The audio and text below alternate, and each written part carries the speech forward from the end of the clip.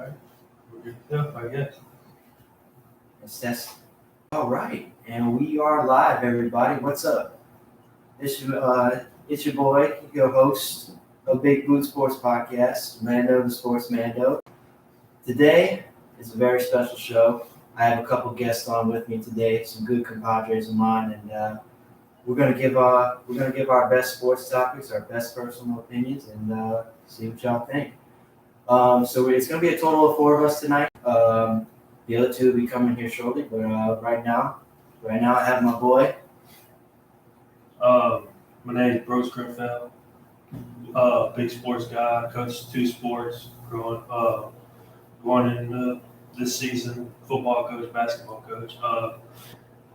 If you want to follow me on Instagram, I have Brooks Grinfeld 54 on Instagram, but if not, it's all good. But that's just who I am, and I'm very happy to be here, Lando. Thank you for the invite. Of course, hey, appreciate it nonetheless.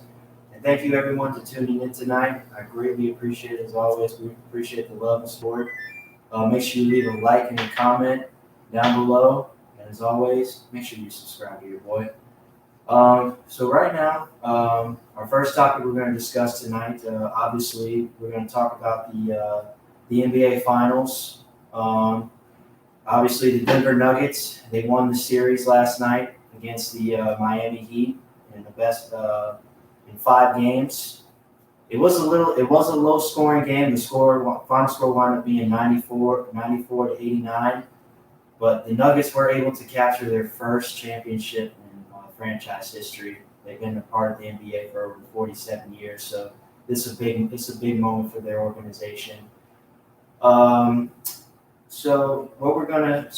First thing we're gonna do is obviously the Denver Nuggets, led by Nikola Jokic and Jamal Murray, who are probably one of the 2 best superstars on one team together. You say, Brooks? Oh, absolutely. They are. Jokic is a freaking nature. He is one of the best. He's a different breed of center nowadays. I enjoy watching him play because he offers something different at the center position.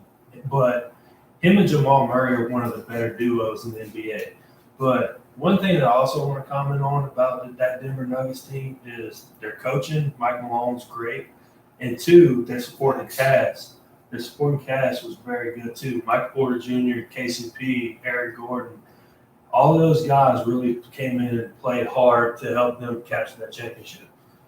No, absolutely. And like I said on the first show, I realized watching this NBA postseason that role players play a really significant part in the NBA postseason. I think we saw a lot of that this year.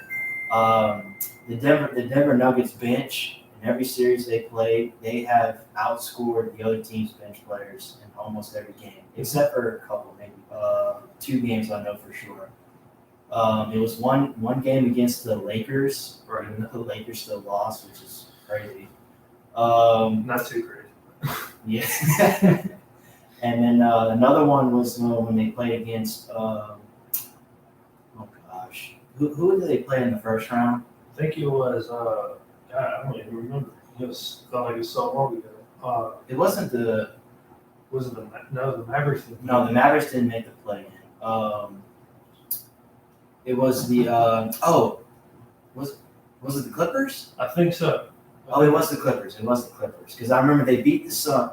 Well, that wasn't the first round. I think that was the round before the Lakers. So because the Clippers beat the Lakers in their series, and then the Clippers had to play against the. Yeah, you want me to check? No, you're good. No, I know. I got you. No, but one thing about the Nuggets is, like I said, the supporting cast. Supporting cast always makes a big difference in any team. Saw it last year with the Warriors whenever they played the Celtics. You had guys like I know he's not. He's decent. I'm gonna say he's decent. He's still got a long ways to go. Still a younger guard in the league, but Jordan Poole really came in. He made a difference. But another guy, big 6-man kind of starter, not a role player, starter guy, was Andrew Wiggins came in and he took over. He really made a big difference in those games. But all of these finals, if you notice, there's one in the postseason, like you said, they always have a big influence on games. Like I could think back to Sean Livingston, Andre Iguodala a few years back when Golden State was in their prime. Those guys really made a huge difference on the basketball court. Yeah, absolutely. Speaking of the Golden State Warriors, we'll talk a little more about them in a second. See if they can still continue their dynastic run. If it's still considered a dynasty, or if they've just fallen off the face of the NBA map. We'll talk a little bit more about that later. But I will say, going back to Nikola Jokic, probably one of the best centers in the game I've ever seen. I mean, I know some people want to say Joel Embiid, but I personally believe Nikola Jokic is much better than Joel Embiid, just for the simple fact that not only can Jokic get points in the paint, he can shoot from mid-range, he can shoot the three-pointer, and he knows how to get his teammates involved. I mean, that's a tremendous player to have on your team, and the Nuggets have done a really good job in creating a really good roster around Nikola Jokic. Absolutely. I think honestly he was robbed of another MVP. Honestly. No doubt. I think he was. No hate on Joel Embiid, though. I'm not going to hate on Joel. Oh, yeah, Joel Embiid's a great player, but, I mean, come on, man. Good, yeah. I think Nikola had it by the landslide. I think he did, too. He was, he like I said, he brings so much different things to the center table that was phenomenal. I've never seen, in all my years watching basketball, I got a big man, about 7-footer, making passes like he does, has the court vision that he does, dribbling ability that he does. It's incredible. I think he's one of the best players in the league, and I think if he continues to stay the court, it's going to be like that for the years to come. Yeah, Giannis Antetokounmpo and Kevin Durant, you better watch out. Absolutely. Absolutely. And also, I want to give a shout out to Nikola Jokic's daughter. I cannot say her first name. It starts with an A. I'm not going to try to pronounce it. But when they were getting the trophy presentation, she was on stage with all of them. And she was just absolutely adorable. So big shout out to her. Also, a big shout out to the Jokic brothers, too, for carrying Mike Malone off the court after the big win and celebrating. Oh, yeah, that clip was fantastic. The Jokic brothers love Mike Malone, and Mike Malone loves them. That was an awesome moment. Absolutely. I really like those guys. They're very supportive, and that's what you need as a player. But yeah, if you could, I think that the word MVP has been watered down in the past years. Not in the way. I think it's become more of a popularity contest instead of true stats. I agree, because Rudy Gobert winning Defensive Player of the Year 2 times in a row, I want to look back at that. I demand a recount. I demand a recount too. I would love to see Rudy Gobert come out and try to guard a guard. Yeah. Yeah, well, him and Shaq got into it a couple times when Shaq called out Rudy Gobert for not being a really great defensive player, and then Rudy Gobert took to social media and said, "No offense, Shaq, you're a great player, but I would lock you up in today's game." And Shaq just said, No, he basically laughed. He would. He would not. Gobert would not stand a chance. Shaq would drop 45 and 10. 20 on him in a night, on a nightly basis. Oh, absolutely. And just to let the audience know, if you don't know who Shaq is, that's his nickname. His real name is Shaquille O'Neal. He was a really, really great basketball player in the Hall of Fame. He actually played down here in the South at the University of Louisiana State University, and he was a fantastic player in college. Wound up getting drafted by the Orlando Magic in the early was it late 1990s or early 2000s? Late 1990s. Late 1990s, and he kind of bounced around from a couple teams. After the Orlando Magic, he went and played for the Los Angeles Lakers, and he played for the Celtics, the Miami Heat. He won quite a bit of championships. Unfortunately, he didn't win any in college because there was a lot of talent in the college era at that time. Oh yeah. But he dominated in the NBA, and Shaq was a center. He was 7'1", 7'2", 7-1. and he was just an absolute force. Like, Call him Shaq Diesel for a reason. Big Aristotle, Shaq Diesel. I mean, just Great Train, whatever. Oh my goodness. just go on YouTube, watch his highlights of his amazing dunks, or just him scoring in the paint, and just watching how he just refused to be denied. He was just a force. But you mentioned Shaq. And then we go back to Nikola Jokic. The game of basketball has changed so much since Shaq was playing. Oh, yeah, absolutely. The rules have changed a lot from like the 80s and 90s compared to like the 2000s up to now. Because really, back in the 80s and 90s, the rules were just like, it was just hard-nosed basketball. Like, they just let the players play. You know, if you took an elbow to the chin or stomach, they didn't care. That was just letting grown men play. But now it's all about player safety, and as it should be. But sometimes they go a little overboard with it. But like I said, it's all in the name of player safety. Yeah, I know it's in the name of player safety, but you got to go back to the roots. I mean, you say you need to let them play, but if you have, this is where I get frustrated with the officiating. The officiating is getting so bad. It's not bad, but it needs to be reformed or changed. I feel like some of the referees in the NBA have so much control over the game that it slows the game down. Whenever you have the elite of the elite playing on the basketball court, let them play. Let them play. Let them go out and have a good time. I don't like sitting here watching a foul call. Like, perfect example. Earlier this year, I was watching a clip of LeBron James going up for a layup. Nobody touched him, and then the referee called for a foul. Oh, yeah. And the biggest problem that the NBA had for a while was players intentionally flopping and just making it, like, too dramatic. Thank you, LeBron. Yeah, oh, yeah. Everybody knows that clip of LeBron where he got hit and he was just like... There's clips with the S. Multiple clips. I'll tell you what, you'll find a lot of clips of Kyle Lowry of just purposely flopping. Yeah.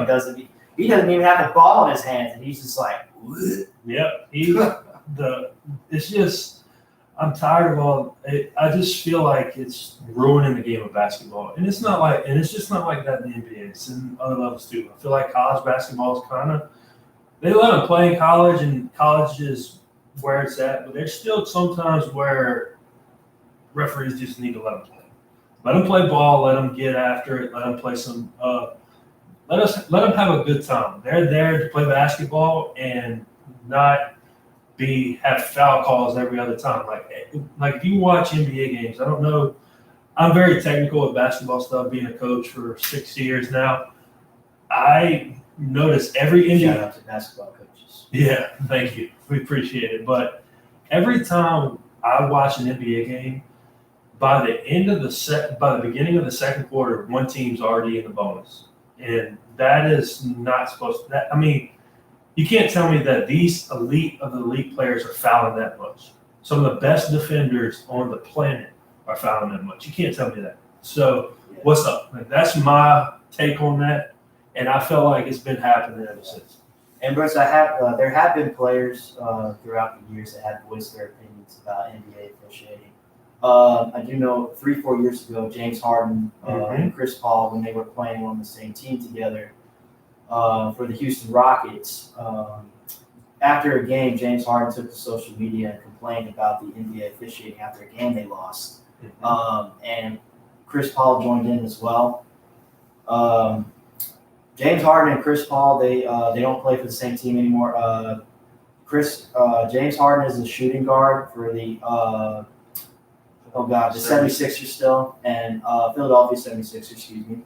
And then Chris Paul is point guard for the Phoenix Suns. He is actually not a Phoenix Sun anymore. He got waived the other day. Oh, He's he a got free waived the agent. other day. Oh man. Yes, he is a free agent right now. Oh well, I hope somebody picks up Chris Paul. Oh, one of the greatest Man, point guards ever. the man can still play at 38 years old. Absolutely. Everybody says. Absolutely. I think he's one of the better point guards ever. But you're totally right about the foul calls. James was right. Chris. Yeah, and they were both. James was fined $60,000 and Chris was fined $30,000 for complaining about officiating. Because according to the rules, professional players are not allowed to complain or express any kind of frustration to any officiating crew. It's just to create a respect. Because otherwise, if professional players in any sport were allowed to just constantly rant about how bad certain officials are, this call was terrible, this call was bullshit, why are you here, why are you doing this? They would probably the officials would probably either file complaints or they would probably just never want to, or probably end their contract altogether. And then the league itself would have to find replacement officials. And honestly, we know how replacement officials go. It doesn't work out too well. Replacement officials, it's a different sport. We saw that in the NFL. It's not very good. But, dude, if you could do, the NBA has to do something. They can change up rules and stuff, but when are we going to start holding people accountable, like referees accountable for missed calls and things like that? That's whenever you have to question yourself. That's when you have to question yourself. All right. Hey y'all. So while we're talking about that, we're gonna switch on to the Miami Heat. That was the opponent the Denver Nuggets went up against in this NBA Finals. We're gonna talk about what they didn't do, what they should have done, and how they could have won over the Denver Nuggets. But we're also going to discuss, how their season went as well. And we have one of our other special guests that just arrived. He's a good lad, good friend of mine, Mr. Slade Godin himself. And let him introduce himself. Something like that. How y'all doing, Phillips? Good, man. We're doing all Oh, right. we're good. Welcome to the show, buddy. How was your day today, my friend? Long and hot, man. I'll tell you that. So let's get situated. We over the past month now started working a new job. Now at good old Price Blanc Toyota. I give them a little bit of a free plug tonight. Shout out to Price Toyota, y'all. Absolutely.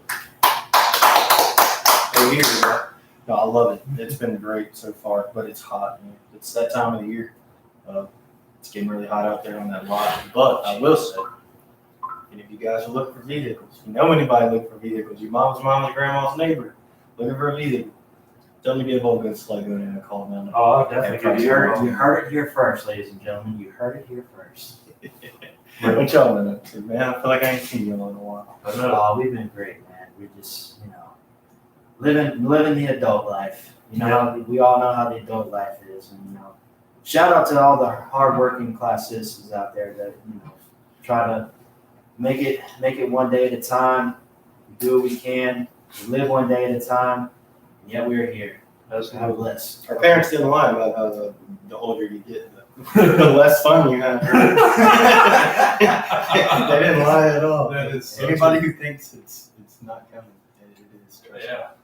Just wait. In 25 and into 30s, I can imagine how much harder it's going to get. So what were we talking about? I was listening to you guys on the way here. I heard some basketball. Shout out to that, man. Appreciate that. I've been sharing the link all day, man. Shout out to people that are listening right now. Absolutely. Thank you so much. We really appreciate it. Make sure you drop a like. Go Red Sox. I think they're losing right now. Oh yeah, we definitely going to get into some baseball topics later on.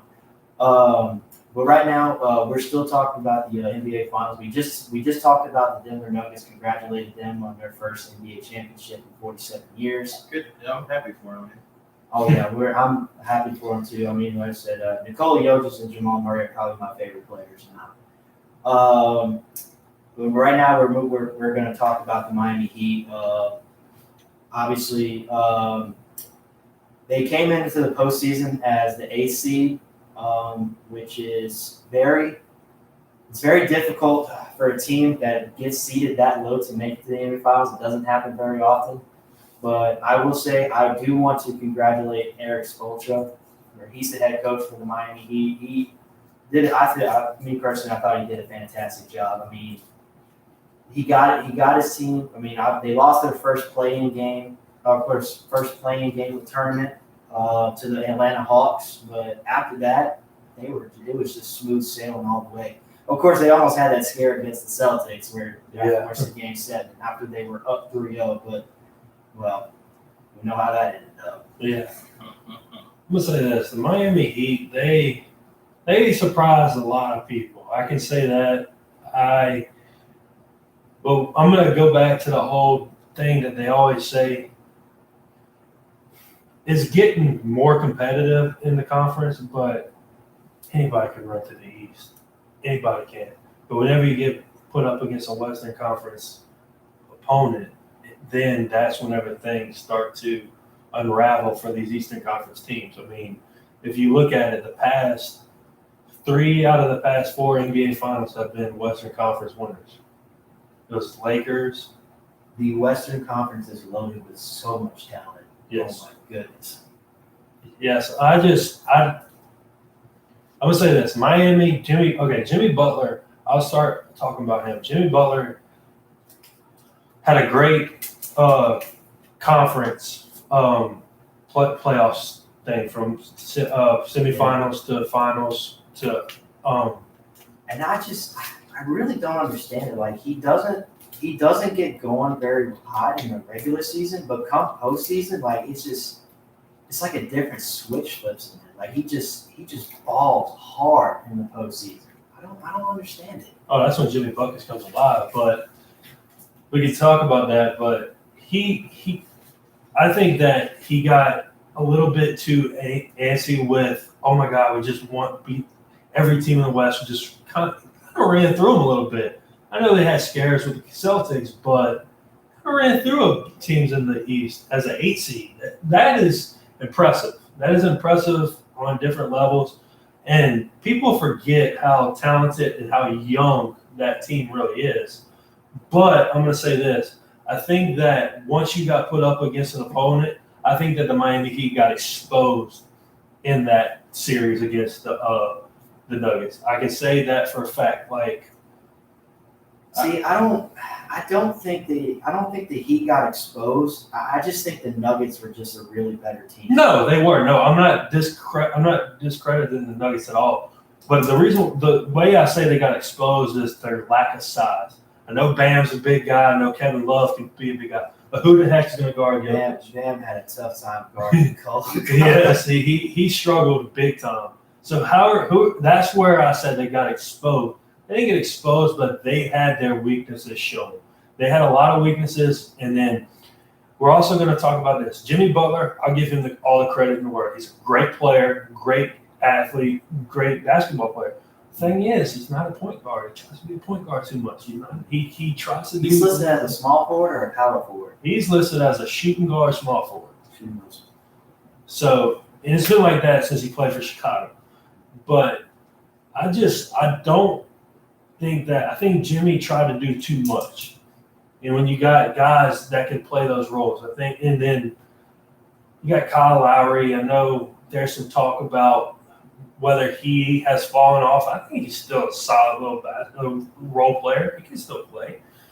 But I just think that on paper, if you look at every single statistic, and you brought it up earlier, the Heat were outmatched everything, rebounding, shooting, anything that we talk about on paper, that's where they got exposed. The only game where their bench outscored the Nuggets bench was game 2 when the Heat won. Exactly. And they barely won that game, by the way.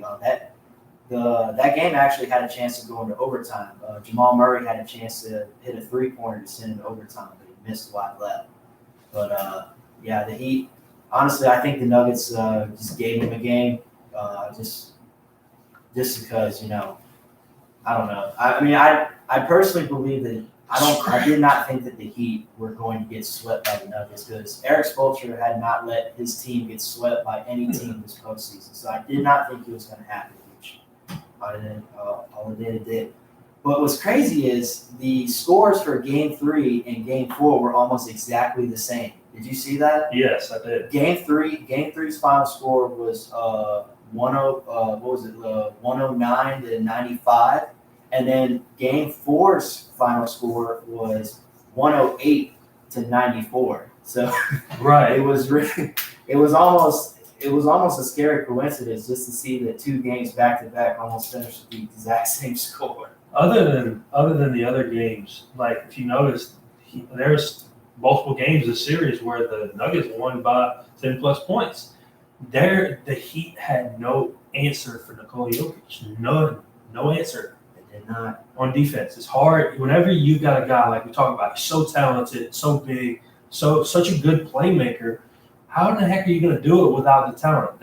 It was a bad matchup for the Heat. Very bad matchup. Yeah, and obviously the Heat did not have Tyler Hero. Yes. I know a lot of people mentioned that. For anyone who doesn't know who Tyler Hero is one of the Miami Heat's bench players. He was nominated multiple times for 6 Man of the Year awards, and 6 Man of the Year awards is a player that comes off the bench and absolutely does a lot for their team. I'm talking about they score a lot of points, they get a lot of assists, where it could be assists, it could be rebounds, steals, blocks, whatever they do to help their team win. But Tyler Hero was nominated a few times for 6 Man of the Year. He was out for this series. I think he tried to play Game 5. He did. He tried to play, but he tried to play Game 5. He had a broken hand. It's hard to come back from that on a very little timetable, but he still was a good. I'm not saying that the Heat would have won the series had they had him, but he would have been another little piece that they could have had. I know that, but he's like he said, he's been nominated for multiple 6 Man of the Year awards. It's whenever you don't have that guy, you're losing depth. Whenever you lose depth, things can really turn on you fast. Yeah, 100%. So games 1 and 2, I did see the Heat. They did come up with an interesting game plan for Nikola Jokic. I did see they tried switching out different players on Nikola. Either that, they tried a double team, sometimes even a triple team, but they didn't really triple team him that much.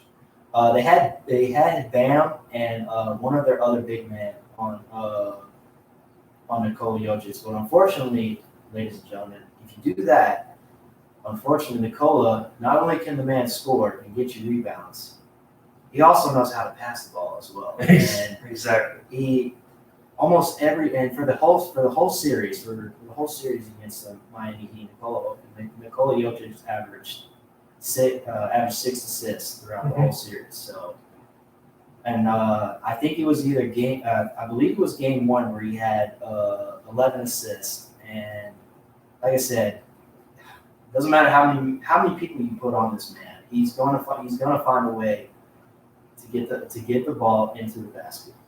Well, and then get to the double team part. You try to you can do all the double teaming you want, but we talked earlier about the role players and those guys that are the supporting cast for the Nuggets. Jamal Murray is gonna, if they're double teaming Jokic, that's gonna lead Jamal Murray to go make plays. He's gonna go make plays. He's gonna make big shots. He's gonna take over the game. He's that type of guard. He's going to play like that, and he's going to do everything he can to take over the freaking game. I will say this, and my basketball knowledge isn't quite top tier, but as far as my 2K23 career goes, Jamal Murray was there, brother.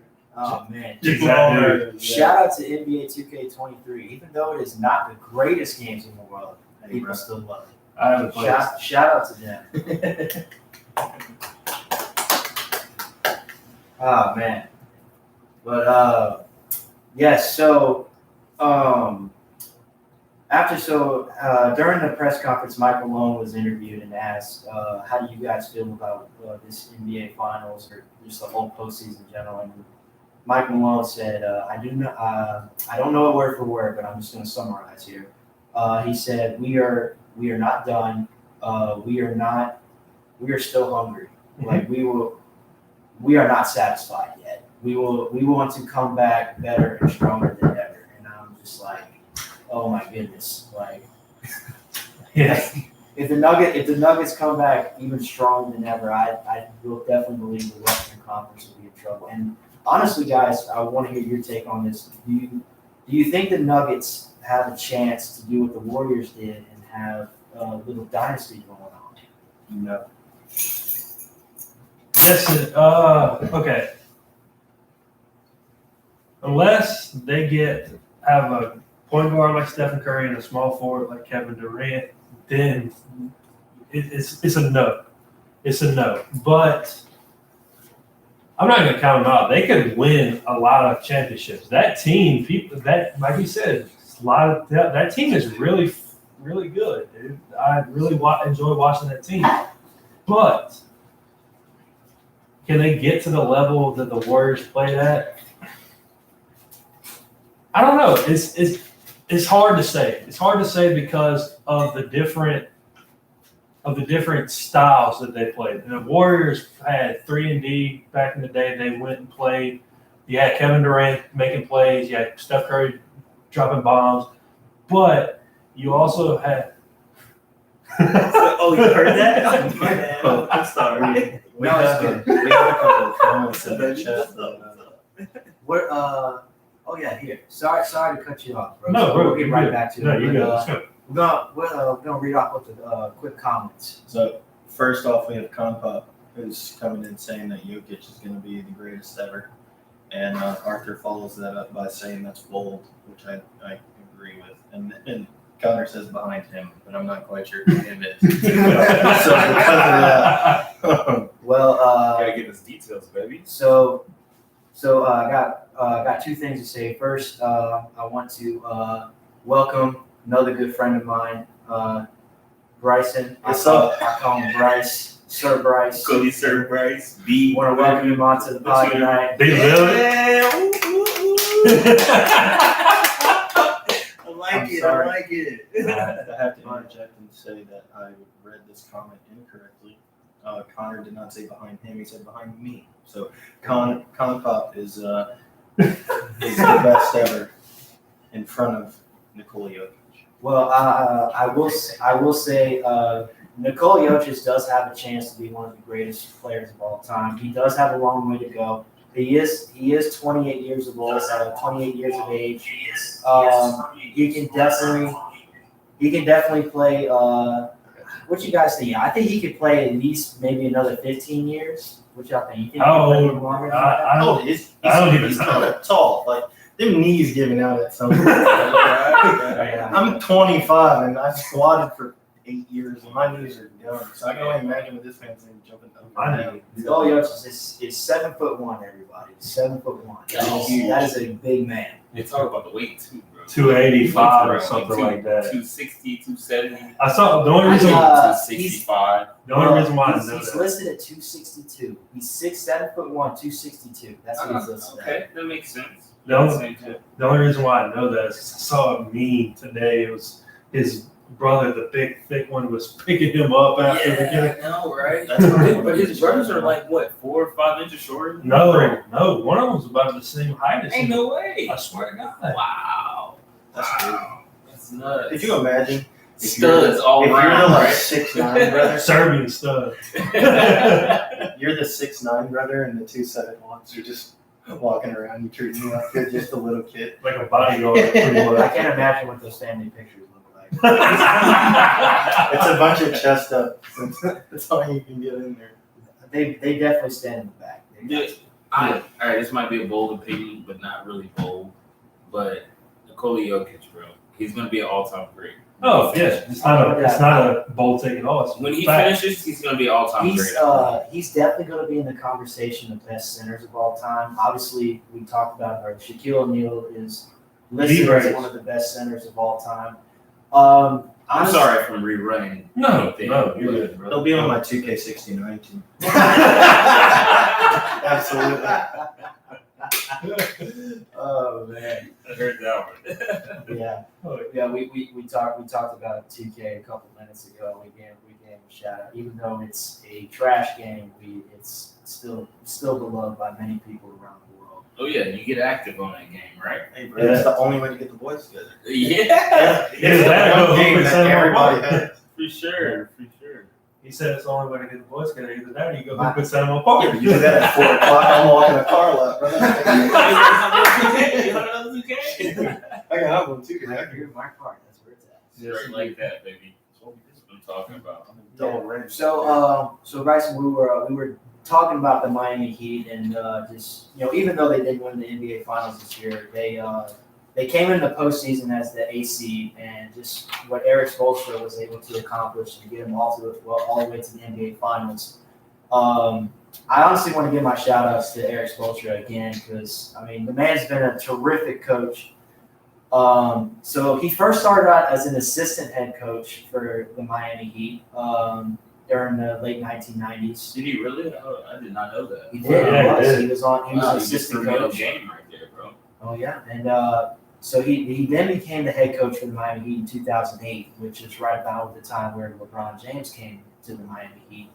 Unfortunately, though, they did win NBA Finals when they had LeBron James, Dwayne Wade, and Chris Bosh. Chris Bosh, Yes. Bosh, yes, sir. That was a dynamic trio. The original Miami big three. had. Did they win one championship or two championships? I believe they won 2. They won a back. They won one against the San Antonio Spurs, if I remember correctly. They won against the Thunder. OKC. Yeah, OKC was the OKC. first one, right? Yes. Okay. Big LeBron fan here. I know people are going to give me flack for that, and I don't care. I can care That's all less. right. Later on, in a few minutes, y'all, we're gonna talk about the LeBron James versus Michael Jordan question. I know everybody asks that all day, every day. We'll get into that in a little bit. Spicy. But yeah, so Put him behind the 3-point line. Let's see who wins. Huh? yeah. So funny thing about the 3-point line, the 3 points were not kept track until 1982. That was when that's when the NBA started to keep track of the 3-point shot, and that's when they installed the 3-point line. Because before that, it was just dunks, layups, mid-range shots, or even if they took a deep shot, it was just a deep 2. But I know after 82, they installed the 3-point. So just to kind of add a little extra pizzazz to the game, and obviously, we got a lot of great 3-point shooters out there. Obviously, Stephen Curry being one of them. I mean, he changed the game, bro. Why was the game? What? Absolutely. Invented the logo 3. Dude, yesterday we were playing a game yesterday. I was coaching a game, and we had a kid who shot a deep 3. Huh? All right. My bad. You're good. No, but we had a kid who was shot a deep 3, and some kid on the bench yelled out Curry. That shows you how much the game has changed. For sure, bro. You Yeah, got high schoolers, middle schoolers playing because of him and trying to change the game, exactly. Shooting threes, that's an advantage. If you can shoot a 3, it's changing the game, right? Yeah, you can shoot a 3, but you got to make a 3 too. Yeah, you're right. You are completely But correct. yeah, but no, there's been many people that have changed the game. Jordan, Kobe, Bron, Curry made a big impact on the game. I think he's made the biggest impact over the entire game, to be honest with you. I can agree with that. Because now you have what's the number 1 draft pick? Victor Wembanyama. Victor Wembanyama. Wembanyama or something. Wembanyama or I something. can't. Okay. But now he's shooting threes and he's 7'5". 7'3". 7'5". They had him listed at 7'3". 7'3". Thank you. And And it's like, small forward center is what he said. dude, all he has to do is put gains on. If he put gains on, he dominated the post, right? No, he's dominating everywhere. Have you not seen his dribbling ability? I've seen his dribbling ability, but I'm saying, he's taking step back threes, right? Yeah. So you see what I'm saying? No. Yeah. I get what you're saying. Top of the key. Top of the key. Letting shots. No, I Of course. I get what you're saying. But Curry did that, like you said, he did it for all positions, not just point guards, not just little guards. He did it for centers too. Correct. They got correct. centers coming out now, like they got guys in college that can just shoot threes now, and it's not ridiculous. It's ridiculous in a good way. But that's the primary shot nowadays. It is. It is. That's the primary shot. Everybody could. I mean, think about it. 3 versus a 2.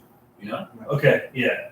Also, No. three pointers are much easier to get because I don't know. I want to hear y'all's take on this. I think it's teams have made it really hard, especially the defensive formations that playing man zone. It's really hard for people to get like layups or mid range. So a lot of times, players will do catch and shoot, which catch and shoot is when a player passes to another player. But on the 3-point line, as soon as he gets the ball, he just immediately takes a jump shot. Klay Thompson.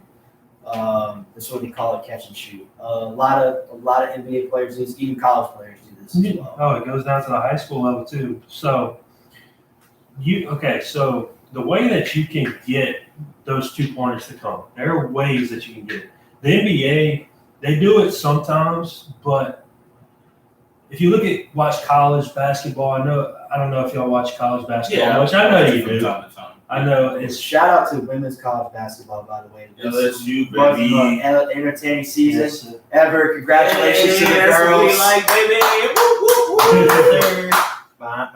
Shout out to Andrew Reese and all the girls.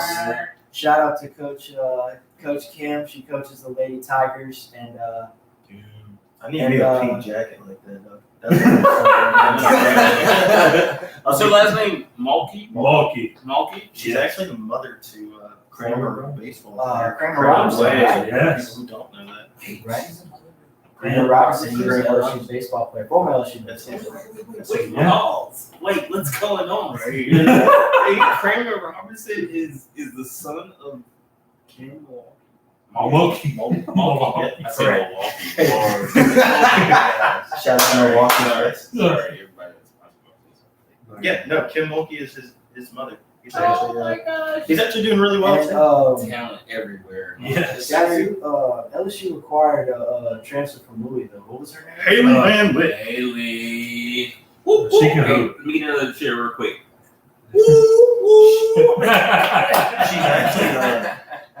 She's actually the one who was talking some trash to some of the players in the little handshake line after, which, by the way, I'm 100% against handshake lines after games. What? And I you're mean, asking, but this is you're college. asking for It's someone. solid. I I don't mean, care. of course, they're You're going asking to for They someone. have to do do that. that, you know? It's a sign of respect because obviously, once the game's in, if the players just go to the locker room, I mean, obviously, there's security on the field or on the court just to make sure players don't do anything out of hand, which we've witnessed time and time. Obviously, we witnessed. I don't know if y'all remember this when Conor McGregor, when he got his ass kicked by Khabib, somebody from Khabib's corner jumped in and just like. Yeah, you might as well talk. That's all me, baby. We'll get into a little UFC later on. In the show. What about like the Mayweather incident this week? Oh, I actually just saw a clip about. So it was an exhibition fight. His last name was Otto the Third. What was his first name? Something. I thought he got something. Was it like $20 the third or something like that? But it was just an exhibition. Floyd Mayweather just took this fight just to make a little cash. You don't need it. It was just, yeah. You're right, son. The man is filthy rich. Him and his kids are set for life. Tell me about And guys, Floyd Mayweather is he's a now retired boxer, one of the only few boxers to go 50-0. He was not he was not known as a knock you out kind of fighter. He had a couple knockouts throughout his career, but he was more like a defense fighter. Like he was testing. He's going to test you out, see what you got, but he was smart. He was strategic. His dad was also a boxer as well, Floyd Mayweather Sr. And if I'm not mistaken, I think he was a really good boxer as well.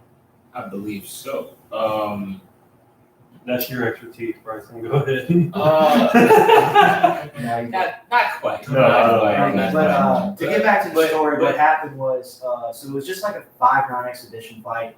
The referee, which is Kenny, his name was Kenny Lawless or something like that, and he's he's refereed like almost all of Floyd Mayweather's fights. You could say he's like almost his personal referee. Okay. Yeah, and what happened was the referee Kenny called it off very short. I think it was like in the 3rd round or something like that. But so he called the fight. Otto wasn't very happy about it. So, Did you hear why though? Do you know why he called the fight? It's not because he couldn't fight. It's because they were shit talking. Oh yeah, I did hear something about that. He called the fight Really? for shit talking. Oh, You're gonna fight Floyd Mayweather, and then What? and then On the fight, shit, it was shit talking and like That's what makes it disrespectful. great. being competitive. That's what makes it Oh my great. gosh. I'm sorry, but if somebody's knocking my teeth out, I'm gonna call you a bitch once or twice. at least try to get a moral victory across. Understood. There is trash talking in almost every single sport. Every sport, you're being Football, soccer, competitive, right? basketball. Hell, even trash talking each other in golf. I was just about to say, golf. There's Golf's trash the worst. talking. yes. You don't think there's trash talking in any type of sport? Dude, me and you were They trash try to talking each other the other day while The we were other day playing when we're pickup playing- basketball. Like, come on, man. But yeah, you know what I'm saying. Like, there's trash talking in every single sport. It's a It competitive happens. thing. It's a competitive. Yeah, it's a It's not- competitive nature. It's nothing hostile about it. It's just Yeah. people are competitive. It's For sure. human nature. But, to make a long story short, basically, Otto basically got in the referee's face, like pushing him out of the way, and he was like just started like going ham on Mayweather, and then Mayweather was defending himself, and then he came with a right hook, and all of a sudden both corners just came into the ring, and then they were just like, "Man, you quit touching me! No, you quit touching me!" It's all about chaos. It's a brawl, yeah. I Yeah, saw it was that. just Yeah. brawl. For sure. Thank goodness nothing happened, but a lot of people think it was staged. Do y'all think it was staged? No. I think it was somebody who's mad because they have an opportunity to at least put up a fight against somebody who's the greatest to ever participate in said sport. And he's had I think he didn't show up to fight for 5 minutes and then go home because he Yeah. said something that hurt someone's feelings in a fight. Right. That's just ridiculous. Honestly, anyone who gets a shot at fighting Floyd Mayweather, they're going to go out 110%. I mean, obviously we don't know exactly what was said because I at least I didn't see it. I want to know what was I that. didn't see exactly what was said, and maybe that has something to I'll do tell with you it. what, anything that involves your mother is everything gets No, that's fighting words. That's what gets you slapped. You don't say anybody's mother. That's just what. They do that in press conferences. You don't even know my mom. Yeah. Oh, you know. Even though everybody has said sons of bitches once or twice in their life, we know most of That's the a time. Southerner's favorite word. When I say it, I know what I you're don't talking mean it about. heart to heart. I just say it as just a laughing thing. Oh, gee. But going back to the basketball. We were talking about Eric Spoelstra and Miami Heat. So he finally got his chance in 2008, and then he didn't really get a lot of credit for his championship once because a lot of the credit went to LeBron, obviously. Yeah, because he said, "Oh, you look at all the talent you had. Of course, you're going to win championships." And then, so then after that, once D Wade and Chris Bosh finally retired, and then obviously LeBron went to play for another team. I think he went and signed with the Cavs after the Heat. If I'm not mistaken. Correct. Yes, he did. Absolutely correct. Yes, sir. All right, and then so then after that, Eric Spoelstra just pretty much had to build from the ground up. They didn't really have any good superstars or stars on their team for a little while, and then And they signed Jimmy Butler and what? Damn. I believe, he was traded. I believe was he Yeah. tra- No, he it was was. traded and they signed him again. Yes. Jimmy was traded on draft night, correct, from the Timberwolves. I think so. No, So he went from Timberwolves. He didn't play a game with the Oh, Timberwolves. No, he did. No, he was on Chicago. I think no, he was he from played a Chicago. full season with them, I believe. He correct? played Or a 2 seasons because then they had their whole scrimmage and he was going Yeah. against He was with the threes, I think, at one point. Yeah, talking his mess. He was with the threes, and they went against the ones, and he whooped their butts. Was he on the Timberwolves, or was he still with the Bulls when he was traded to the Miami Heat? No, he was traded to the Heat because remember he also played with the 76ers for a stint too. Oh, he did play with the 76ers. That's who that was when they lost to Kawhi and off that three, right? Jimmy triple three. I don't think Jimmy was it Jimmy? I believe he was. It was Jimmy and Embiid, bro. I don't remember that. Okay. No. Wrong. I'm sorry. No, I'm not doubting you. I honestly don't remember that either. I forgot he played with the 76ers. He did for a little bit. He was he hooped with the 76ers. He Yeah. did well, and then they just got rid of him. Embiid went all out. It was like I remember one. Trust the process. Trust the process. Trust the. Joel, I have a question for you. How's that process going along? Come on, man. That's Ben Simmons. Some Blazers, baby. That's what I'm saying. That's funny because y'all. Speaking of the Blazers, where's Damian Lillard? So our man Bryson here is a Portland Trailblazers fan, y'all. The name Big dog. Mostly because of Damian Lillard. Damian Lillard is. I was with him with Beaverwood, bro. Damian Lillard is a point guard for the Portland Trailblazers. Although I'm not sure if he's still with the Trailblazers. Is he a free agent now? No. He's still with them. If he wants to leave, it has to be through trade. Okay. We can get some value. We can get some value. Oh yeah, the Trailblazers are gonna ask for a lot. But unfortunately, the Trailblazers, the farthest they have gotten is they've gotten to the Western Conference Finals. Unfortunately, though, they had to go up against the Golden State Warriors, and that did not go very well. Yeah.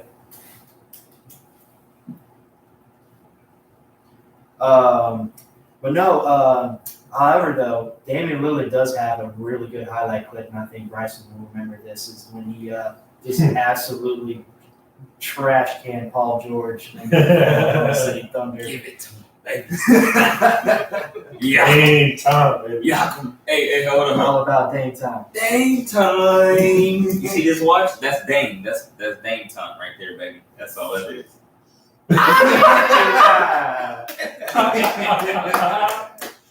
Oh, I love it. Yeah, but that was actually in the second round of the playoffs a few years ago. Was that 20? I want to say was that 2015 or 2016? No, it was later. It was later. No, it was later than that. Oh, it was later than that? I think it was later than that. I think that was 20. I think it was 2018, 2019. 2018, okay, thank you, buddy. Yeah, so basically, the Trailblazers were up 3-0 in their series, and they were down by 2. But Damian Lillard took the ball pretty much. He basically took his time, and he was just like, "Yeah, I'm good, guys." And then Paul George came up and said, "No, you ain't shooting on me." And Damian Lillard was like, "Yako," and then sure enough, from 36, maybe 36 yeah, or 30.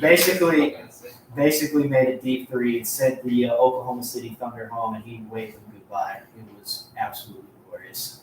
And we're not going to talk about how far that shot was, too. A step back three in his face. Step back, too, bro. It wasn't no regular. No, it was a step back. Step back. That was a fadeaway three-pointer from about 40 feet out. I like talking about my little Portland Trail Blazers. It's Too all bad right. if they lose, Dame, you're going to But be crying. yeah, obviously the Trailblazers are going to be in a real rebuild mode at the moment. They're led by head coach Chauncey Billups, who's a former NBA basketball player. Had a nice career. He did. Very underrated career. He won Jim. Did he win one NBA championship? I'm Quite not- sure, but I think he won one. Pistons maybe. Yeah, I think so. It was Pistons and Nuggets and then. Did he play for the Knicks? Yeah, he did. He played. Him and Melo got traded to the Knicks from the Nuggets. Oh wow, okay. Okay. I got you. Definitely know the Knicks. Yeah, we could talk about that. Shout out to Carmelo Anthony. He just recently retired, didn't he? Correct. This year, actually. A few weeks ago. He was The Knickerbockers, huh? That's the former. New York. Yeah, thank goodness. I will refuse to call them the New York Knickerbockers. I'm not doing that. That is a lawsuit waiting to happen. Oh Lord. No, can you He said imagine? lawsuit. It's 2023. It's 2023, Look, man. if you say He's that, up. if you say that full name like Cancel really fast, you will probably definitely get called out. Yes. He might Oh, be a absolutely. little tripping, but other than that, they gonna know who you're talking about. That's all it is. They're gonna know who you're talking about. But speaking of retirement, guys, I know after the Los Angeles Lakers lost the series against the Denver Nuggets, LeBron was talking about retirement. Me personally, I'm gonna get y'all's take on this as well. I don't think he's gonna retire. I think he's gonna play next season. Bryson, what about you? Okay, I think that was a gimmick. I think that was a gimmick to possibly get traded to the Mavs. You gonna go there? I'm gonna Go there, bro. I think he's gonna try to get traded. Man. I think he's gonna get traded to a powerhouse team, whether it's the Mavs. Table, man, it's solid. Get right. Either the Mavs or like some powerhouse team, you know, like Clips might want him if he wants to stay in Los Angeles, you know. Do you think Mark Cuban will be able to put his ego aside? That's if he wants to trade Luka, though. Yeah. That's if he wants to trade Luka. But I think he's got too big of an attachment to Luka. He drafted him, and he's seen him grow. He's seen the development. Like Luka is definitely a superstar player for sure. Correct, I just think he needs to grow up though. To me, he still acts like a child. I think he's a stud, bro. Do you think he's a child? Well, it's just like his mindset. Yeah. He doesn't come off as like a team leader. Like he just wants to do what he can, like not for himself. I mean, obviously he wants his team to win. He's explained multiple times that he's frustrated with losing and everything like that. But I really haven't seen him step up in a leadership role and like command his team like the way like You gotta realize he's still. I'm sorry for interrupting you. No, go ahead. You gotta realize he's still very, very young. I know, but he's already He's already like, established he's himself younger as a than me. superstar. 22. I'm the youngest, right? I'm the youngest out of all of us right now. He's younger than I am. Dude, Is he what, like he's 23, young 24? AF, Like man. 23, I think. He's young AF. But he's already established himself as a superstar. Like to me, Oh, he's yeah. already a He's a superstar. If he was in the league right now on a powerhouse team, bro, they can go crazy. If he was on the Heat, tell me, if Luka was on the Heat right now, you think they wouldn't win? Oh, absolutely, they would. Him Not and a Jimmy question. Butler together, they would absolutely. They would Just just think about the hustle and the defense on the Heat right now, and then think about Luka controlling the offense instead of Jimmy Butler. Well, Jimmy wouldn't be able to. I mean, obviously he would. Like, I mean, that's be able to get buckets far-fetched, and you stuff. know, but at the But same I time, mean, Jimmy wouldn't have to be out there as much. Like this postseason alone, he averaged like 40 minutes this postseason. Like he was out on the floor for almost every single game for a long period of time. You have to keep So if him you out have there. if you get a person like Luka, then Jimmy's playing time might go down a little bit. Like he'll probably only have to play like 25, 30 minutes. Luka plays point guard, bro. You gotta think about that. Luka plays point guard. I think he's a certified small forward, but he can control the offense of a point guard. That's what I'm saying. Yeah. Yeah, I mean, I just think, I mean, What's your boy name? Gabe. I'm sorry. Once again, Gabe Vincent or Luka? Who you want? Oh, I'm taking Luka every day of the Who you week, want? twice on Gabe Sunday. Vincent or Luka? I mean, I know Luka, so I'm gonna go. Okay. Gabe Vincent or Luka?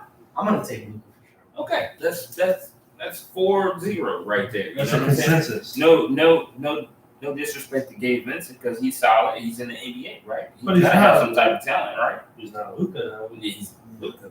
But I want to interject something right here. We talked about how Luka became a superstar, right? He became a big superstar at this young age. I'm not going to hate on the kid. He's a stud, and he'll be a great player Right. through the rest of them. I feel like he should be able to command his team, though. No, but the thing is, No, go ahead. no, but we got to understand that Luka was playing professional basketball in where I forget Slovenia is where he's from, I guess. Yeah. He's from Slovenia, but he's been playing basketball professional basketball for a long time, late in his teens too. Yeah. So he knows how to play basketball at a professional level, at a I high just level. feel like he has that commanding presence, though. Like, he should be able to, like, it doesn't matter, like, what his age is. Like, he's a certified superstar. He goes into that building. He's like, all right, guys, look, this is what we're going to do. I'm going to help y'all be the best team that we can be. And to me, I just have not seen that yet. Didn't they make it to the Western Conference Finals like 2 years ago? Though? Yeah, I believe so. I think so. No, was it last year? No, It was last year. Was it last I year? think they played Golden State, remember? Yeah. They played You're Golden State. right. You're right. I believe so.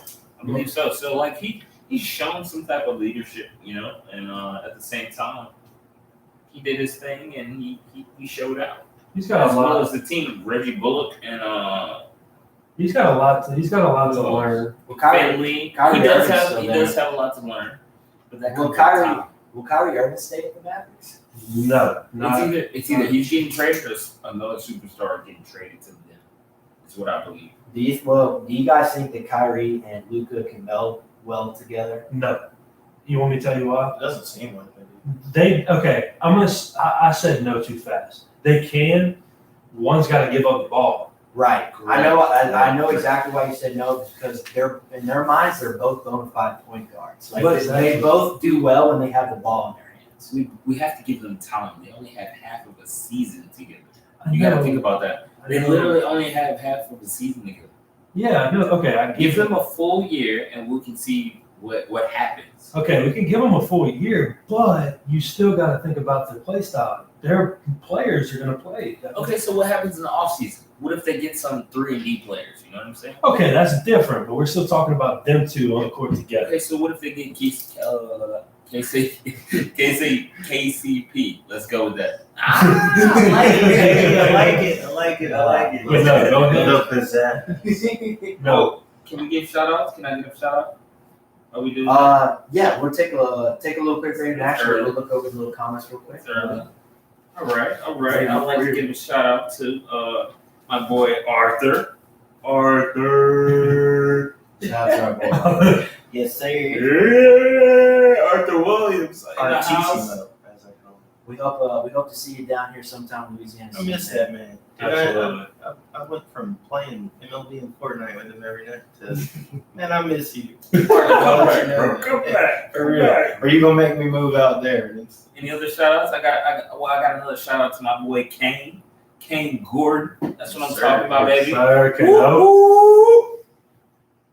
Yeah, and shout out to everybody that's tuning in to the stream tonight. We really appreciate it. Yeah, And, salute. guys, I want to give y'all a shout out too. Thank y'all so much for coming out. Yeah, baby. I'm You here know that. What's up, anytime, brother? baby. Lando the sportsman, bro. There you go. Get right. Me too. All right. Any more shout outs to anybody else we give shout out to, Bryce? Anybody else want some shout? I'm All right, back. I see Compop Holden. Yeah, shout out to you, big dog. You know that. Yeah. Anybody that comments? Y'all want to Harley Buford? Shout out to Harley.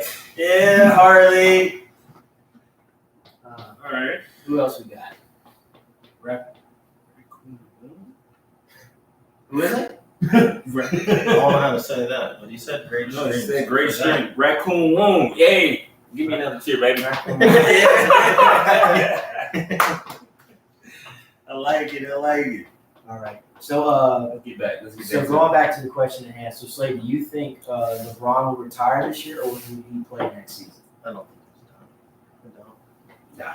There's no way. Especially because it seems like he keeps getting so close, but yet he's still so far away to winning one more championship. And I think that's what he wants to do. A lot of people Go say for it. if he wins one more championship, he will eclipse Michael Jordan. And to be honest, I'm really not 100% sure on that, because obviously Michael Jordan won 6 NBA championships and LeBron only had 5. But obviously it will it will go more. Well, I'm saying. Well, if he wins, it's okay, at yeah, I 5. got But obviously, a lot of people. Obviously, we didn't grow up watching Michael Jordan play basketball. We grew up watching LeBron James, and honestly, what a privilege it has been. I mean, LeBron James is probably one of the greatest players I've watched playing basketball. Him and Kobe Bryant were the reason why I got into watching NBA again. Yeah, I mean, LeBron's been a spectacle for many years, and I know he said multiple times he's waiting for his son to get drafted, and wherever his son goes, that's where he wants to go. Right. I've heard that multiple times as well. I agree with Arthur though. Arthur says he just wanted them headlines. I kind of agree with that. It's just to me. And as soon as he came out and said that, that was like the thing to talk about for like days. Like it wasn't about who's going to the NBA Finals or the Nuggets made it to the NBA Finals. It was just talking about will LeBron retire or play next year. Yeah, it turned all the social media outlets and all the sports outlets into that little meme with the kid again going, LeBron James, LeBron James. Every channel you turned on was talking about is LeBron James. Yeah, that means no one is hearing Allen Iverson say practice. Quick question. We talking about practice. Playoffs. I'm just hoping we're gonna win a game. Tell me about it. All right, Quick question. go ahead. Do you guys think LeBron was 100% in the playoffs? No, No, he wasn't. I think he was only 80%. there was reports that came out that I think he was about 75% in the playoffs. Because there were reports saying that he was still dealing with like a lingering foot injury. Yes. Ankle or foot injury, right? Okay. I just wanted to make that clear. No, he wasn't. I will say the Lakers honestly surprised me. I did not think they would make it all the way to the Western Conference Finals, considering like how their season started. They finished through the first 30 games they had a really bad losing record. But towards the second half of the season, they came alive. Like LeBron and the Lakers, they were ready to play, and their bench players they came to play too. Like had Austin Reeves, who else? D'Angelo Russell. Shout out to trade deadline. Trade deadline. Yeah, absolutely. Doing real good. Who did they get in the trade deadline? D'Angelo Russell, Jared Vanderbilt. That dude can. Oh man, he's a 3D player. I think he's a 3D player. He can shoot the three when he wants to. Yeah. He can get right. He can lock you up too. And that's another guy. Was it Rui Hashimura? Yeah, Rui. He's a good little power Rui. forward, I believe. He's physical and he can shoot the three as well. He did real good in the playoffs. He was solid, He's a solid guy, Yeah. I honestly think that I thought the Lakers at least had a chance to win 2 games against the Nuggets. Every game that they played against the Nuggets, it was so close. Like the Lakers were right there. They just couldn't close it out in the final minutes of the fourth quarter. Like they had it. They were right there. They were up. They were definitely up. Shout out to my boy Jace. Jace, I see you in the chat, baby. Yes, sir. Yes, sir. But I believe they were up at half most of the time, right? The first 2 games, they were up at halftime, and then going into the fourth quarter, they had either a 7-point lead or an 8-point lead in the first 2 games. Yeah, for sure. And they couldn't close it out. For sure. I believe that. Yeah. Watching the Lakers, I watched them play. Like you said, they turned on the first half, but they disappeared. It's like it was freaking magic. It wasn't enough offensive power. I wish Schroeder. That's how you say his name. Yeah, Schroeder. Schroeder or Schroeder. Schroeder, I think it's Schroeder. I think if he put up a consistent 15 to 20, they would have been in the game. I didn't think that the Lakers were going to get swept. I honestly thought they would at least win like 1 or 2 games. Did they get swept? They got swept. They lost 4-0. Yes, they got swept. Yes, they got swept. Oh, because the Nuggets had a solid 10 days to. Well, that and then the Nuggets were the best team in the league by far. Yeah, they had But the Lakers kept up with them all 4 of those games. The Lakers kept up with them. Well, yeah, but I think it's getting to the point where you can't have LeBron and AD do all the work. It's you. Facts. See, there's two types of Anthony Davis you're going to get. You're either going to get all day Anthony Davis, or you're going to get absolutely dumb Anthony Davis. Injury prone. My ankle hurts, Anthony Davis. Yeah. Oh, I got a concussion off of a little solid forearm hit. Right. You know, Anthony Davis is one of the. I'm gonna say this: he's a great talent. He was great talent coming into college and going into the NBA. Superb talent, but Duke or Kentucky where he played college? Kentucky. It was Kentucky. It was Kentucky. I knew it was some blue jersey. Didn't he average like 2.3 blocks in Kentucky or something? He averaged 2.3 blocks whenever he played for the Hornets/Pelicans too, I think. Dude's a stud. But the He's thing, a stud. the thing is, I don't know what's up with Anthony Davis. Anthony Davis used to be a baller. He used to play through shit. Now I don't know what Anthony Davis is anymore. I honestly don't. It's not the same Anthony Davis that we see. You got two types of Anthony Davis: either all day Anthony Davis or absolutely dumb Anthony Davis. Exactly. But as far as it goes, saying that you can't only have AD and LeBron kind of carrying the weight of the team, I would say, one, you try taking the ball out of LeBron's hand, and two, who would you want to have the ball whenever the game's on the line on that roster? That's a great question. That is a very good question. Great question. Has to be one of the two. LeBron's done a great LeBron's job. gonna get a foul He's call. done a great job of getting his teammates involved. Have y'all seen the passes he's made throughout his career? LeBron makes He the right beams play that at ball. the right time. He's going to end his career. He's already at 38. He's the highest scorer in NBA. Yes, He's going to end his career at 40, Scored, right? 40, Guys, 10, and so, 10. Quick fact, real quick, guys. LeBron James actually just passed Kareem Abdul-Jabbar as the all-time leading scorer in NBA history this year with over 38,000 points? 38,000, 30.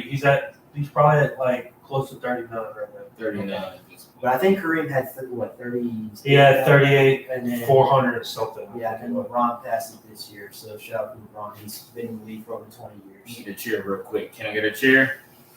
Woo-hoo. Yes, sir. Yes, sir. Yes, Salute you. sir. So even if you are a LeBron hater, you gotta respect. You gotta respect the game, baby. That's all I know. Real recognize real. Yeah. But So bring the question to you, Brooks. Do you think LeBron will retire this year, or will he play next season? oh, he's gonna play next season. I'm gonna go with what Bryson said about him joining the Mavericks. That is an interesting topic to me, and the talk with him and Kyrie were on bad. They were not on bad terms, but they weren't really on good terms after the media tore them apart. the media tore them apart. But they're coming back They're together, trying to do what they The media did. tears Kobe and everybody Shaq. apart, man.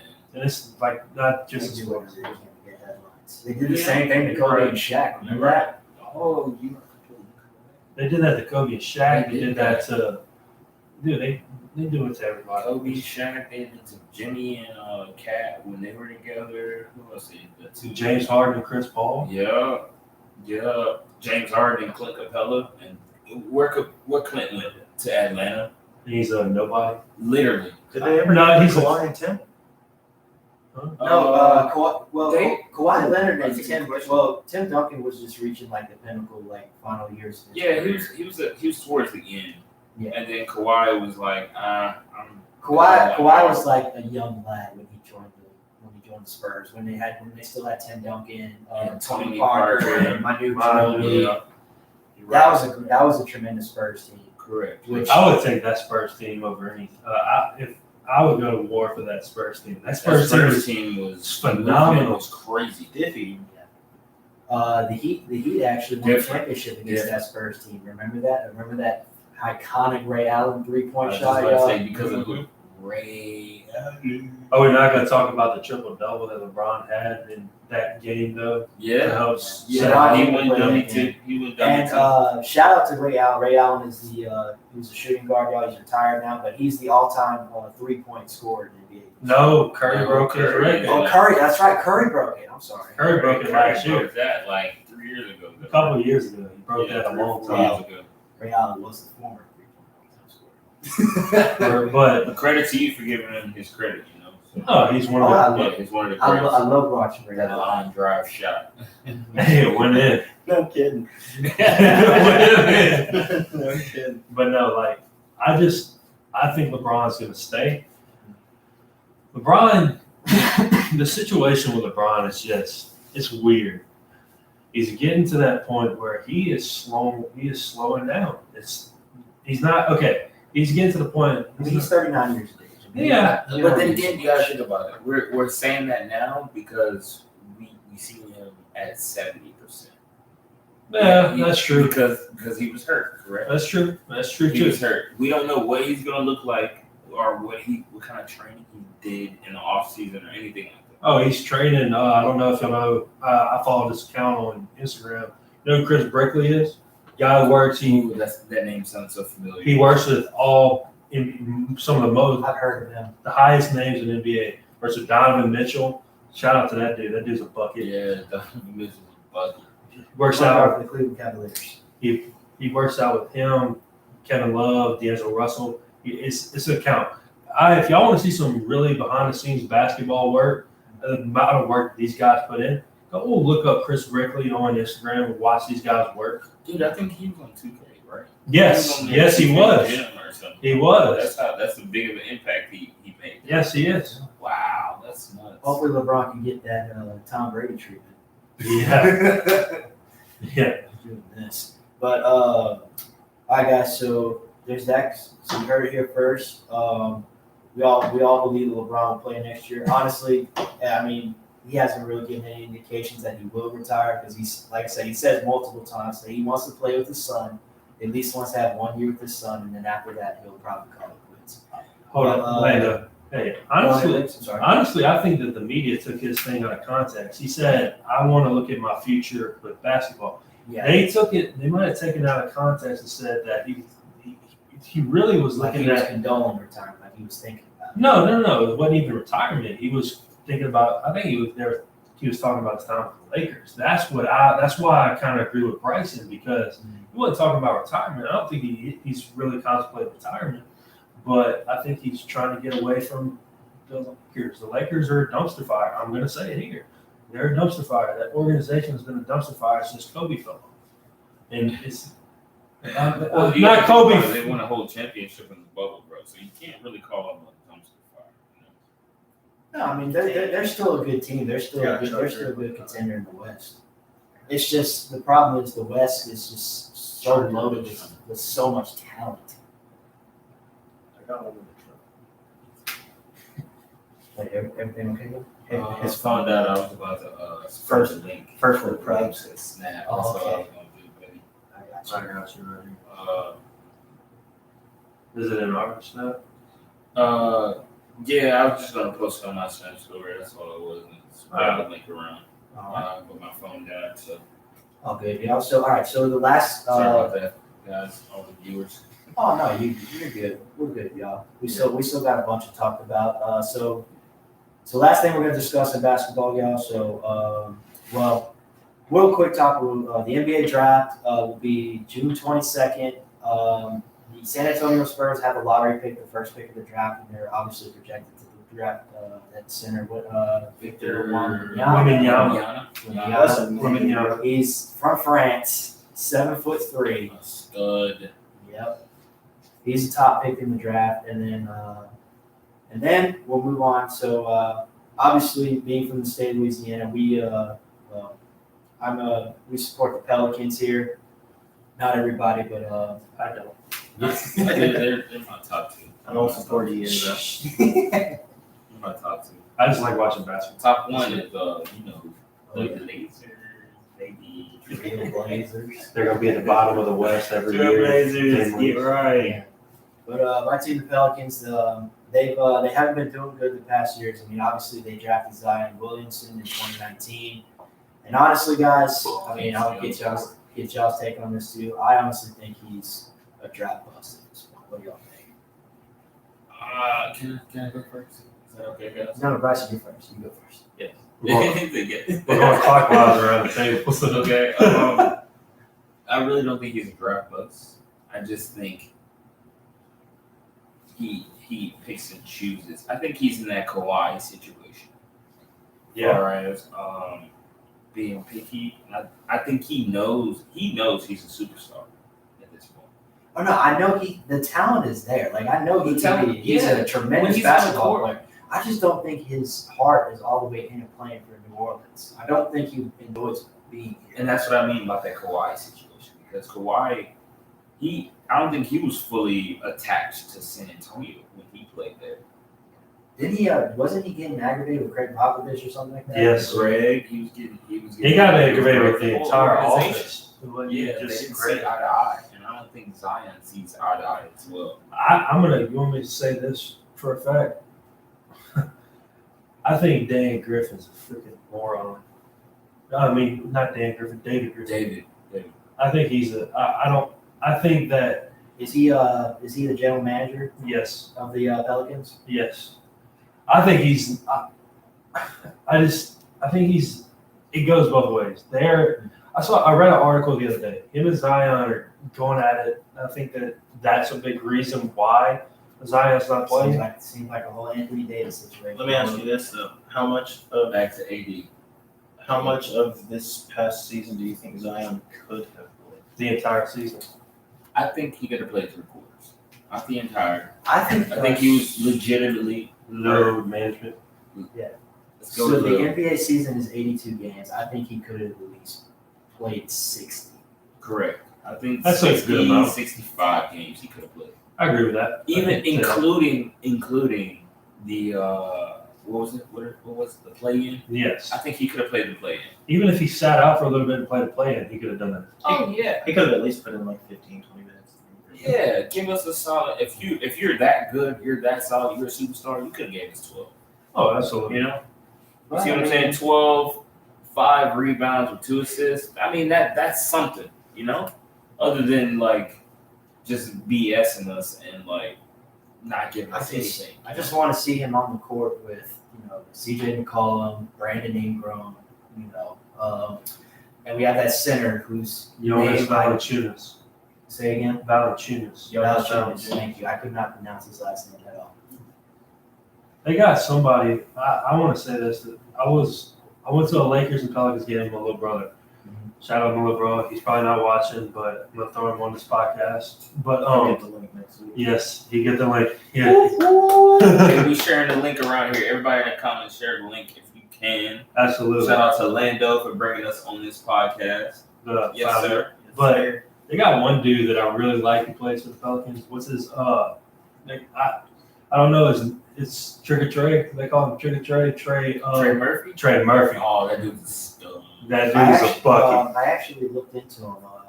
He definitely has solid potential. Oh man, next 2-3 years, bro, he's gonna be on an All NBA team, bro. I always love seeing the progression of young talent. Oh, absolutely. But yeah, Slade, what do you think? So you said your piece about Zion. What do you think about it? What do I think about Zion? Like, do you think he's going to? Is he a draft bust, or do you think he needs to be given more time? I don't think he's a bust because I would judge somebody more off of their talent and their capabilities rather than off the court issues. Because in his 3 seasons with the New Orleans Pelicans, he's only averaged like Maybe 22 games. no. Well, he's only averaged 7 games a season. Whoa. Really? Yes, That's and news to me. it was like 7 or 8 games a season. But Holy that's crap. also swayed because obviously I would imagine one season rather than all 3, he probably missed a good bit of time compared to He missed one whole Yeah. season. Because So- unfortunately in college he suffered an injury where he was dribbling the ball and then his shoe fell apart during the game and he hurt his foot. But if I can, let me give you kind of my reasoning behind that. I have more of a baseball background than basketball, and for baseball, I mean that's a sport that you can, barring no crazy injuries, and anything else that may take you off of the field and away from the game, you might get drafted at 18 coming out of high school, or some of these guys who get drafted internationally that Right. come in at 16. Look at Rafael Devers with the Boston Red Sox, for instance. Yeah. He was drafted. Yeah, he hit 2 home runs to that. He was drafted at 16 out of the DR. So you have some of these guys who they might not even get their shot in the big leagues until they're 26, 27, 28, which is Yeah. in some sports that's considered old. Because guys, and so in baseball, you when you get drafted, you don't necessarily go to the team. You'll start out either single A, double A, or triple A, and then depending on how well you perform, or barring injuries on the team, they will call you up, and then that'll be your chance to see if you stay on the roster. So I mean, some of these guys, they might seem like they're a draft bust because at 19 they're 3 years in and they're not on the big league roster. They're not contributing. You have your outliers who do, like Bryce Harper and Juan Soto, but outside of that, the majority of these dudes, I mean, Trout, yeah, Mike Trout's he one of the young. most He loved was baseball one players. of the guys that and him He and was Bregman, fast. right? Bregman was Yeah. fast track as well. Bregman was fast track. as well. Which actually, I'm going to give a pretty hot take here later whenever we start talking about LSU baseball. But yeah, but to call Zion, LSU baseball, baby. point being, I'm not going to call Zion a bust yet, not knowing that, or knowing that when he's on the court, he's a freak of nature, and his play shows that he's better than some of the stuff that's kept him away. I'll give him. I'll see what he does this season. I really hope he can play like at least 60, 65 games, or perhaps even more this year. I really hope he can. He needs more than 60 plus. If he doesn't go 60 plus or 50 plus, he's getting traded. Possibly so. That's a hot take right there. Hot take. Hot take. That's not a hot take. Do What you you talking think? about? Do you think Zion is a draft bust now, or do you think he just needs to be given more time? I'm actually going to go with what Slade said. It's not. It's you go back to all saying it's not a sprint, it's a marathon. I think that Zion, he's got some personal issues to work with. He's got to lose some weight. He's a big guy. He's got to lose some weight. He's got to. Oh yeah. And actually, speaking of personal issues, No, I know. he actually is dealing with some off the field stuff. Apparently, he was some messages or emails were linked that he was messaging or trying to get with OnlyFans women while he's in a relationship with somebody. Yeah, I mean, No, he's got Whatever a floats your baby boat. on the way. Whatever floats your boat. He's trying to get with an OnlyFans model with his girlfriend. He's got a girlfriend with a baby on the way. exactly. Yeah. So, Zion, my man, if I can want to give you a piece of advice, my friend, is these hoes ain't going, bro. oh right. Hey, listen to Broadway Girls, bro. That's all I got. Good song right there. Yeah. That's legit. But yeah, hopefully that situation won't really affect his basketball career. But Nah, I don't think so. We'll see. It's a wait and That's see something. thing. Yeah, that's some personal off stuff.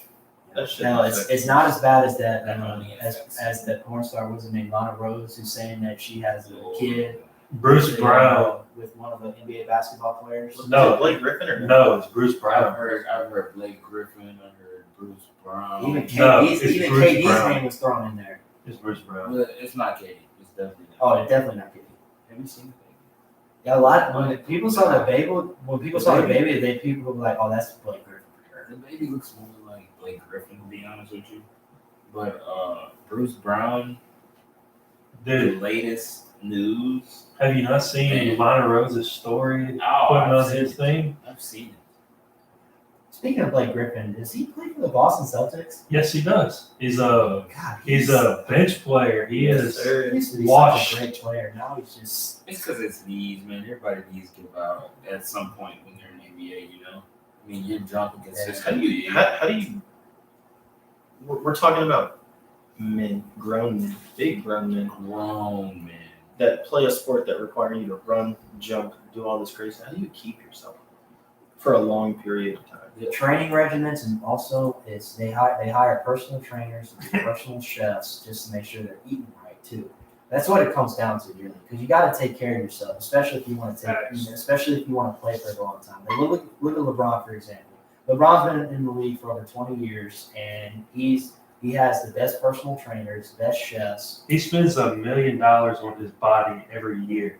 That's what I can man, understand. I've heard. And he also became one of the first current, still playing athletes to become a billionaire. Oh, yeah, he's got all that That's stuff. insane.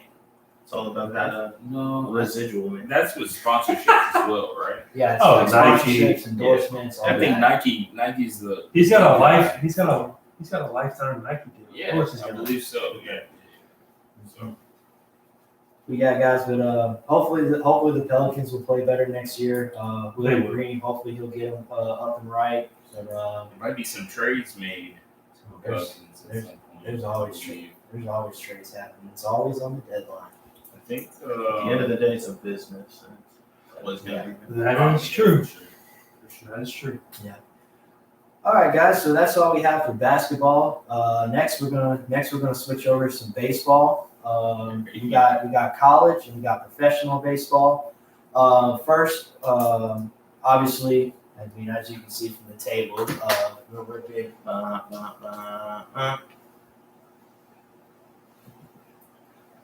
Yeah,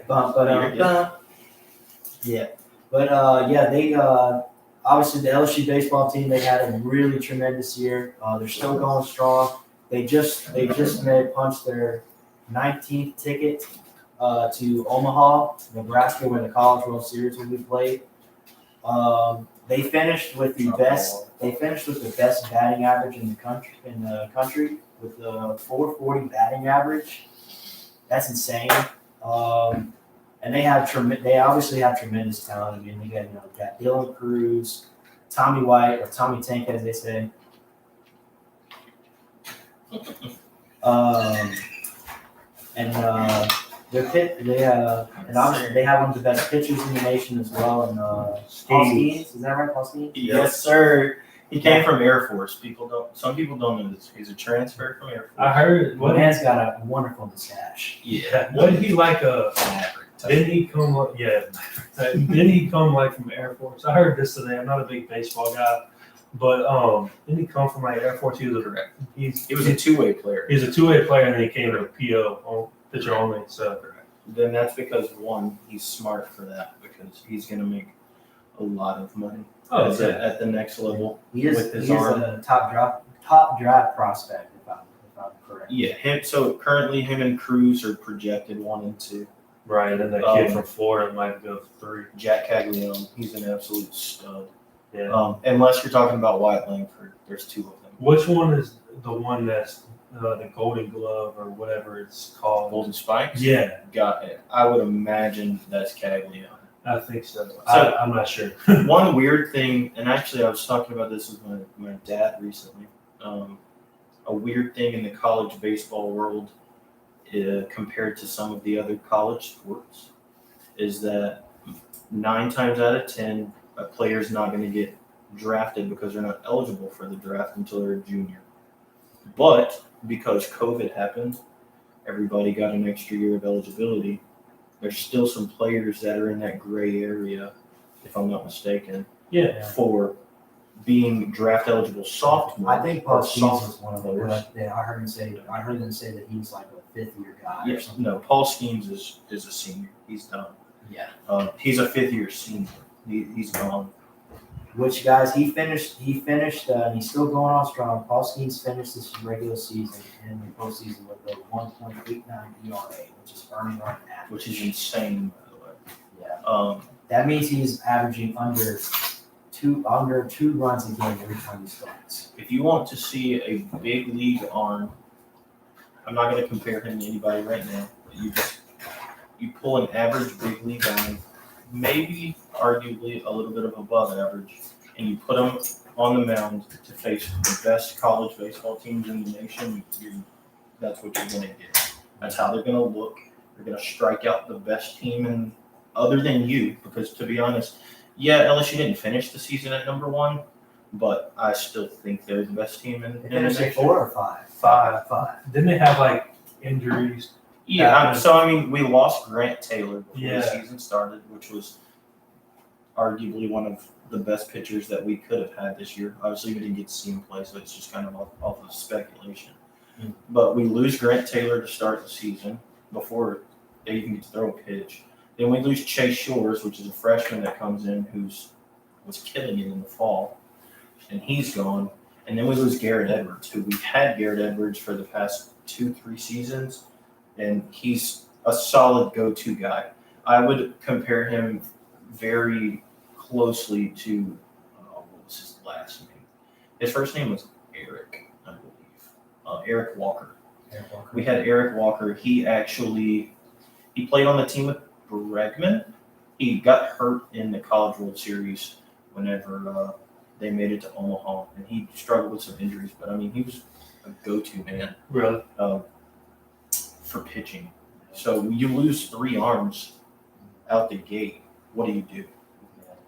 I'm pretty impressed with what they've done so far. Yeah, I mean their starting pitches have been good. I worry about their relief pitching. Their relief pitching is so I got it right here. Overall LSU was ranked 37th in pitching on the earned run average. They finished with 4.54.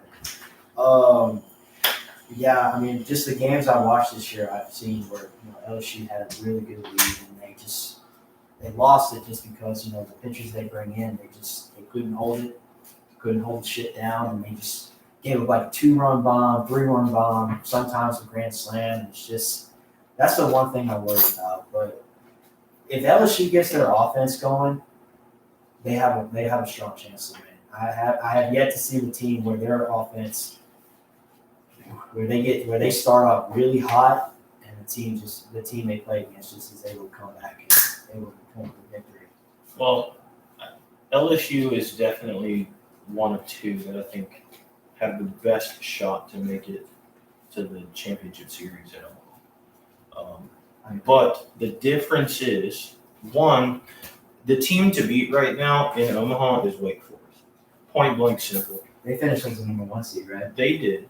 But what makes Wake Forest different is the amount of runs that they're capable of scoring and that they have scored. In the regional and super regional combined, they had 1 game where they didn't score 15 runs. And they had 3 games where they scored over 20. Who just scored 22? That was Wake Forest against Alabama. So Wake Forest finished with the number 1 seed going into the regionals. They finished 52-10 in the regular season. Christ. Their batting average was like 399, like just below 400. They finished with a really good batting average. But another team that you need to watch is going to be Oral Roberts. I'm very curious. Where's that college from? Oral Roberts is out of Oklahoma. Yeah. I've never heard of that college. I had 2 family members that actually went to Oral Roberts. Shout out to them. Paul Roberts, shout out to you. Good question. Wake Forest, do they play like small ball, or is it? They some sluggers. Yeah, they just hit. everything. They just hit. They are just a group of guys that everybody has a role, bro. Like they have 2 dudes that can put a ball in the lights anytime it needs to be done. They've got speed. They've got power. They've got pitching. They're a very well put together I was going to say, wasn't it about like 2 or 3 games in a row where we had back-to-back home runs or something like that? Yeah, so we just did that against Kentucky. So right? against Kentucky, we set an NCAA record for most home runs in 1 game. And 6 home runs in 1 game. 6 different home runs. which is crazy to think about because the 2009 team for LSU that won the national championship was the best hitting team, in my opinion, in our lifetime that we've seen. Shipley, right? That was with Blake Dean, Ryan Schick, and DJ LeMahieu, Mikey Matuk.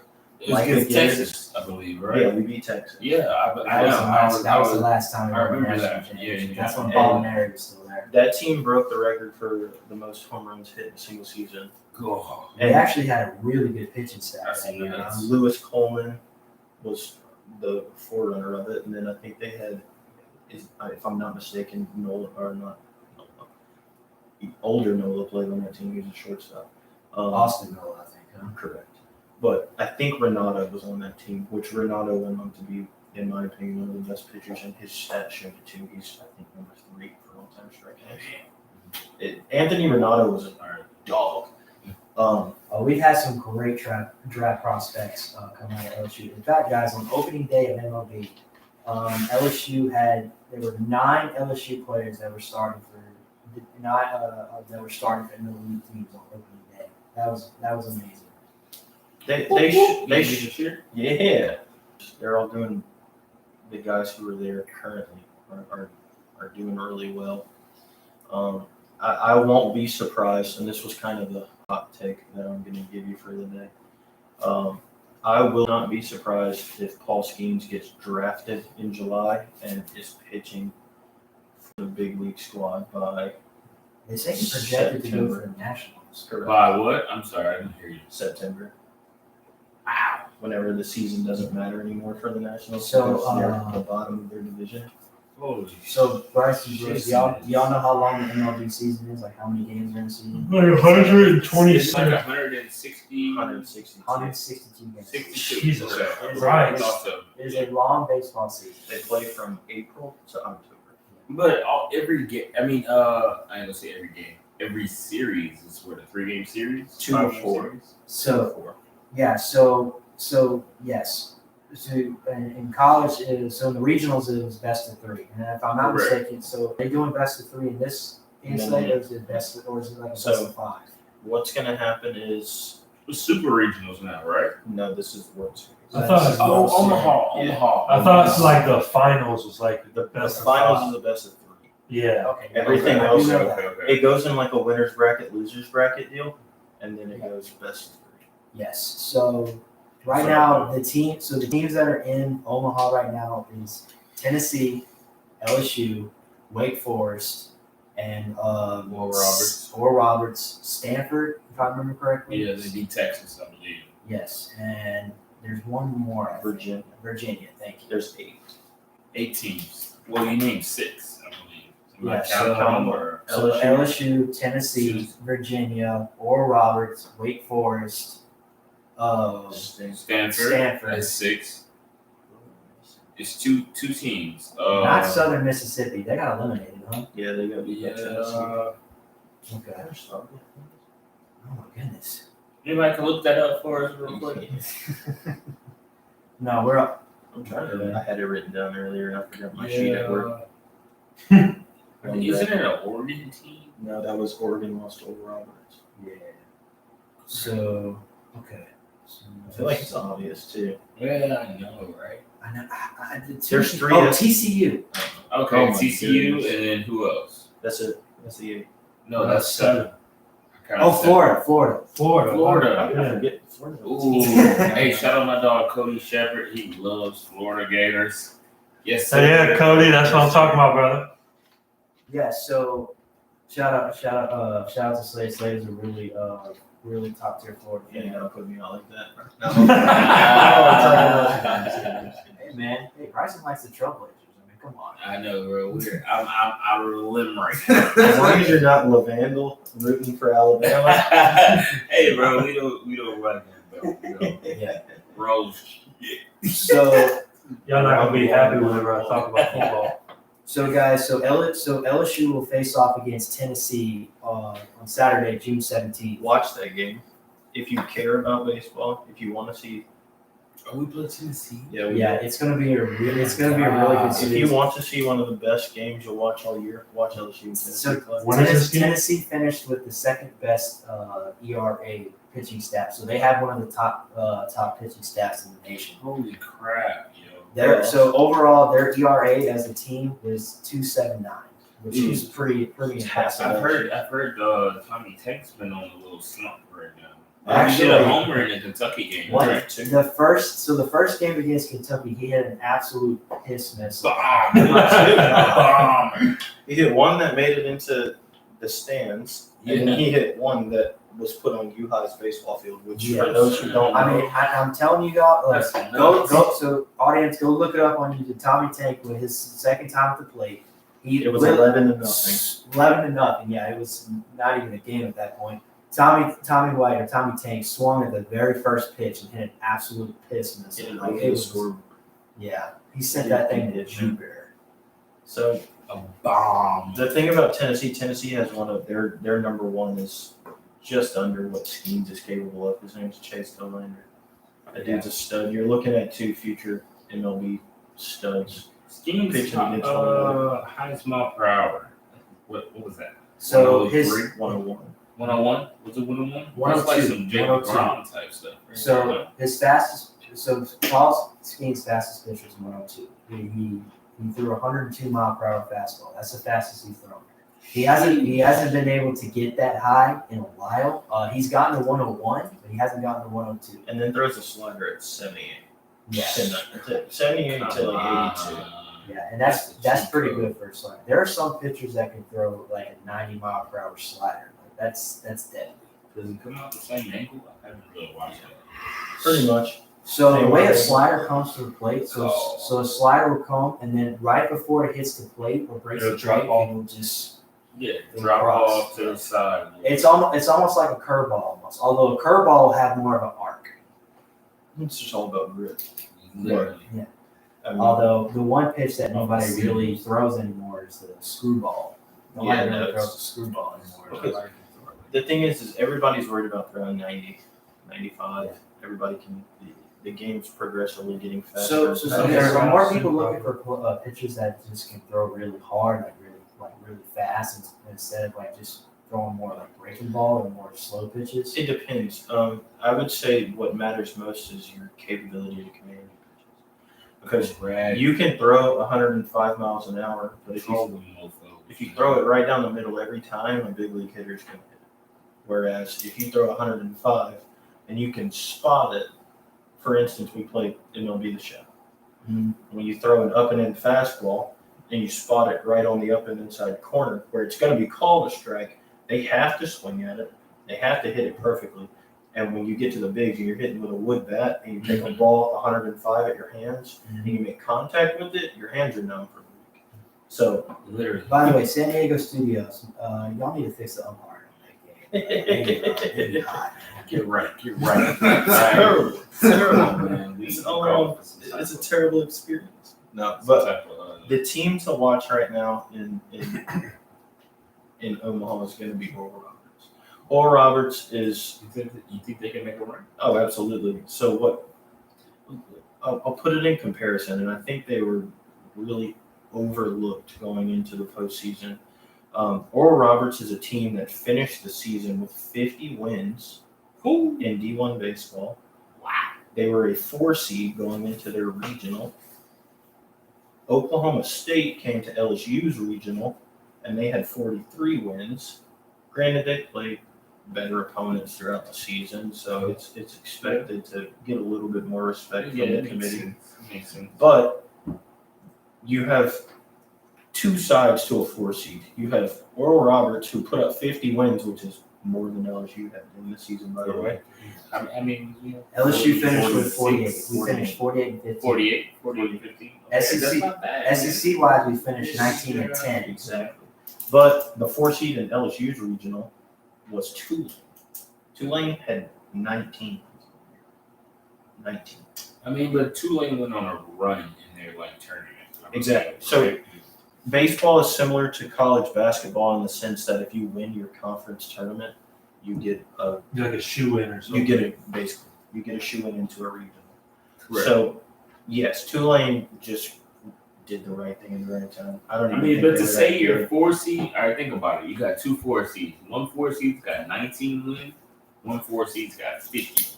Exactly. It's Come two on. completely You're completely correct. we're talking two completely different Keep an squads, eye on them. completely different dynamics of baseball. Tulane is a small ball school, kind of like you were asking a minute ago. Their Tulane, football program has come a long way. they have. Yes, They absolutely For have. the people that don't know what small ball is, that's we can go with what? Bunt, stealing. Bunts, Basically, you play strategic baseball. You know you're not going to hit inch home by runs. inch. Yeah, you know you're not hitting Baseball. home runs against most teams. which You is what Kentucky was. You're not hitting bangers. Yeah, Kentucky was also Kentucky was small the- ball school. They were the best defensive team in the league, or in, the, Yeah, in college. Kentucky was one of those baseball teams. They played smart baseball, so Correct. they were going to try to get on base every way they can.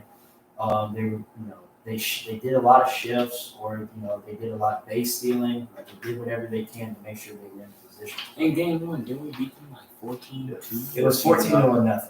14-0. Or did they score? Was that it first game? 14-0? Yeah, no, they good. 14-0. And 14-0. then second game was 8-3, where there were 3 home runs hit in that game. But what was special about that moment, I hope you all watched it, because the two greatest, in my opinion, and this is solely my opinion, but I think some people will agree with me. The two best players to walk on campus and put on the purple and gold up until this date. We talking baseball or we Yes, talking yeah, baseball. Okay. To put on the purple and gold, and Paul Skeens and Dylan Cruz, they played their last games in Alibok Stadium, and we have Paul Skeens who dominated. Shout out to Paul Skeens, man. Yes, sir. Crazy. Paul Skeens. Yes, sir. We see you, baby. And I think it was only fitting for Dylan Cruz to hit the 2-run double to put us up 8-3 going into the ninth inning, getting his standing ovation when he deserved it as well. Did he get one? I wouldn't watch it. He hit an RBI double to put us up 8-3 in the eighth, or top of the ninth. Cruz Skeens, really hope you have tremendous careers in the MLB, man. They will. Yeah, they about to go crazy, baby. They will. The LSU boys, I see you. All right. So, guys, I'm gonna give y'all the matchups that are happening in Omaha. So we got 2 games. So there's 2 games on Friday. First game will be TCU versus Oral Roberts. That'll be a 1:00 game. Second game will be 6:00. It will be Florida versus Virginia. And then on Saturday we have Wake Forest versus Stanford. That's a 1:00 game. And then obviously at 6:00 we have LSU versus Tennessee. Yes, sir. Get right. Honestly, Slade, do you Florida and Virginia? That's a tough one. I think that's a good matchup. I think it's going to be a good game. A thing about TD Ameritrade, I say 7-6 game, bro. they can score. TD Ameritrade's huge, so hitting home runs isn't the easiest thing to do. That park will make a Tommy White look like a T-ball player at times because of the way the park is set up. So it's not easy to hit home runs there. LSU is definitely going to be capable. Some of Florida, some of Wake. The balls are going to fly. We're going to have 1 or 2, but we're not going to be seeing those 6, 7, 8 home run games like we were in regionals and super regionals. I definitely believe the pitchers that will come out on the mound in these games. They're gonna leave everything out on the table. Absolutely. I mean, and that's at the end of the day, pitching is what's going to win you a College World Series. Absolutely. You gotta be strategic when who you want to put on the mound for game 1 and game 2. If you know you can win both games outright, then go with what plan you have. But say if you put your best starting pitcher out in game 1, you win, and then game 2 you put out another pitcher and you lose, and then now you're just like, damn. You don't want to be playing catch up in Omaha. Yeah. No. You Not don't. one bit. And that's for LSU's sake. As well. Skeens is throwing 1, and what you call it? Skeens will definitely. Yeah. Will he Ty pitch game Skeens 1, or pitching will too. you think he'll go pitch in game 2 just to see what? As of Skeens is recently, pitching 1. as of recently, I've heard Skeens is our ace. Yeah. And 1.89 ERA, bro. And yeah, a stud. After that, no offense, no disrespect, LSU Tigers, baseball, but I heard we don't really have too much after that.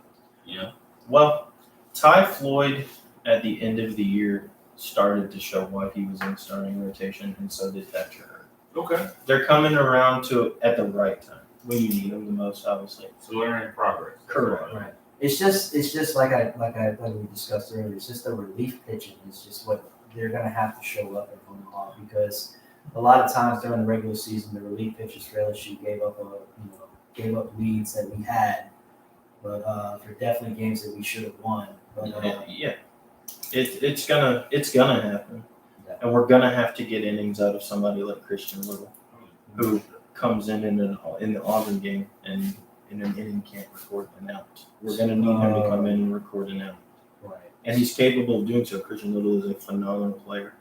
Who's that left-handed relief pitcher? You got He's a 2. big boy. You got 2. You got Riley Cooper. We got 2 lefties? Yeah. 2 lefty relievers? He's the big boy. You're thinking of Riley Cooper. He's Yeah. kind of a heavy-set guy with a beard. Your number? Good old country boy. I think he's number 38. 36 or something like that. Yeah. And then we also have Ackenhausen. Ackenhausen's he's big, but he's tall. So it's even tall. Isn't Skeens like 6'5"? Skeens is big. 6'5", about I think That's what my brother said. Boyd, he's a big boy too. Yeah, Isn't Boyd's not small. You got a bunch of tall pitchers. And then you got somebody like Horses. Gavin. What's that? You got a bunch of horses pitching for You you. do. That's the thing. LSU isn't made of pitchers who aren't good and aren't capable. The fact is that just whenever they were given certain opportunities, they didn't do as well as they should have and could have with those opportunities. Correct. So it leads us into this point in the year where all season we've been playing to win 2, and now you've got to play to win 5, which isn't as easy to do because you're not getting days rest between games. You're getting a day at the most. Right. But LSU has the talent to do it. We make it to the 3-game series. We should see Skeens one more time.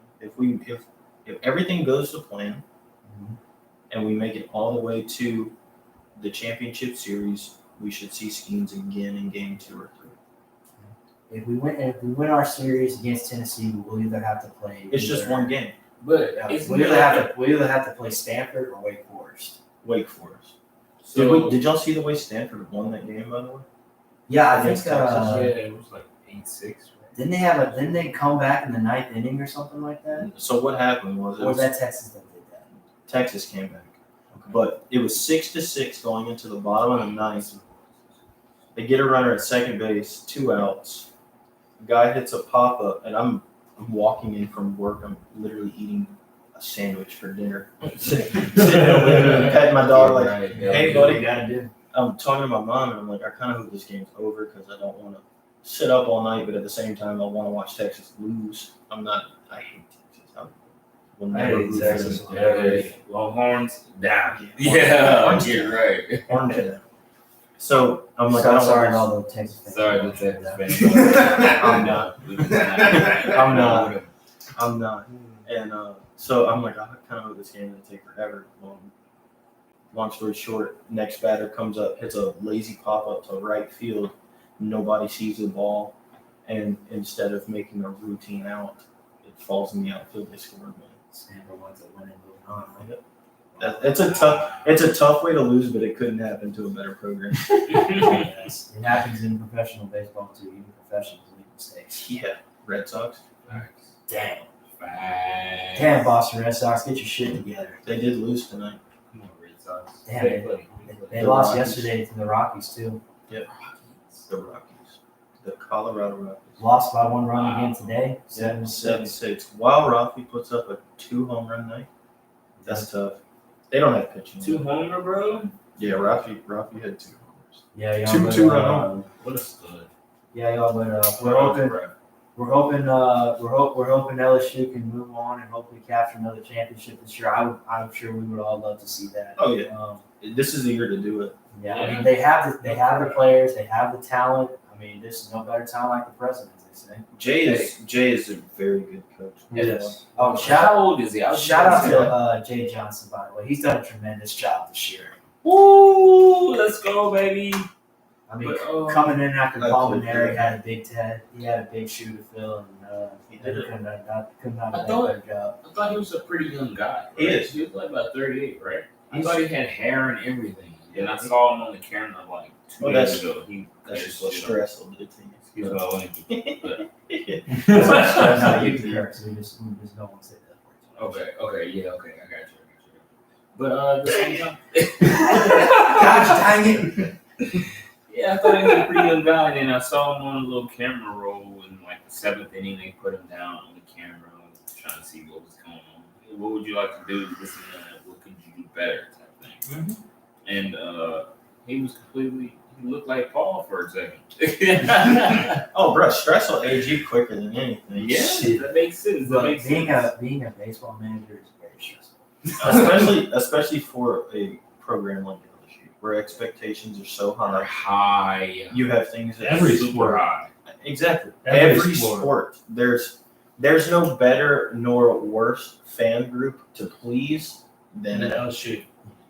And It's just how we are. We're shout out sorry. to We love you. and you We're know, so competitive. bro. shout out That's to all the it is. I know. Shout out to the LSU fan group. They LSU fans are like the most loyal, dedicated fans I've seen. They are. I mean, even Tiger around the world. Even for away games, guys like football, baseball, basketball, they're more than the home fans. They travel really well. Really. And I'll say this: and if there is a bar, we're there. If there's two bars, even better. Much as I like it, you cannot escape the purple and gold. Vanderbilt learned. Not escape the purple and gold. Vanderbilt learned. There's actually a Jello shot challenge at a bar called Rocco's in Omaha, and they keep tallies of all of the Jello shots that are purchased for the teams. You basically just pick a team that you put your Jello shots toward. I'm curious to see by how many LSU wins. There's no question that LSU will Well, win. this but will by be how their many? 19th trip to the Men's College World Series. I can imagine 19? it's a lot. This is his They first show year, out, right? right? JJ? This What's is his his second name? year. I'm Jay sorry. Johnson. Jay Johnson. Jay Johnson. Yeah, this is second year. Is that cool to call him JJ? Yeah, absolutely. Yeah, you call Jay JJ Johnson. the Jets. This is JJ first year with him, right? No, second. Second? Second. And this is his first Omaha trip, right? With LSU. Yes. He coached at Arizona prior. Oh, And they Dude, became Arizona runner-up made a run, 4 years ago? Right? 2021. If I believe so. Yeah. 2 years ago. Yep. 21. They They got some studs. they came runner up to no, They had Ole an Miss won last outfielder year. out there, I believe. He was solid. I forgot his name, man. Oh, I don't remember. I know. Shout out to the Red Sox and Bobby Dahlbeck. Bobby Dahlbeck played for Bobby. Bobby Dahlbeck showing his ass right now in Triple X, but Go crazy. he was actually a go stupid. two-way player for Arizona. He played third base and pitched. Phenomenal. Big fan of him. Nice. But in any case, it should be a very entertaining College World Series I'll- to watch this year. My picks for those, if I'm a betting man, I'll have to bet. Oh yeah, so going back to that, so I'm just gonna go around, guys. So at the games I said, y'all just say who you think's gonna win. Okay. So first game, TCU Oral Roberts. Brooks, start off with you, baby. I don't know much about baseball. I'm not a big baseball watching guy, Okay. but I'm gonna go with my boy Slade here. So I'm gonna go to Oral Roberts. I think Oral Roberts has a chance. I say oral. I say oral. I'm gonna run. He kind of gave me some pointers. I respect it. So Oral Roberts finished 51-12, and TCU finished 42. So look, oral. I'm rooting for ORU. I'll tell you that. Yeah, I like a little underdog story. It's Something literally like, Stony Brook Cinderella. 2015. Yeah, I don't want to talk about that. No, you That don't. was terrible. All right, so next game we have Florida and Virginia. Florida. I'm gonna give it to Florida. I think it's gonna be a close game. I think it's gonna be a lot closer than I want it to be. So is this a one game? Yeah, everything right now is one game. The only thing that's 3 game is the championship. Okay. I believe that Virginia, they're a solid team. I think so. The last time I seen them play, they're a really solid team. I haven't really watched Florida. My man Slade would have the best of that, you know. So Chop. Virginia's that like thumb in your side kind of team. You forget about them after a while, but yeah, but they can make some noise. Yeah, too. it But stays there long enough, yeah. you'll feel it again. Okay. And Virginia's always in the postseason. They always show out. Virginia. I'll even give you a score. Can I give you a score? Give me a score. I'm saying I'm gonna go 8-6. 8-6 Virginia. Virginia. I'm gonna be the underdog. I'll give you a score and we'll compare next. Okay. Can I hear a score if that's okay? Yeah. So say, what do you think the score? I want to hear the score in Virginia, Florida. I think it's going to be 5-2 Florida. Okay. Brooks, you want to give a score? I have no idea. I don't know. I'll go 4-3-4. 4-3-4. It's All gonna right, be- I like that score. That's a solid score right there. It's right in the middle of y'all. Both of y'all. So 2 games. So these are the 2 Saturday games. So I just think everybody's gonna give it their all. So Oh, Oh, absolutely. you got to. everybody's There'll going to be get some everything on the dogfights. table here. So we got Wake Forest and Stanford. Wake Forest. Wake Forest. Wake Forest. Wake Forest might score. Good luck to Stanford, man. Yeah, so Wake Forest finished 52-10. Stanford finished 44-18. Yeah. So what's the score? What scores do you want to give? I think Wake Forest might win by 7, man. I really do. Wake Forest. That's big. It's just the way they hit, man. Stanford ain't. I'm just gonna be honest. I'll throw it out on the table. Man, I'll pitching against Texas was kind of solid. Texas ain't that good either, though. Okay. I don't really want to call Well, he already know. to be able to decide that. So I'm gonna go with you. I'm Yeah, out. so- That's just my opinion. Yeah. All right. Bryson, what do you think the score will be?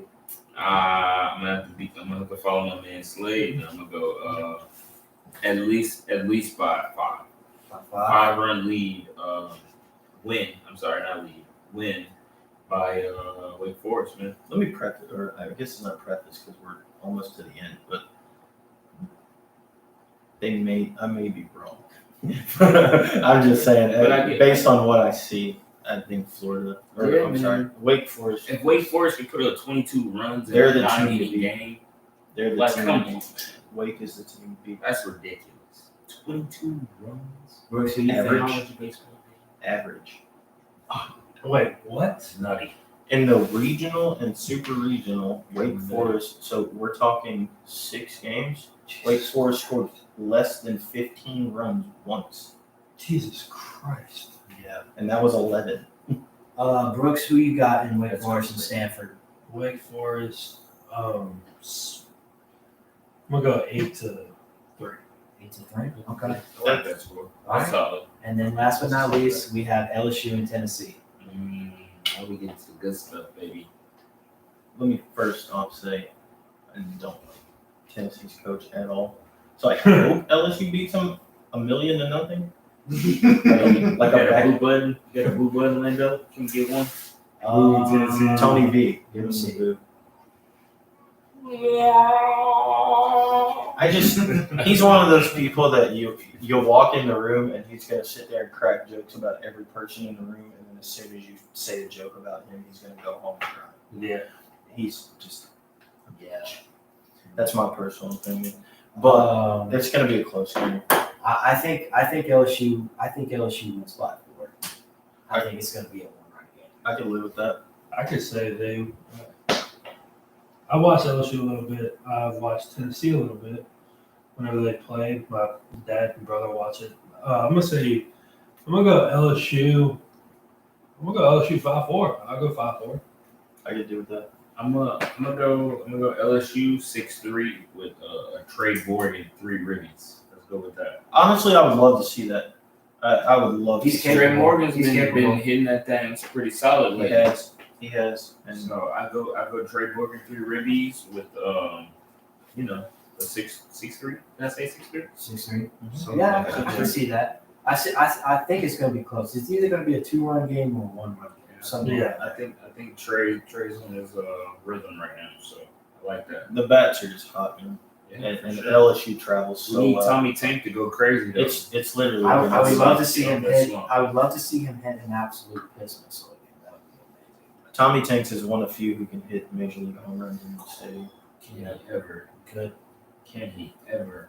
All right. And speaking of the majors, y'all, we're gonna do a little quick segment for Major League Baseball real quick. We won't really get too much into it.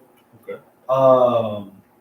So obviously, I'm just gonna go over the scores from yesterday, and I'll do the games for today. So yesterday, the Tigers won over the Braves 6-5. So sorry about this. The Rockies won over the Red Sox 4-3. Oh, I know. I got the updates. Giants won over the Cardinals 4-3.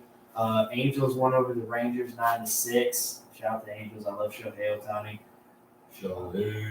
Yep. Two-way player. He can pitch and hit. Stud. Reds won over the Royals 5-4. Mariners won over the Marlins 8-1. Diamondbacks won over the Phillies 9-8. Shout out to Nella. She's a Phillies fan. I work with her. She's probably gonna like that. She loves the Phillies. And then, No, that's a fan base I can't support. I think our boy DJ will agree that Philly fans are just tough to get along with. well, you can't stand Eagle fans. And then the last game of yesterday was the Athletics won over the Rays 4-3. And then Athletics or not? they are on a good roll. So we got today's games. Oh yeah, they still got 50. Yeah, they still got a They're lot of terrible. So today's games, the Orioles won over the Blue Jays 11-6. Weren't the Orioles like on a streak or The something? Orioles are going to be really good in the years to come. Yeah, Cedric Mullins is popping off right now for the Orioles. There you go. I feel like I've been hearing about him forever. Like, hey, shout out to Cedric Mullins, man. He going crazy. Let him do his thing, man. And then sorry again, the Rockies won over the Red Sox 7-6. Unfortunate. The Yankees won over the Mets 7-6. I know that's a big rivalry there. Shout out to Joseph at work who bet for the Mets. I told you not to. Who's your boy from the Pirates, man? That shortstop. Oh. We're talking about. Oh. It's like I don't know if y'all remember this, but back in like primary school, when we watched all of those weird cartoons in music class. That's what they were talking, like those old Disney cartoons that barely had words in them yet. Yeah. Like Tom and Jerry or something. So then the Twins went over the Brewers 7-5. Giants went over the Cardinals 11-3. Angels won over the Rangers again today 7-3. This game is still going on. The Cubs are over the Pirates 8-3. Oh, say, hold on. Speaking of the Twins, I was about to say the same thing. shout out to my boy Blaine Inlow for getting called up to the AAA baseball. That's what I'm talking about, brother. I actually just talked to Blaine like 2 weeks ago, man. Good old Blaine, man. He just got called up to AAA for the Twins. Did he St. really? Paul Saints. No crap. Yes. He was going nuts in the. Shout out to Blaine, man. Do your thing, baby. We see you. He had a He strikeout. had a tremendous career, bro. He had a strikeout ratio, or the percentage. His strikeout percent was like 36, 39%, and his walk percent was like 6. Jesus. Bro, go crazy, Blaine. We see you, baby. We keep an eye out. Yes, sir, brother. We keep an eye out. Some other games going on that just finished. The Reds went over the Royals 5-4. Astros went over the Nationals today 6-1. Shout out to Connor, he's a big Astros fan. He wanted me to talk about him for 60 seconds, so enter 60-second monologue, dog. Yeah. Yeah. Yep. Slay guys. Well, I Connor, forgot. I promise we're not going to talk about what the Astros have done, just your career accolades, I promise. Fastball. He is third base still? What's that? Or what? Fastball. No, I hit them. You said we weren't going to talk about with the Astros, and I went, change it up.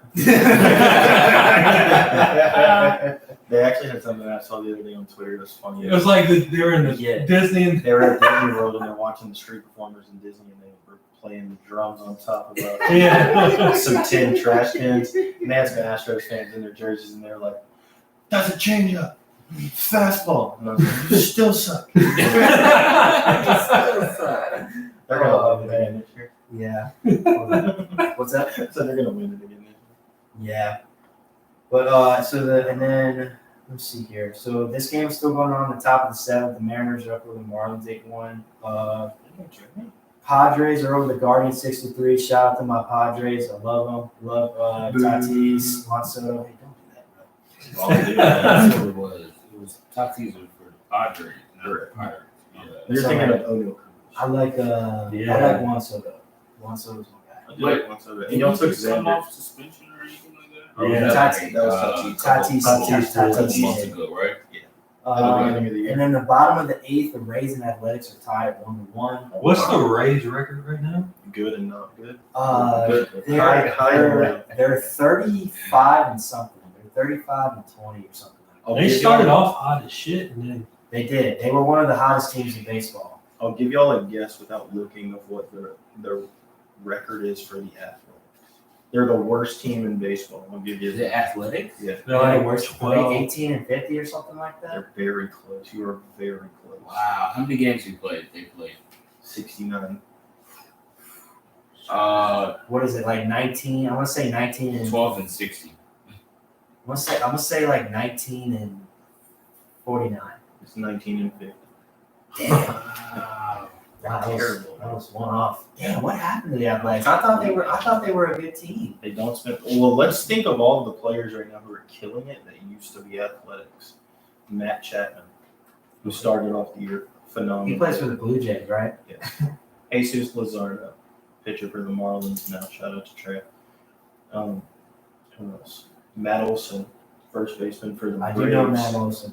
He's a good player. Sean Murphy, catcher for the Braves. Oh, he catches for the Braves now too? Mhm. Damn. So did they just leave or were they traded? They didn't sign. The Athletics either didn't want to pay him or they got traded. And So just they were just awful being trades. dummies, is what Yeah. you're saying. awful trades. And there's no tanking in baseball. It doesn't happen. Nah, the season's too long. That's nuts, yo. Yeah. And then Just gave away their Phillies are over the Diamondbacks 8-1, the bottom of the 7th. There you go, Dell. There's your shout out. And then the last game is the White Sox and the Dodgers. The Dodgers are up 4-0 at the bottom of the 6th. There you go, Bill. That's talk about a team that's got a ton of talent and does nothing with it. The Dodgers. Yes. I can't stand the Dodgers. last time they won the World Series, man. Can you talk Wasn't it about like last year? No, who won last year? Nah, man. It was with Mookie, right? It's been a minute. No, they won a few years ago, didn't they? With Didn't Mookie, I believe. Didn't they win like COVID year or something? Mookie Betts. They either won it. I know they went during. No, they won during. I don't remember. No, the reason why I know they won during COVID is because they, what's his name, Justin Turner had COVID during the fucking game. I was about to say, because COVID happened in what, 2019? 2020. 2020. 2020? It was That's March, 3 it years was ago. March of 2020. It's been only 4 years. Who was 2019? I think it was. We could be completely wrong. I'm Yeah, wrong. Corral. We're at That that sounds, point. that sounds like a tasty My man wants a beer. Corona. Corona. He wants that line. Yeah. But who won the World Series last year? Was the Astros. It was the They Astros. did take it Fastball. home. Yeah, I'm tired of seeing them run. I hate No, the Dodgers did win the World Series after they had appeared in multiple World Series, but they just couldn't get a W. Shout out to the 2018 Red Sox that beat the Dodgers. The Yeah. boys cheated and then came back and won again, right? Yep. That's crazy. Show did it. It's crazy. You think they stopped cheating? I don't know. I mean, Tell me about it. I don't really so- watch MLB like that. I mean, honestly, Hopefully guys, I'll I tune in think at the every wire. professional team does something under the radar. It's just they just don't get caught unless you really get caught. Well, what they did was use technology. That's when it becomes illegal. Except the Nuggets, man. The Nuggets just went crazy. Yeah. I heard they had the easiest run. Everybody's got it, bro. Yeah. I mean- Sounds like a Trailblazers fan opinion.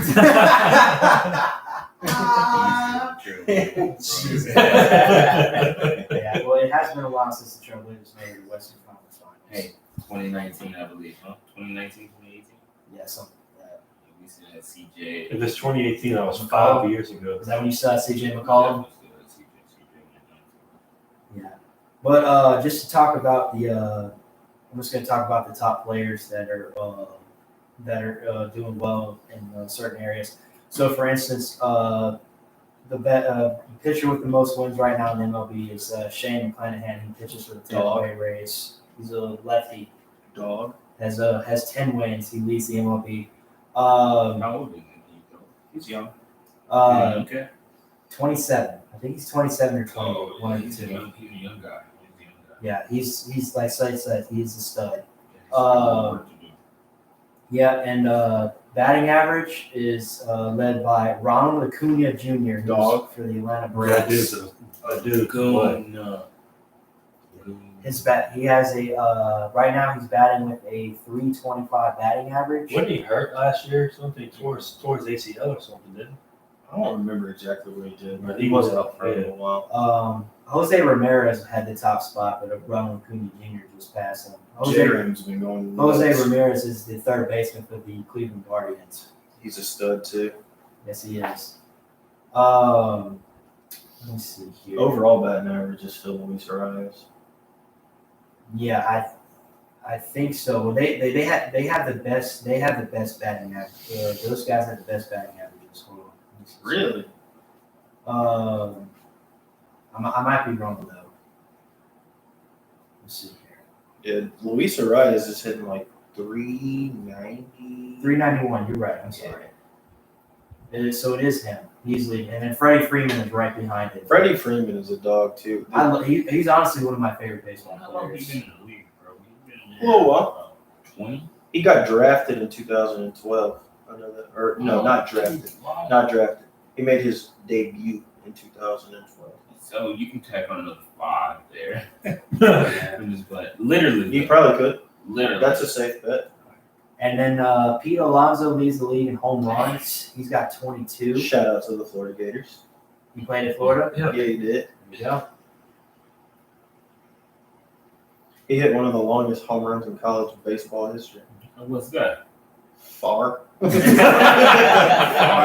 pretty much sums it up right there. Yeah, we And can then, go with that. We can rock with that one.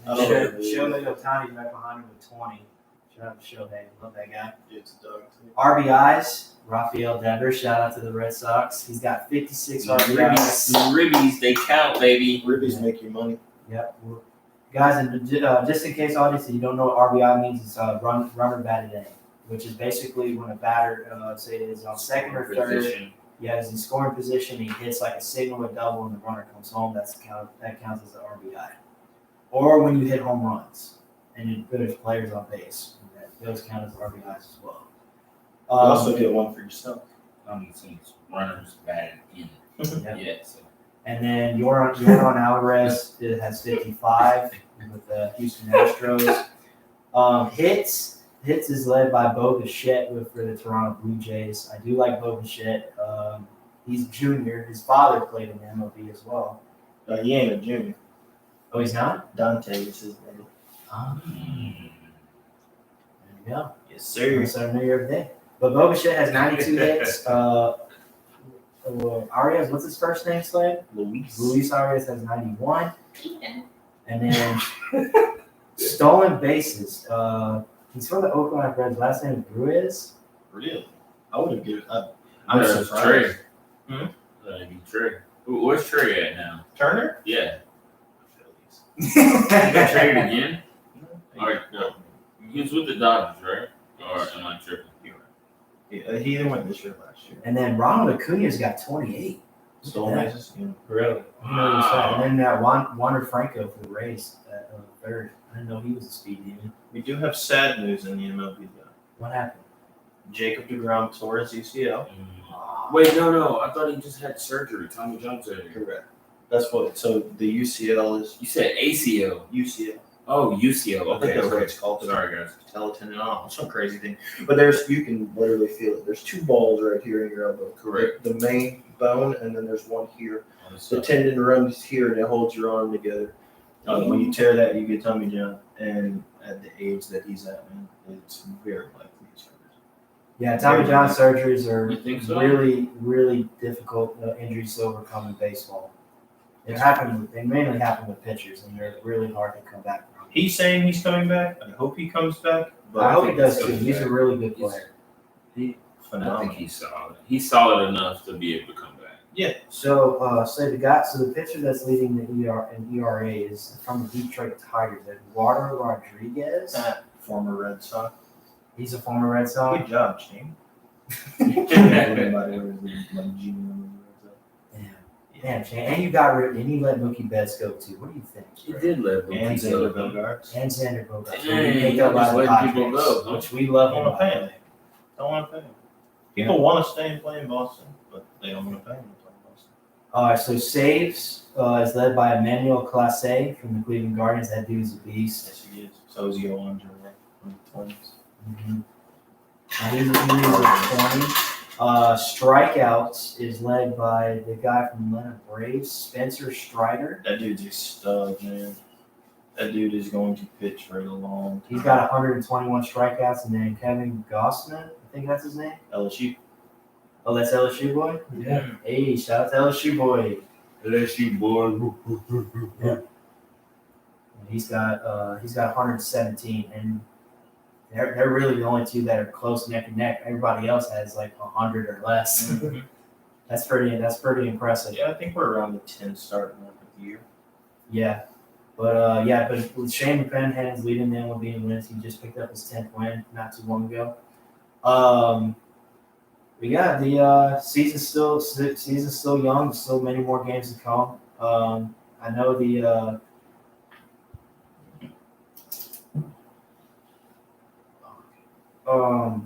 I do know like we're just gonna talk. So Slade, what's the record for the Boston Red Sox right now? Shit. I think it's like 30. Was I know we're 33 and 35. We're 2 games below 5. Yeah, I just to say I know You can say 500. my Padres ain't worth it. So if They're we go 31 and 34. If we go division by division, the leader of the AL East is the Tampa Bay Rays are leading the AL East at 48 and 21, which is also the best record in baseball. So here I got it right here. So the Braves are 40 and 26, Yep. fourth place. The NL Central is the Pirates, 34 and 30. That's a terrible division. Yeah, I see. You got three teams that are like all close. You got the Pirates, the Brewers, and the Reds. Wasn't that Milwaukee's the terrible. NFC East of the Yeah. baseball? I mean, they got a winning record. The Brewers were 34 and 33. They got the same amount of wins as the Pirates. They're just all. You take any of those teams and put them. Oh wow, in the Diamondbacks are leading the NL West. Wow. They're good. They've got a lot of young talent, a lot of speed. Why? Is there a team in the NL West you like, Bryson? Piggy team. I couldn't name one off top. I'm trying to get you into baseball, just like you're trying to get me into basketball. No, I'm here I for- get it. Yeah, I'm trying to keep up. So Bryson, in the NL West, it's the Diamondbacks, Dodgers, Giants, Padres, and Rockies. I'm going to tell you where you want to live is in Boston. City of Can Champions. you give me the team one more time? The Diamondbacks, Dodgers, Giants, Padres, and Rockies. The Diamondbacks are leading the NL West with 41 wins. Let's see. I like the old school Diamondback color scheme. They still wear them every now and then. Do they? Every now and then. The good old See, Randy them are the Johnson. Dodgers, man. Slade, I will say the AL East is a really tough division. Like, you got some good teams over I there. don't want to base. I mean, you got the them. color scheme. You got the Rays, Orioles, Yankees, Blue Jays, and Red Sox. Be if you're gonna do that, you might as well be a Unfortunately, Warriors. the Red- So unfortunately, the Red Sox are at the bottom. God bless. Well, let's think of it this way. You look at the AL East. Let's think of it this way. No, I'm serious. This is what I mean by how good the AL East is. You take Boston out because Boston's in 5th, so they're in last. You take any team and put them in the AL East except for the Rangers, the Astros, the Angels, the Braves, the Marlins, the Dodgers, and the Diamondbacks. So that's 7 teams out of the 30. You put them in that spot, they're all every other team except those 7 are in last place in the AL East. Every other team in baseball. So it seems like the Rays still have the best record in baseball. Yeah, 48 and 21. We're almost at the All-Star break, and really what matters is everything before the All-Star break is just getting you ready. After the All-Star break is when So their All-Star break is kind of like the NBA All-Star. Yeah. And usually Red after the All-Star Red games, there will be some teams that'll just come out of nowhere and just get red hot. Yeah, and that's the type of team we want, I believe. yes, sir. And then the AL Central is the Twins, but the Guardians are close right behind them. And then the AL West, the Texas Rangers are leading the AL They're gonna West. be good, man. Dude, I used to love the Texas Rangers when they had Josh Hamilton. And, Oh, yeah. What's his name? Cruz. Beltran? Adrian Beltran? Beltran. Beltran, right? Beltran. Beltran. Adrian Beltran? Adrian Beltran. It was two bombers, you know. They were on the same team then. Then they had to get Kinsler. Hey, one thing I want to say is thank God $1,000,000 Yankees fans are on this piece. I cannot stand Yankees. I They cannot talk, stand they talk so much I mean, shit. respect to Aaron Judge and all the past Yankee guys that's came through, but I'm not. And CC Sabathia, man, I like them. I see. Oh, yeah. And then I like Derek Mariano Jeter, Rivera, too. Everybody loved Derek Jeter. Yeah, I Everybody enjoyed it. And Jeter, like I said, respect to all of them boys CC up there. Man. CC wasn't a Yankee. CC ended his career there. As a Cleveland, he was a Cleveland Indian, right? At one point. What I believe so. another Mariano Rivera was. Yeah, but Mariano, ooh, That's Doesn't a Mariano nice Rivera little dog. have the dog. has the most club, like has the most saves in MLB history? Let's just say this: when your walkout song is freaking Intercept, Oh, I know. you better be a badass. Oh, shout out to the Oscars. Kenny Jansen just got his 400 career save. And so did Craig Kimbrell, Yep. who also is a Talk forward. to me, help me out about Craig Campbell. I Okay, feel like I played with that guy. you probably have. So he plays for the Red Sox. He's the one that pitches like Yeah, he this. stands like Spider-Man. Yeah. Stands with his arms wide out like that. That's it. Kimbrell deserves a little bit of respect. I give you to him. He just got his 400 career save along with Kenny Jansen. I've watched Kenny Jansen for a little while. He's a really good pitcher. pitched for the Dodgers for a long time. He This did. is his first year with the Red Sox, but You- for the Dodgers. They definitely got a good pickup with him. So I gotta get my MLB game up, man. I gotta compete with you guys when y'all talking about it, bro. Hey, bro. I gotta get right. So Slade, the Athletics do not have the worst record in the league. There's another team that's worse than them. Really? It's the Kansas City Royals. Oh, well, that makes sense. They're 18-49. Did you guys know Patrick Mahomes has like some type of share in the Kansas City Royals? I did hear about that.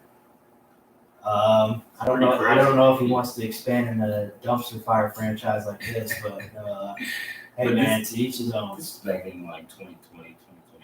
Yeah, I mean, they haven't been great for a while. Yeah, this is when they They made some won. type of. I mean, believe. say what? Didn't they win the World Series? What 2014, 2015? That's been a while ago. And that's when they had Eric Hosmer. They had, forgive me because it's going to sound even more awful when I say the full sentence. I can't remember the guy's name, but they had a pitcher who was really good, and he passed away a few years ago. But I don't remember what his name was. Hello.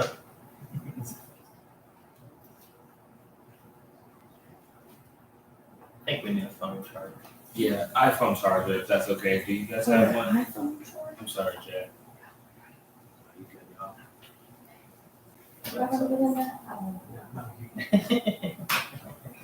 Yeah, we got unplugged. It's right here. I'm sorry. Do you need it over here? Yeah. Do you need it over here? Can I Yes, plug it doesn't matter. I just want to plug my phone. Is that okay? Thank you so much. Yeah, they Oh, but since 2015, yeah. yeah. Real quick. Shout out to my loving mom who gave me, who let us have this opportunity tonight. Thank you so much. Yeah, let's get some cheers. Thank Can we get you. some cheers for us? Woo-hoo! Yeah! Thank you so much. Thank you. Here's on me next time. Without her, this would Moms, we love moms. Thank you so much. Everything. Shout out to all the loving mothers out there. Shout out to Mother's Day. Father's Day's coming up real soon, right? Yes, Next Sunday or This Sunday. this Sunday? This Sunday. If I'm not mistaken, I give them two puppies very often. When when I'm giving my Father's Day.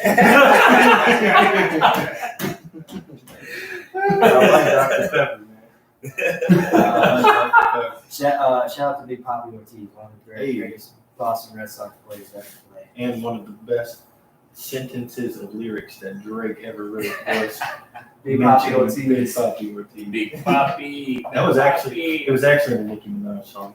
Yeah, Moment for Life. That's what it is. Yes, sir. Yes, sir. Also, shout out to the Vegas Golden Knights for winning the Stanley Cup. Oh, did they? Oh, nice. Shout out to them, Dana y'all. White's gonna be happy about that one.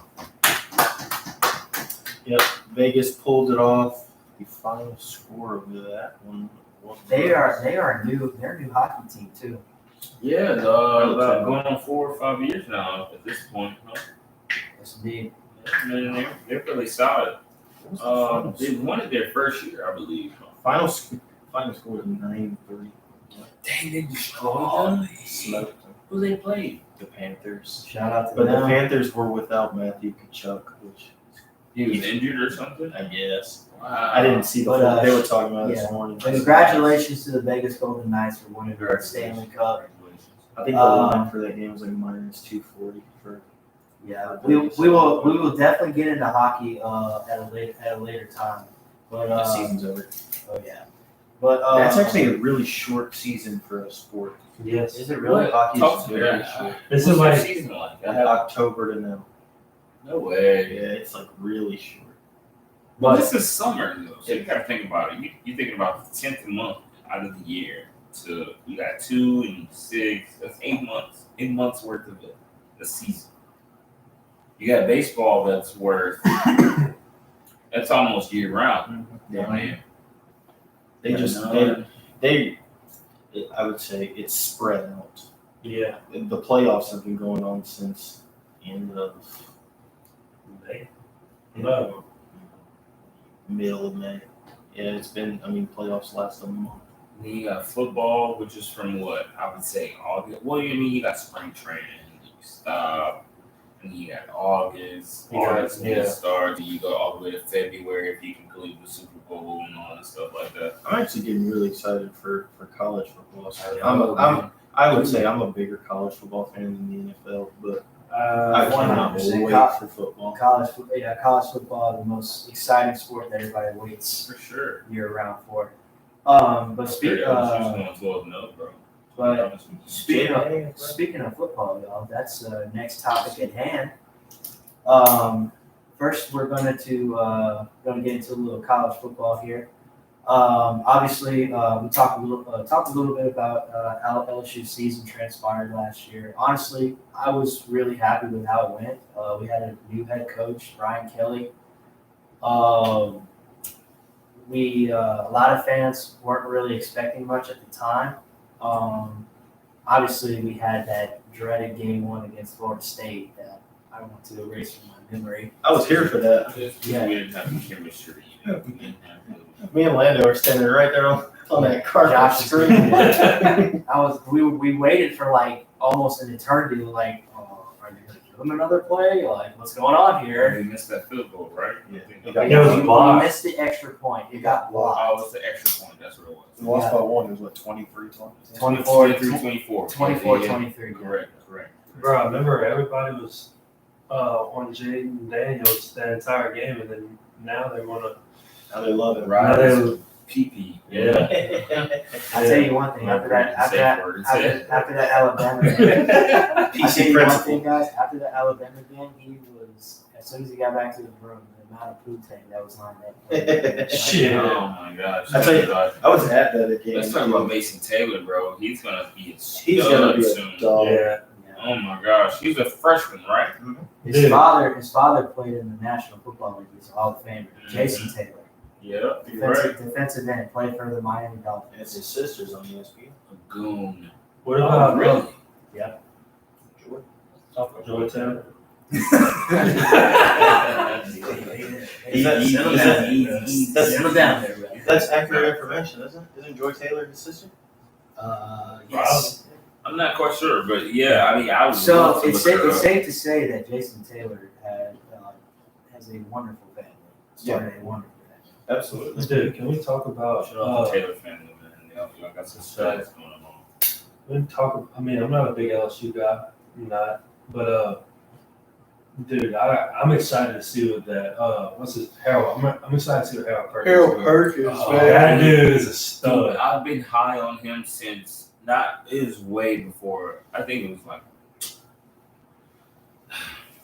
It's hard to say, but I know I've been telling people, man, he's a top 5 pick when he comes out. But yeah, he's like, I've been on him since like week 2 of last season. No, I'm not gonna lie to you. I know, I'm I'm not messing gonna with you. But at the No. same time, it's hard to tell. No, he's It's good, hard to man. tell you, but I know when he comes out, he's gonna be top 5. Linebacker, Oh right? yeah, Yeah, outside Outside linebacker, defensive end. he's I think- quick for his I think position. he's Michael Parsons type. Should we put That's him? right. You know what I'm saying? Like he's there. Where do you think he'll match up by the time he's done with? You gotta think about the games he's gonna put on. Devin too, bro. White. What's the other one? I think it's gonna be the other guy's Devin name. White, bro. What's the other Patrick guy's name? Queen. Patrick Queen. Patrick Queen with the other one. He K Kayvon Chesson. There you go. Caleb. Yeah. Oh, Caleb Von Yeah, Caleb Caleb on Chesson. That dude. Better than all of them, bro. Really? He's Yeah. a stud, No, bro. he's really good. Watch him next year, man. They, I- def- they I definitely believe know how to it. recruit. They definitely know how to get recruited. He is a I'm, freaking. I'm excited for that offense. I want to see what that offense is going to do. That offense is going to be. It's going to be very It good. By the It way, depends on if Keyshawn Jaden can Boutte toss it got on. drafted by the Patriots this year. They did. What, 7th round? 6th round? 7th round. That Which is wild. they I know. What a drop, though. What a no drop. Because he was So- considered the number 1 overall wide receiver. He had at some that point. Steal from my Patriots. That's what I'm talking about. Yeah. I mean, salute to you, my man. We got a Patriots fan over here, guys. He's talking about He's talking about cheaters. I mean, we have a color pass. You saw you guys. the flight did. It's look, I'm just gonna say it's Bill Belichick, great coach for the Patriots. And I don't think it was. I still don't think that Brady deflated those balls. I don't think he did either. You saw you guys are trying to get Hopkins, right? We're trying to either get hot. Well, the thing is, we just It's you and the Titans right now. The Patriots and Titans right now. You know that? yeah. The Browns were also in contention as well. Yeah. No, I also are they really? Just because Deshaun Watson was advocating for it a little bit. Trying to get Deshaun back. Yeah, Okay.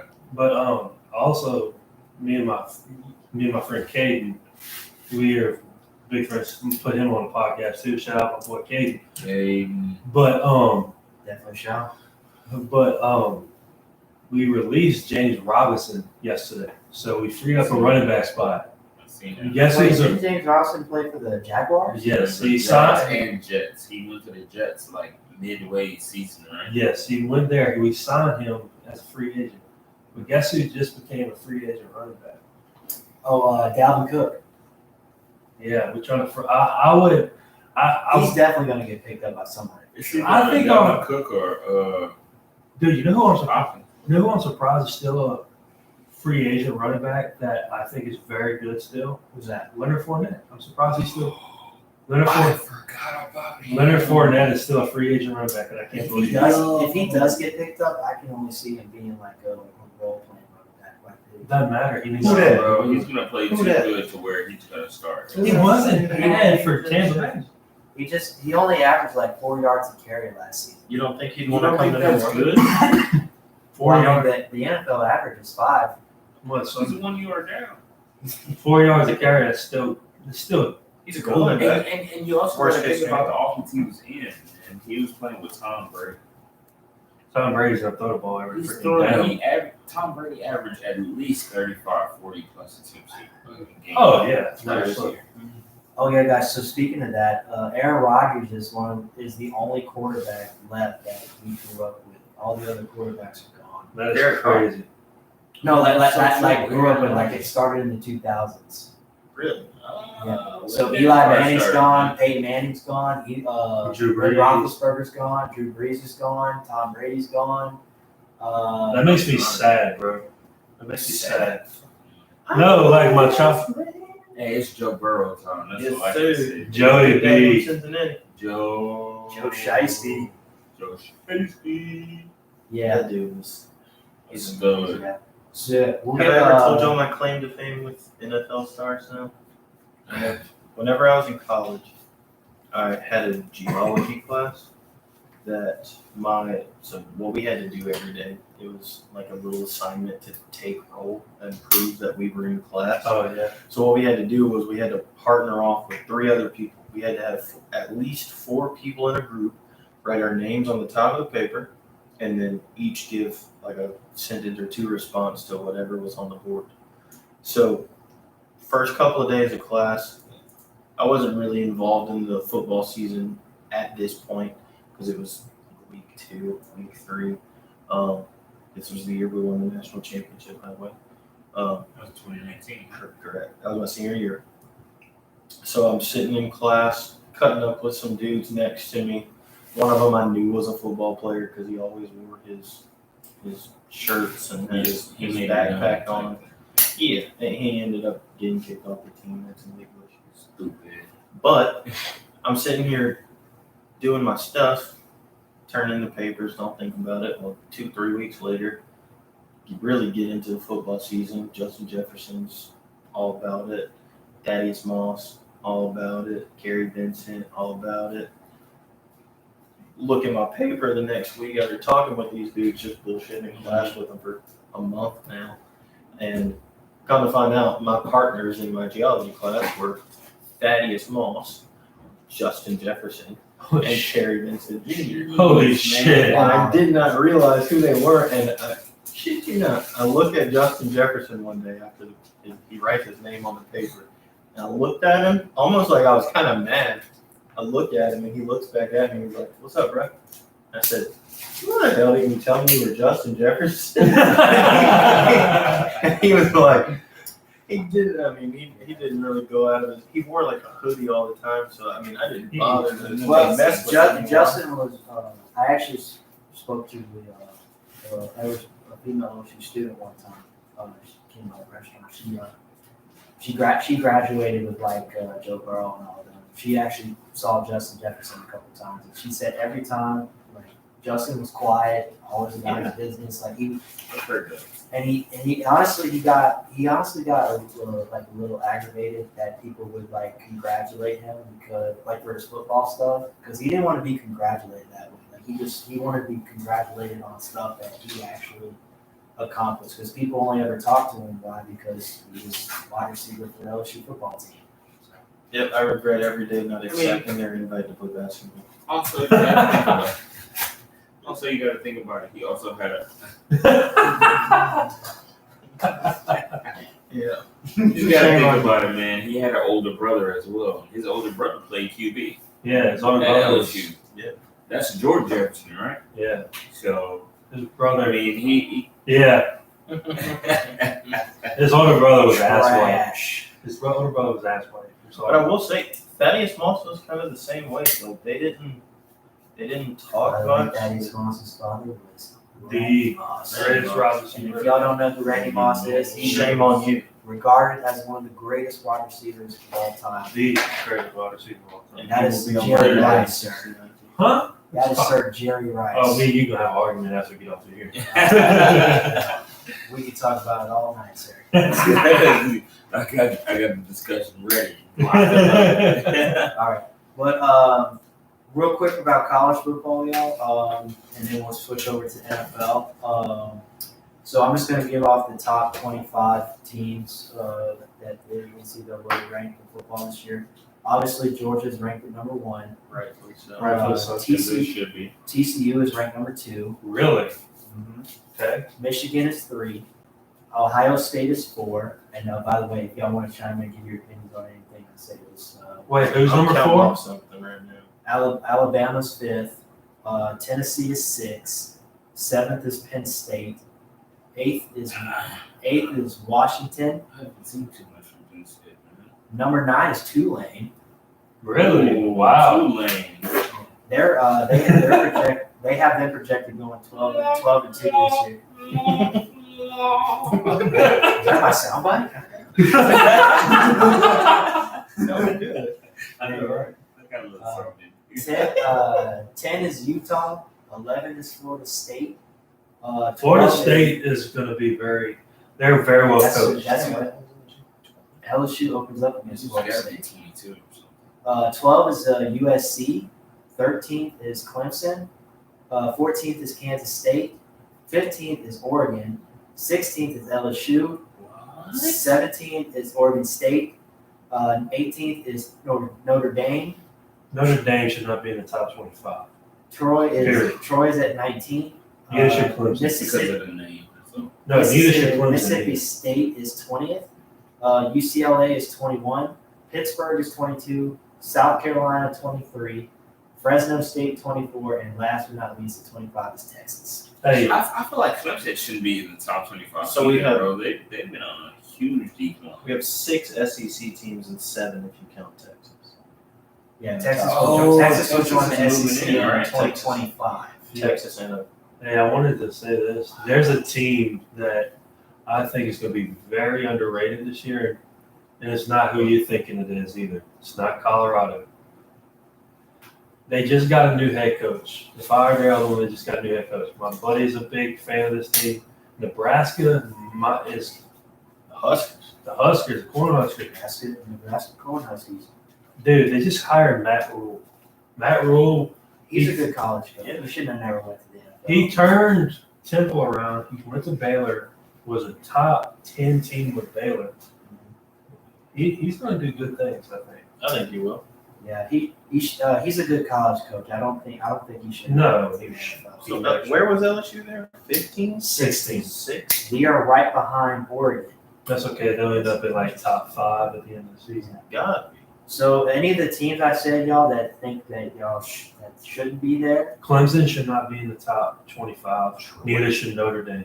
yeah, Troy was ranked at 19. Tulane?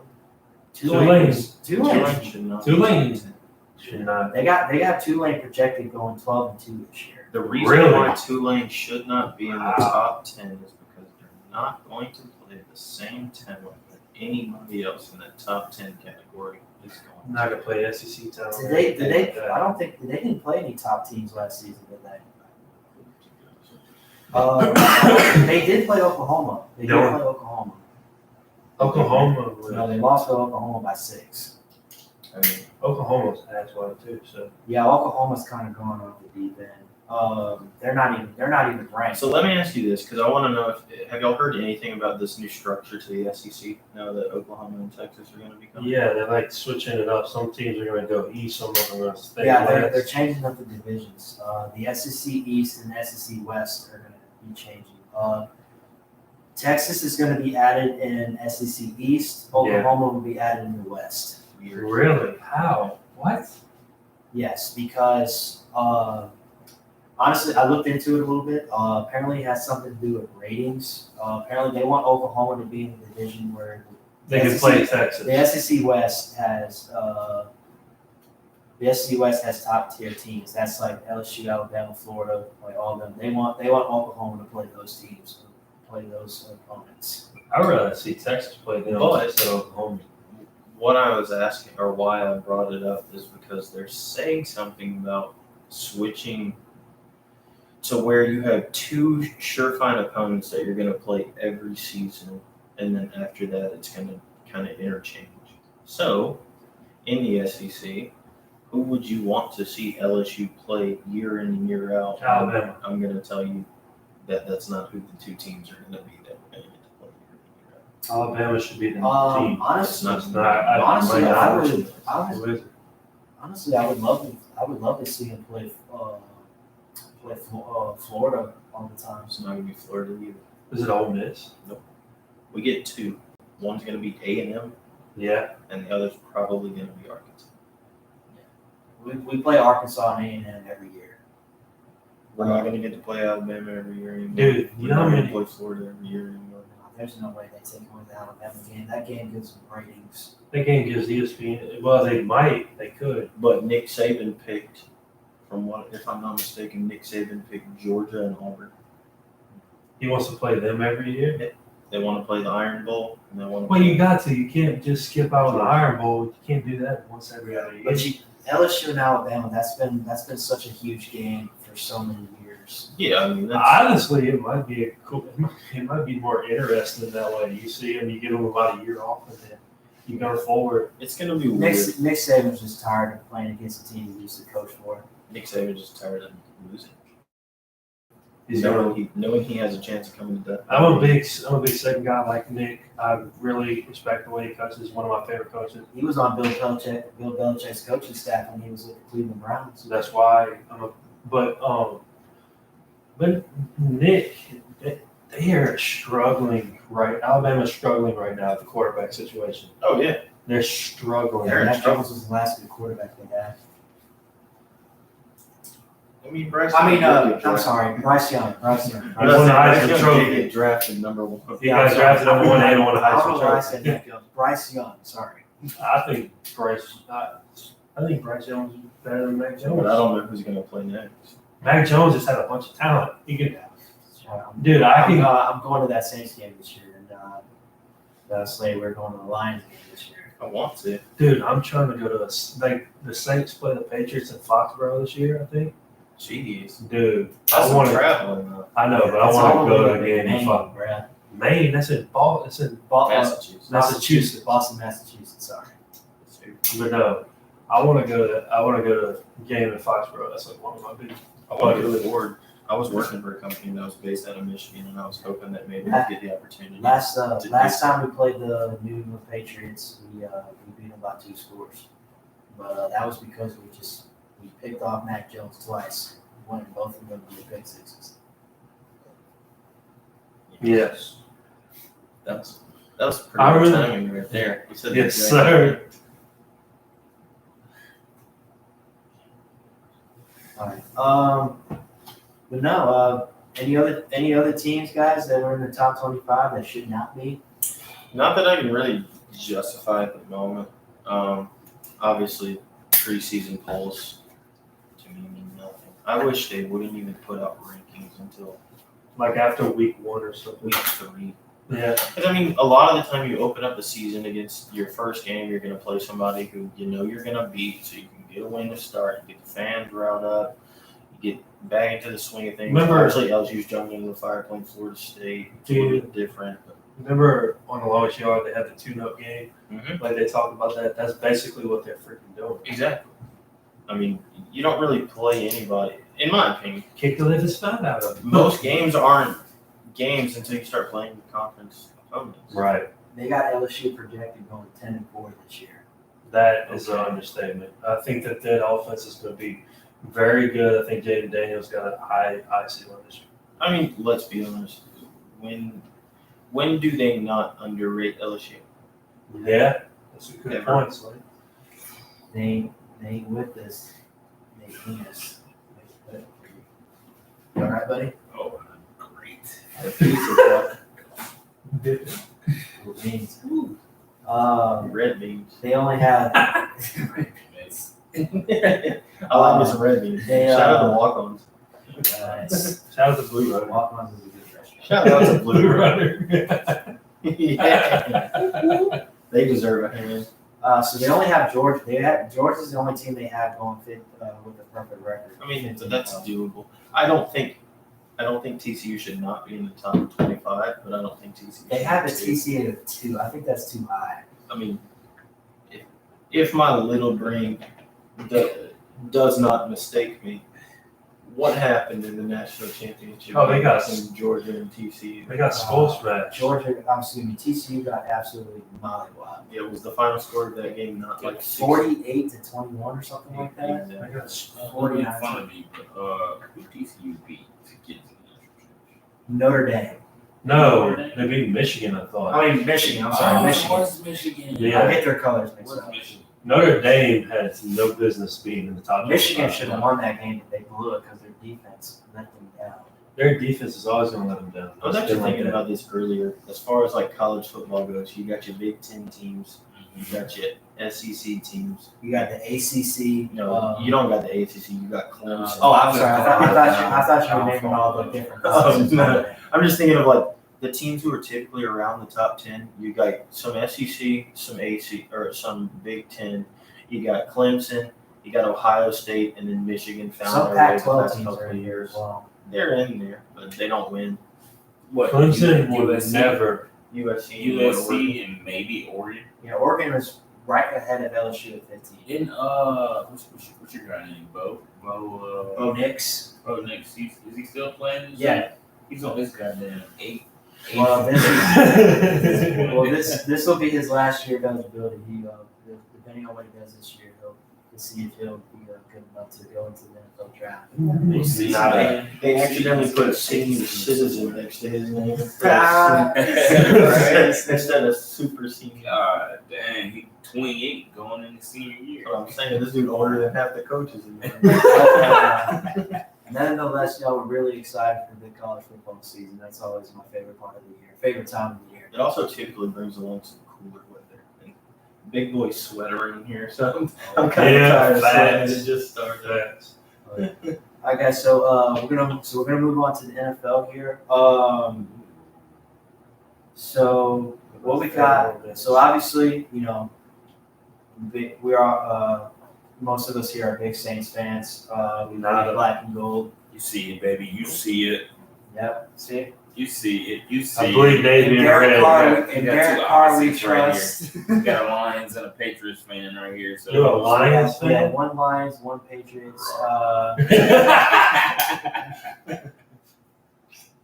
real. But I was gonna obviously, pick up with Jamar Gibbs, bro. Just wanna let you know. I just want to know why we got rid of Jamal Williams. Wait, what? We picked up Jamal I guess Williams. who picked up? Oh, I thought you had That's a good what- line. That's what I'm talking about. Yes, sir. The Saints. And Oh, whoa, Indeed. whoa. Sorry, but it's not like a Fortnite dance. it does kind of. But obviously, 86. y'all, the Kansas City Chiefs just won the Super Bowl this past February. Obviously, that was probably against the Philadelphia Eagles, which I know our buddy DJ and most other Cowboy fans were probably really happy about that. But unfortunately, after the game was over, though, a lot of Philadelphia Eagles fans were arrested. Can you guys believe that? Yes, I can. That doesn't surprise me. Yeah, about 5-6 people were arrested for trying to tear down a light bulb. Again, doesn't surprise me. It did not end very well. And then 2 other people were arrested for jumping on top of a cop car. So yeah, they were pretty upset. And then there was one video I saw. It was a party. It was the Philadelphia fans. As soon as the Kansas City Chiefs kicked the game-winning field goal, kid you not, one of the people that was sitting on the couch, so they came up and then just sucker punched the TV as hard as they could, broke it, shattered it, grabbed it off the wall, and threw it outside. Wait, hold up. So the Eagles know how Cowboys fans feel every year. Whereas it's all year, it's all year. No, but the Eagles, here, I'm going to say something about the Eagles. They're my favorite to win the Super Bowl this year. I can definitely see them going back. As of right now, it's still early shit. I mean, the only teams I can see in the NFC that can contend with the Philadelphia Eagles is either us, the Saints. I really think the Saints are qualified. I also believe that I was gonna say the Packers, but Aaron Rodgers isn't playing for them anymore. Who's gonna be their quarterback? Jordan Love. Jordan Love is finally gonna get his opportunity. I think he could be Well, nice. according to his teammates and superfan Lil Wayne, they're really impressed. Really? Lil Wayne, guys, he's a rapper artist from here, 5-time Grammy Award winner, came from New Orleans. Shout out to him. He's a Green Bay Packers fan. Easy. Yep. Truck pit. Shut up. Truck.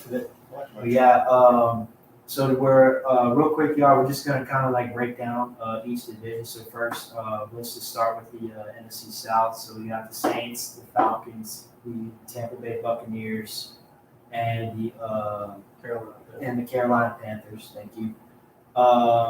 Honestly, I do expect the Saints to win the NFC South this year. The only team I can really see us giving us problems is probably the Panthers. The Panthers are a young, studded team. Yes. I mean, because they just drafted Bryce Young. They just got had Brian Burns on the defensive side. They also got J.C. Horn at the defensive back. They got a lot of young talent on that team. They also just added Adam Thielen to play wide receiver. They added Miles Sanders to play running back. So Just about to say that. they're going to be tough. And they also got Von Bell. Yeah. If you guys recognize that. But they I got did some see. nice- I did see some. I did see that. They got some nice veteran people I know. The over at the Panthers. And, Panthers. They also I can see signed. them winning 10 games, to be honest with They also signed Andy Dalton too. you. Yeah. There's one thing. There's another thing in the NFC South that I'm interested to see. Who is going to be the starting quarterback for the Tampa Bay Buccaneers? That would be Baker Mayfield. It was either Baker or Trash. It's one of the two. I heard they were. They're still going down. OTAs. They're still. I honestly going at it. really hope it's Baker Mayfield because I just want to see the Saints demolish that man. Oh, why? I like Baker. Oh, they got some receivers. Chris. Yeah. Do they still have your boy Shepard over there? Or No, Shepard? Russell Gage, I thought. Gage. I'm sorry. Yeah, Russell Gage is still there. Okay. Yeah. Russell Gage. They also still have. Slot. They got two nice outside receivers. Well, I think Chris Godwin is solid. I ain't gonna say solid. He's an elite slot receiver.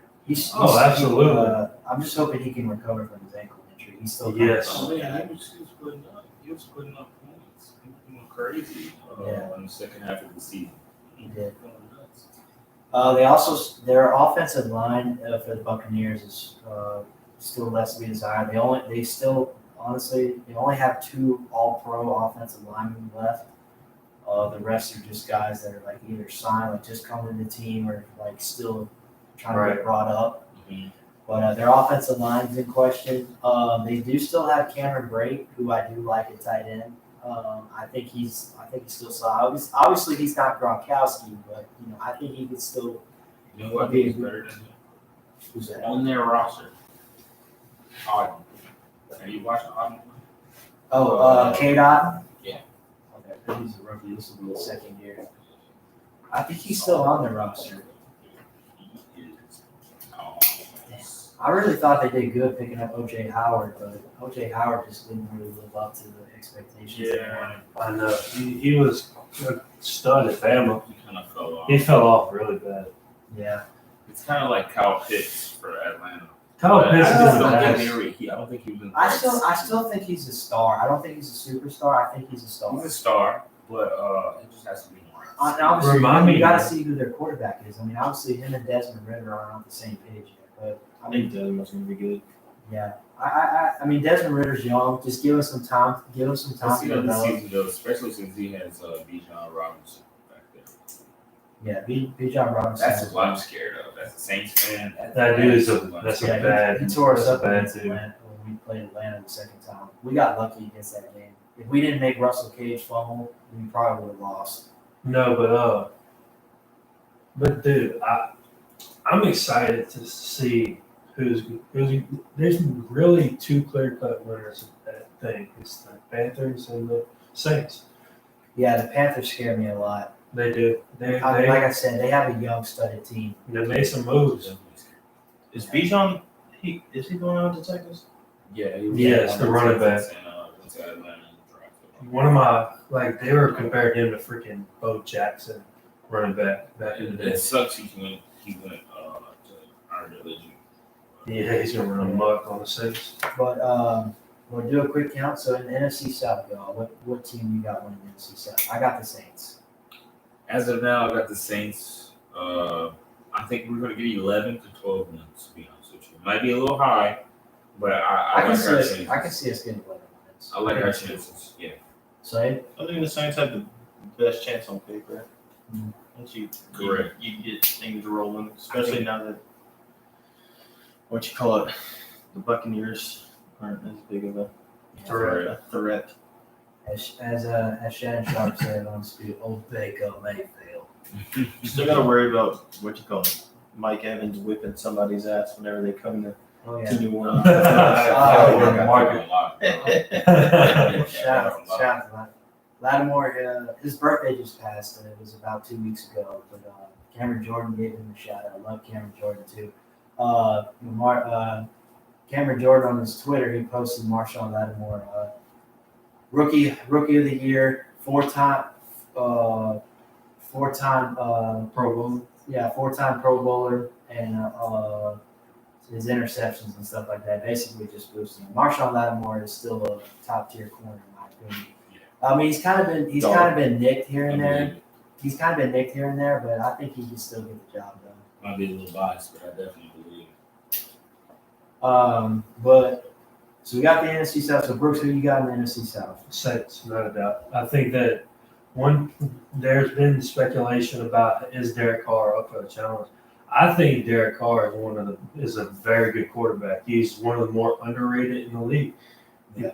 Remember just 2 years ago, he had the highest completion percentage in the league.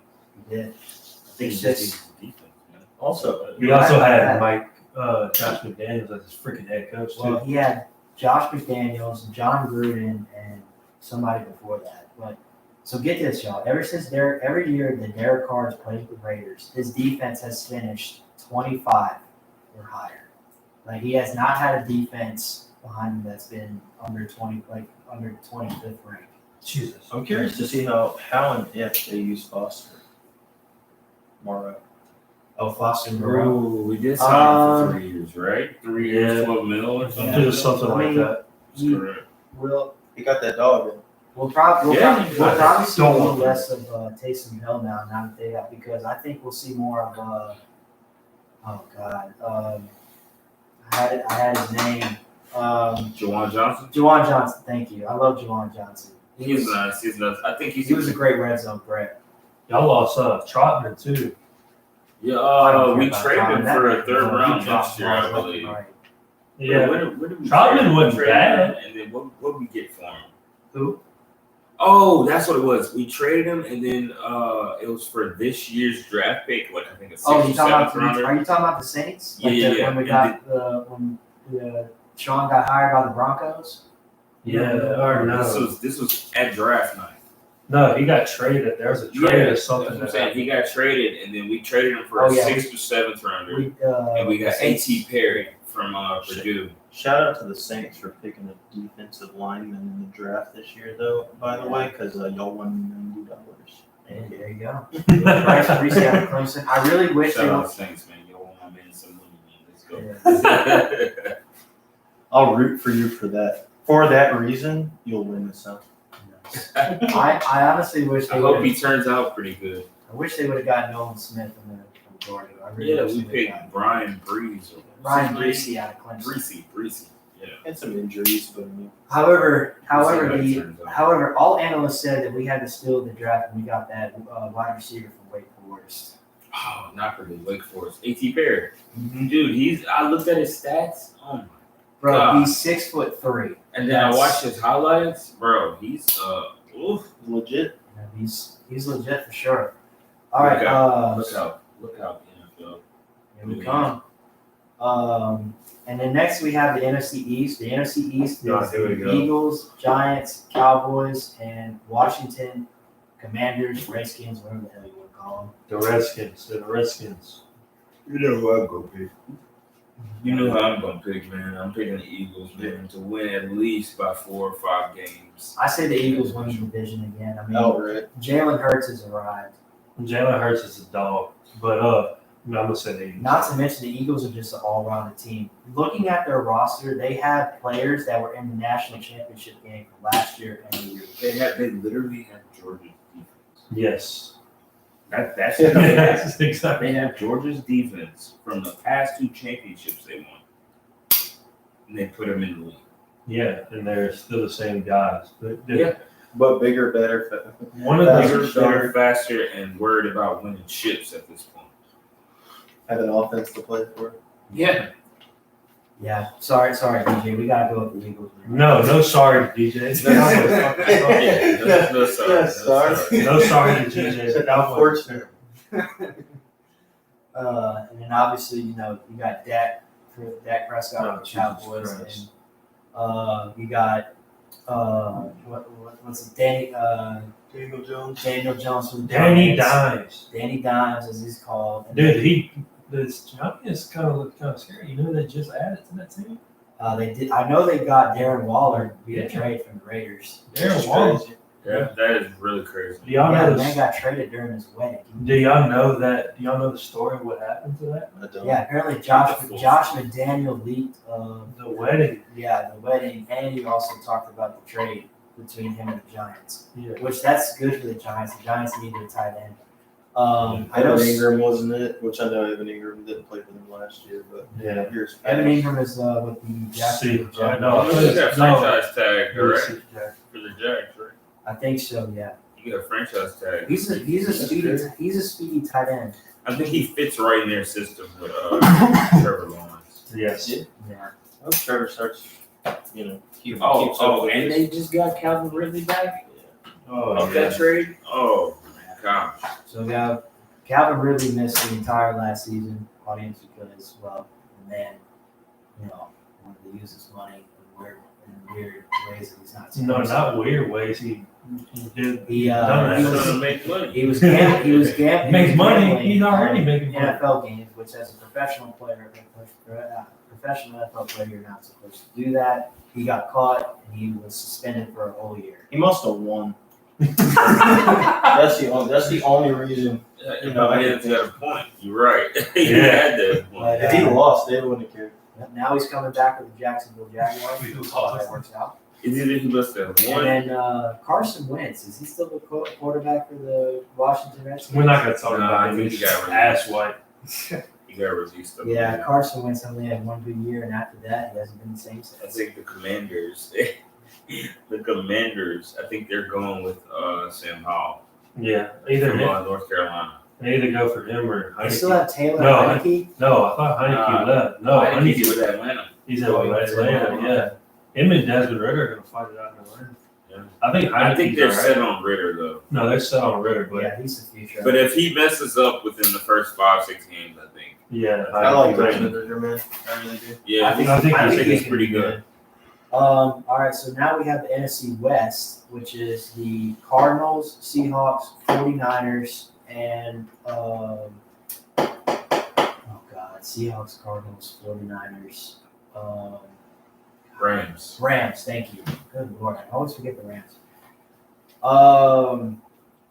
Honestly, I think San Francisco wins the division, but barely. Mainly just because the Seattle Seahawks are right there behind them. I think Seattle's gonna take that. Yeah, I think Seattle. I think You think the so? Seahawks- I'm going the with Seahawks. Seahawks take it. I'm very happy to see Geno Smith just Ball tear out. it up. Dude, I really and think the They wrote Seahawks me tear it off, but I didn't write back. dude, have you seen their receiving core right now? That's what I'm saying. I think Jackson. DK, Jackson Smith and Jigba, Yeah. and Is Lockett Tyler still? Lockett. Yeah. Yeah. Yeah, they got Tyler Lockett still. He gotta Obviously, be getting DK old, Metcalf. They don't have Doug Baldwin anymore. I think he's Kenneth retired. Walker. Kenneth Walker and the Backfield, running too. back. Yeah. Bro, Kenneth Walker was a surprise rookie standout. He had a Was really he good ever? He's gonna be on my fantasy team. Oh, he's, Yeah, I think He was on my fantasy team last I year. tell you what, I am not drafting Jonathan Taylor again. F that man. Who's Jonathan Taylor was a I bust. don't know, man. I think he's pretty healthy after the offseason, so I'd still take a chance on him. Maybe not first round. Well, Who, it might, be Jonathan different. Taylor? Well, it might be different now. Now Third. they had Anthony Richardson. They had Matt Ryan at quarterback. And Right. so how that worked out. Don't waste the top 5 pick on Saquon. no, don't. Well, I mean, that's probably obvious now. Saquon's actually still waiting on a contract from the Giants, so we'll see. He ain't worth I mean, the so contract. But I mean, he's got a much better shot than we do. All right, Yeah. who we got next? I said the 49ers just because, I mean, their defense is still strong. Like, they have a really good defense still. Dude, you know who's gonna follow? Like, with Fred Warner, Nick Bosa. And then they're still good, but can Brock Purdy live up to the hype? I think he was the Well, one. it's either going to be Brock Purdy or Sam Darnold. Sam Darnold got signed by San Francisco. Dude, I Sam heard they Darnold's were really high on Sam. They are, but As it's a not player. very good. Yeah, man, we'll see Numbers what happens. don't lie. on that. Okay, so let's see. AFC. I think any Well, so mid the QB NFC can do East, really West, good. South. NFC North. So the NFC North, we have the Packers, Bears, Lions, and Vikings. Vikings. The Lions, baby. Sleep on us. Hey, I believe it. I'm there. I'm there with you. I think the Lions might take Well, you don't one. have to worry about the Packers anymore, honestly. Unless Jordan Love just comes out of nowhere. and Yeah, lights it up. It looks like a stud. And you like that. Ain't really producing. You Yeah, like that type of stuff. Yeah, Kirk Cousins. I mean,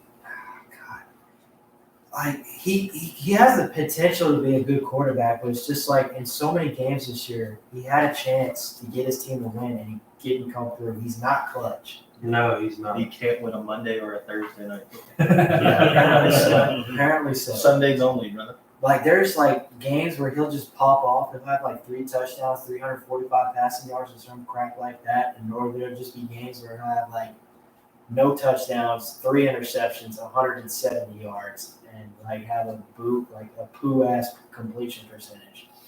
Like the playoff game.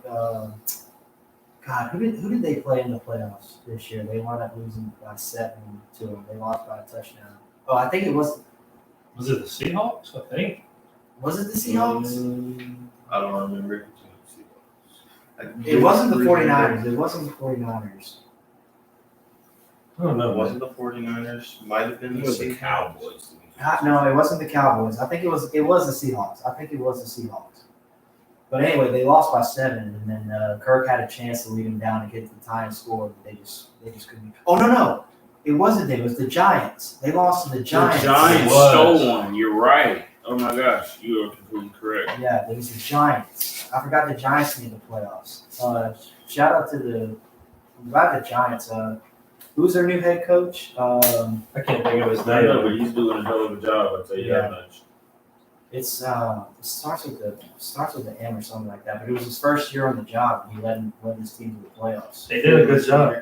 But who else am I thinking?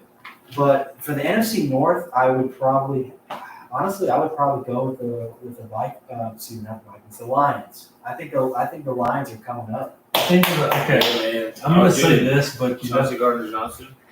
Hell of a pick, bro. dude, I think that Chicago is. I'm gonna go with the Lions, but Chicago's Chicago not far off. They're not far off, It'll be a battle, but and it's gonna be a battle for that.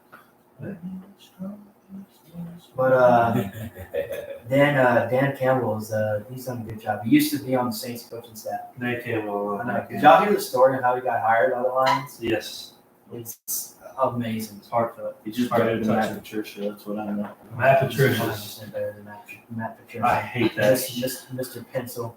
I hate that asshole. Something else. I respect his beard, but other than that, good riddance. All right, but I hate Matt Patricia. Tried to call it a freaking Patriots offense last year. Well, that was on Bill Belichick for not hiring an offensive coordinator. Yeah, it was, but Matt Patricia. It was him and Joe Judge sharing all play calls offensively. Yeah, that should have never happened. Yeah. AFC North got to be the Bengals, right? Yeah, so that was actually the next one. So the AFC North, we have the Bengals, Ravens, Steelers, and Browns. Lamar Jackson just ate That big that ass division's contract. always tough because it's always either between the Bengals or the Ravens. I mean, the Ravens just got OBJ too, right? They did, yeah. He signed a OBJ $1 is not $18 gonna million deal. with your boy Flowers and Duvernay. But if I have to take, I say the Bengals got it. I really believe in Joe Burrow, the offense. I really like their team. I really like what they build. We don't believe in Eli Apple.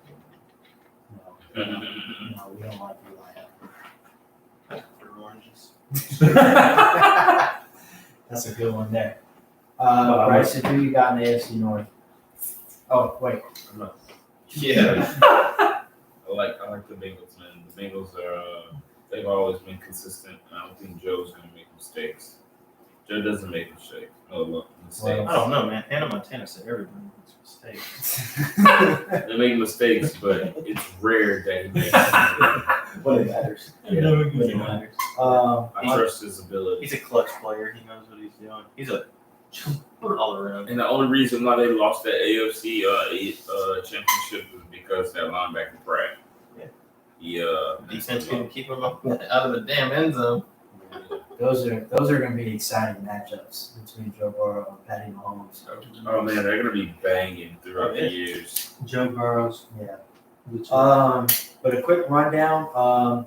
Obviously, it's going to be close between the Bengals and the Ravens. The Ravens obviously having Lamar Jackson. You just think that big ass contract. Right there, man. Yeah, I mean they're always the two teams that keep it close. I don't see the Steelers keeping up with them. I don't really know how Who's their quarterback? Kenny Pickett's going to We be. got to see another year of. Yeah, but I think he's mid. their defense is still top notch. Obviously, they got T.J. Watt and a couple other. Make a fist Who has to stay healthy? Yeah. That's true. Unfortunately, T.J. Watt, he suffered a pectoral muscle in game one last year. He missed a lot of games. That was, And obviously, you got the Cleveland Browns, who are led by Deshaun Watson. y'all remember that game? Don't Watson in the towel. Did y'all watch the Pittsburgh and Cincinnati game to start the year? I did watch Yes, I that game. did. That game came down the wire. Yeah, they missed like 6 field goals, hit them off the The upper. last one got got blocked, I believe. It was wild. Joe Burrow actually threw 5 interceptions that game. I think it was 4. Was it 4 or 5? It was a lot. He threw 5 and he Yeah. fumbled the ball And twice. TJ got 2 of them. TJ Watt, Yeah. he picked off 2 of them. That was not a good game for Joe Burrow. I should know because I had him starting in my fantasy lineup that day. That's -2. What do you have? Yeah, I was about to say -2 or Right. It was he- 14 He points wound for he wound up turnovers. finishing with like 10 points, just barely above 10 points. That's a rough day. Yeah, but obviously, and then you got the Cleveland Browns who are led by Deshaun Watson. Obviously, the Browns are like at the bottom feeder of the division, but they could be on the come up. Who knows? That. Yeah, that might be. I just don't see it. Yeah, but I think it's either going to be the Ravens or the Bengals in the AFC North. AFC South, we have the Texans, Colts, Jaguars, and Titans. Can we pick nobody?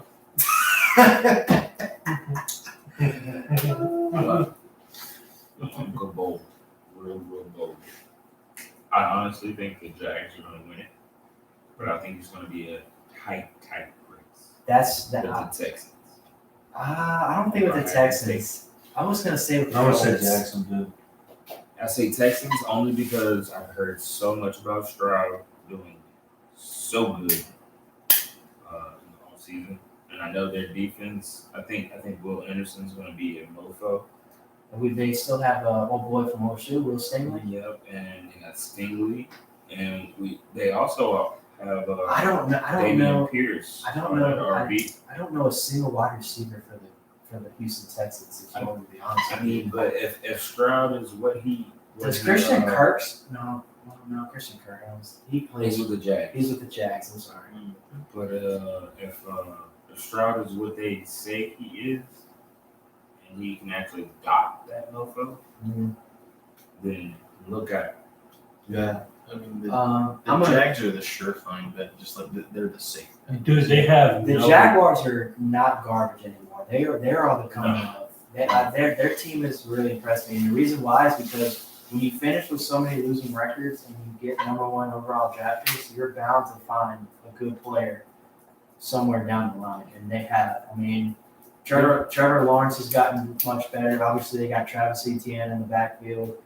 They Their got. faults are going to be their DBs, bro. They don't really have any solid DBs. Yeah, I can't even name the DB to be honest with you. They don't have any solid. They lost all their solid ones when they lost Ramsey and Bowie. AJ Bowie from when he went to Denver. Yeah.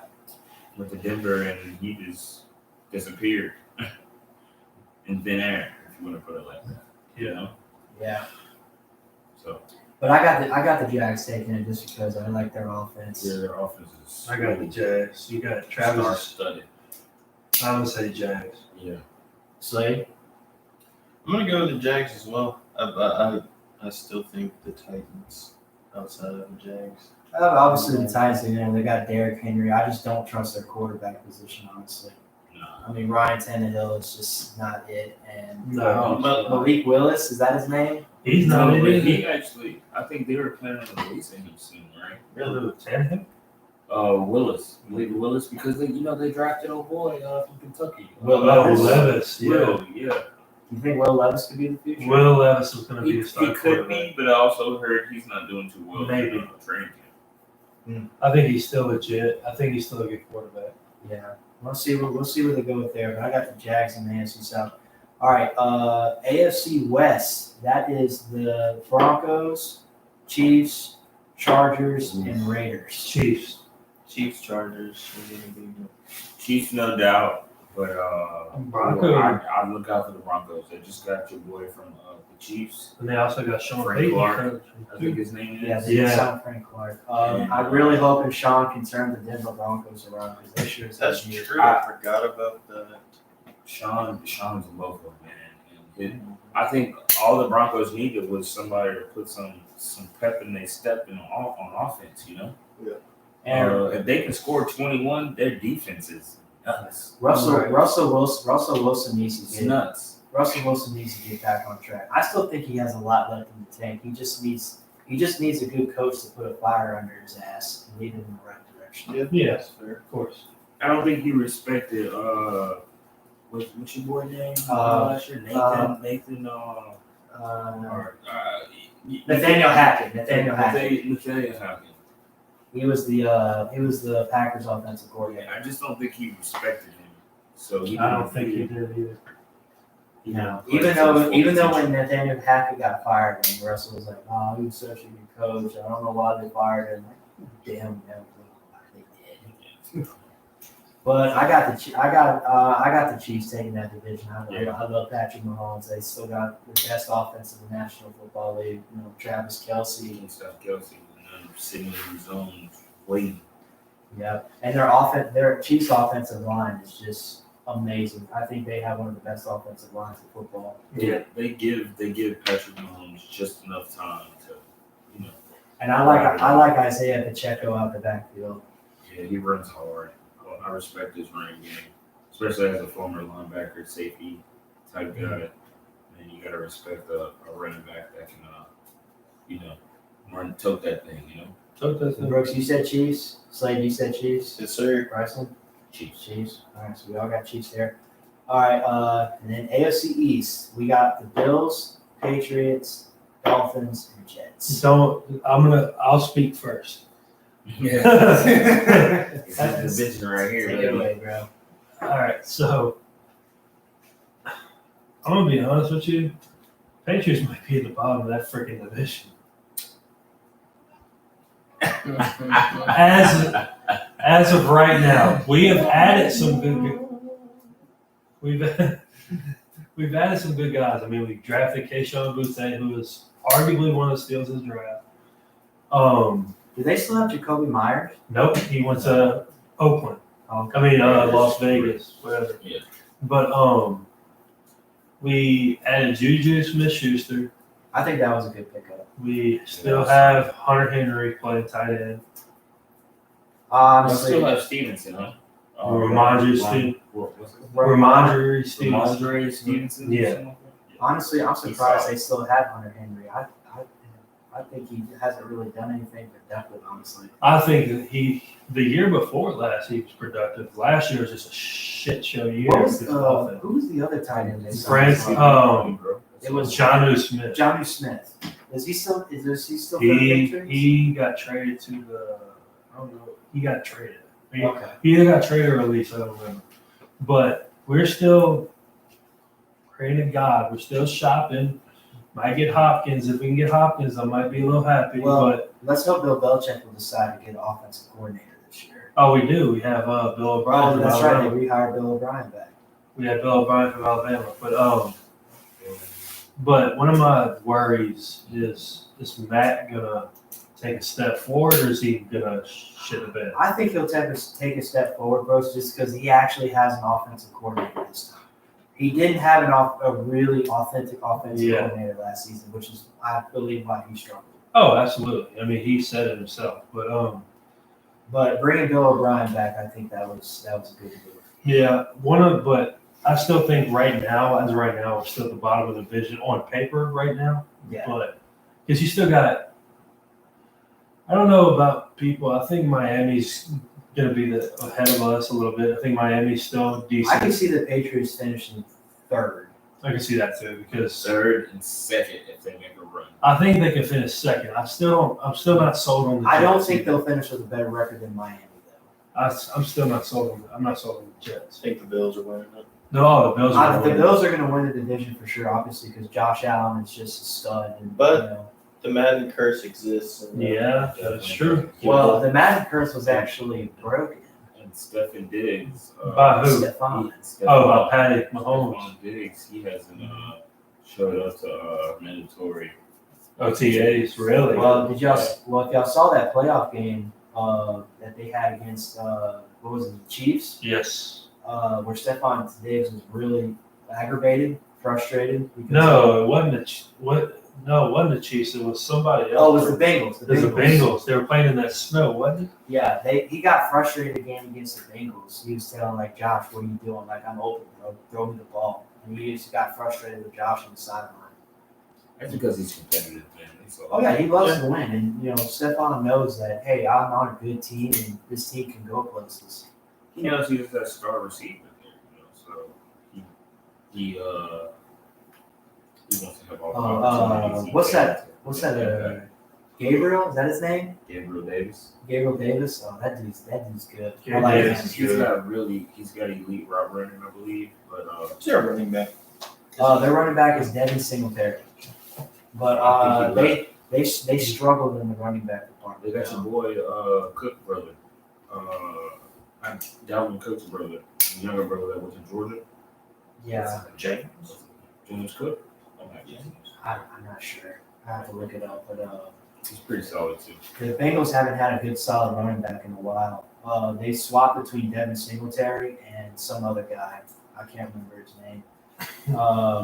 But man, I wanted to tell you, going back to the Lions, I really like DeAndre Swift. I hope he has a good career. You too. He Uh, doesn't get traded to the Saints. let's hope not. He got traded to Philly. No, DeAndre Swift. No, Yes, DeAndre he Swift is. still with the Lions. No, he plays for the Eagles now. Lamar Gibbs, bro. Oh, really? DeAndre Swift got traded to the Lions? Yeah. To the Dude, Eagles? they gave up on everything. Yeah, he did. I did not know that. Thank you, guys. It's because he's injured. He was injured, and they didn't like that. So I mean, I respect their opinions, but I think they kind of let go of a solid one there. And honestly, I know the Jets just got Aaron Rodgers in the offseason, but I don't really think. Well, I do like Sauce Gardner. I'm not sold. I'm not sold on that. I'm not sold on Who do y'all that. think the best defensive back in the league is? It used to be Jalen Ramsey, but I don't think it's Jalen Ramsey no more. I want to say it's Marlon Humphrey from the Ravens. All around, I can give you Marlon, but I can tell you who it's We're not. on- It's not Trayvon Diggs. nah. Trayvon Diggs can cover a freaking sandwich. Some people have said Marlon Humphrey. I've heard a couple people say Stephon Gilmore. I'm not too sure about that. Stephon Gilmore was. Your boy from the Hawks, man. What's his name? Woolen. Seahawks. Tyreek Woolen. Tyreek Woolen. Yeah. Dude, have you seen him in Sauce Gardner's stats lately? Side by side? It's pretty comparable or pretty similar. Woolen's smacked. I think Sauce Gardner's still good, man. Oh yeah, for sure. No, he's one of the better ones. It's just, I mean, he's so marketable. You know What I'm saying? about Darius Slay? Darius Slay, I'll still give it to Darius Slay. And obviously, you got Marshawn Lynch 1 and 2. He's getting old, man.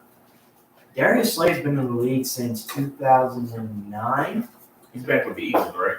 Yeah, he's with the Eagles. So He had a good year last year. Slay, he actually played with the Lions. He played with the Lions first, and then he was traded to the Eagles. What about I don't know who the best DB is in the league. I tell you who the best quarterback is in the league. Patty Mahomes, it ain't even close. Not Mac Jones. No, it's definitely not Mac Jones. Patrick Mahomes, and it's not even close. He's Joe, bro. I think it's Joe too. Joe Burrow. I think Joe Burrow's the best in the league. I'm just being biased right now.